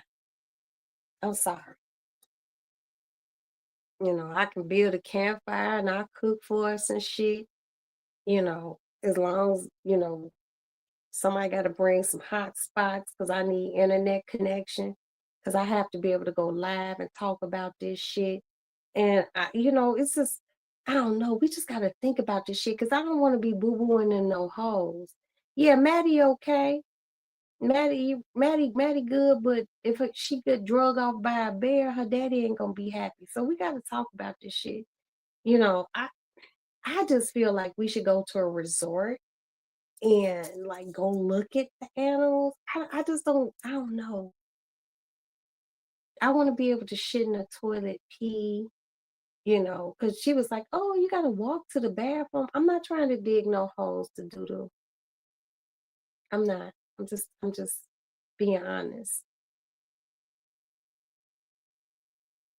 You hovering over a hole in a bear bag.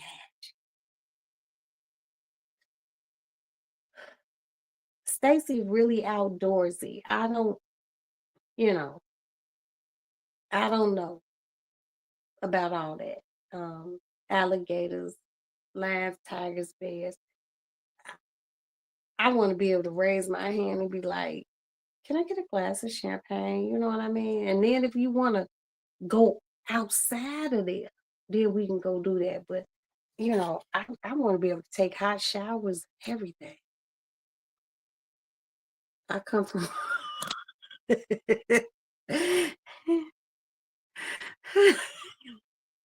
Brooklyn, baby. Um, I'm gonna have to talk to Stacey, and I need her to think about like Canada with dude in office. She gonna have to plan something else.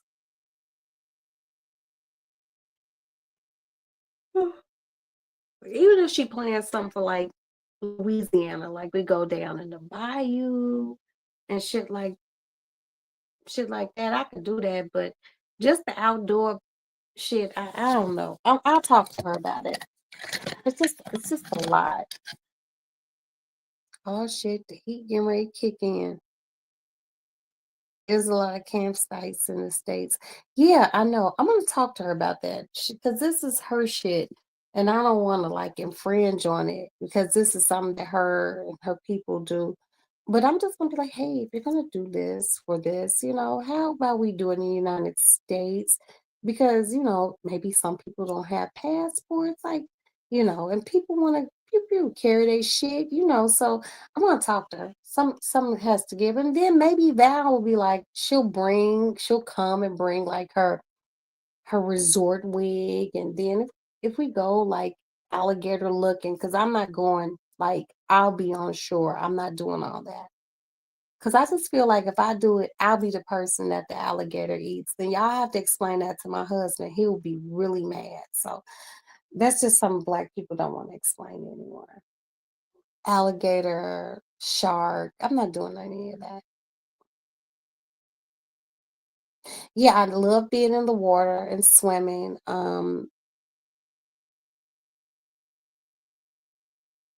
But I'm not swimming in the swamp. I need a hotel. I need chlorine. I want to smell like chlorine. I want my weave to smell like chlorine. I want to be able to wear my hair weave.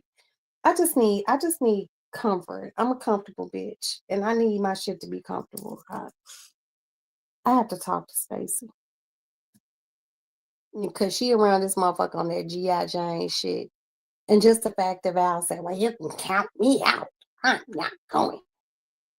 We want Val to go, but Val ain't going camping like that. I'm gonna have to talk to Stacy. Stacy gonna have to do like a cute rough it trip. For those that want to go look at alligators and shit in the United States, y'all can go do that, and y'all can catch us poolside,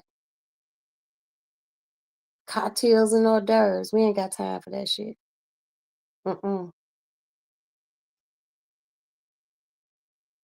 So, on that note, I would like to thank everyone who has been here this evening in the Lady Lounge. It has been 4 hours and 47 minutes and 24 seconds thus far. You all have stayed with me through cooking an entire dinner, talking good shit, politics, and everything else. I would like to thank the big sister, Miss Black Diamond. Thank you so much, and thank you so much for being my moderator. I appreciate you and I love you. I would like to thank my little fairy, my pixie. Thank you so much for being here. I would like to thank the Satin Dial, my Satin Dial. Thank you so much for being here. I appreciate you, and I will be.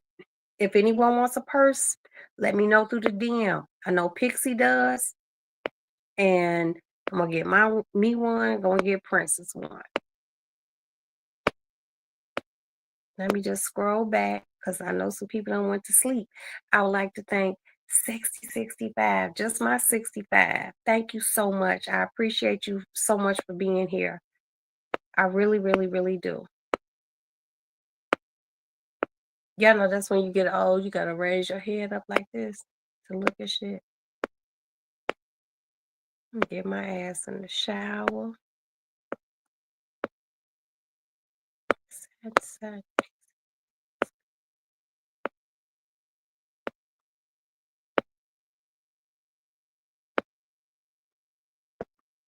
And I appreciate you guys for your engagement. Like, seriously, thank you so much. And I hope everyone hit the like button, seriously.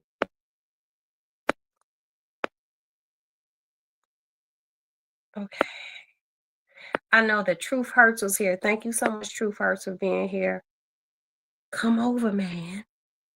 Come over. Thank you so much. Hold on, you guys. I got to belch. Okay.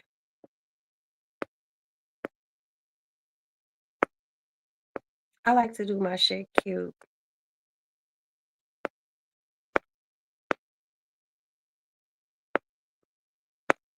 Yeah.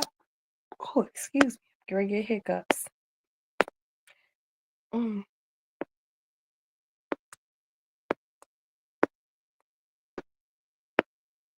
Y'all been chatting. Thank you so much. Thank you so much. I appreciate that. Do the right thing. Big sister, do the right thing. Thank you so much for being here. I don't want to forget anybody. Because y'all didn't forget to come over here. Thank you so much. I gotta get in the shower. Little Big Brother, Red Label, Confessions and Reactions. Thank you so much. I know his ass is sleep, sleep, sleep. Thank you so much. And I love you. And I hate that that kid threw up and pooped. That mama should be ashamed of herself. That's all I have to say about that. My love, thank you so much for stopping by. You're probably asleep. Stormy Seas today. Thank you so much, sweetie, for stopping by. I appreciate you. I can't believe that little motherfucker threw up on Red today. A motherfucker like me, I would have stuck my finger down my throat and threw back up on that child. Because I'm just that petty. That's not cool. I said truth hurts. Thank you so much. Truth hurts again. I am unique. Thank you so much, baby, for stopping by. BJ Dez, thank you so much for stopping by. I appreciate you for coming over.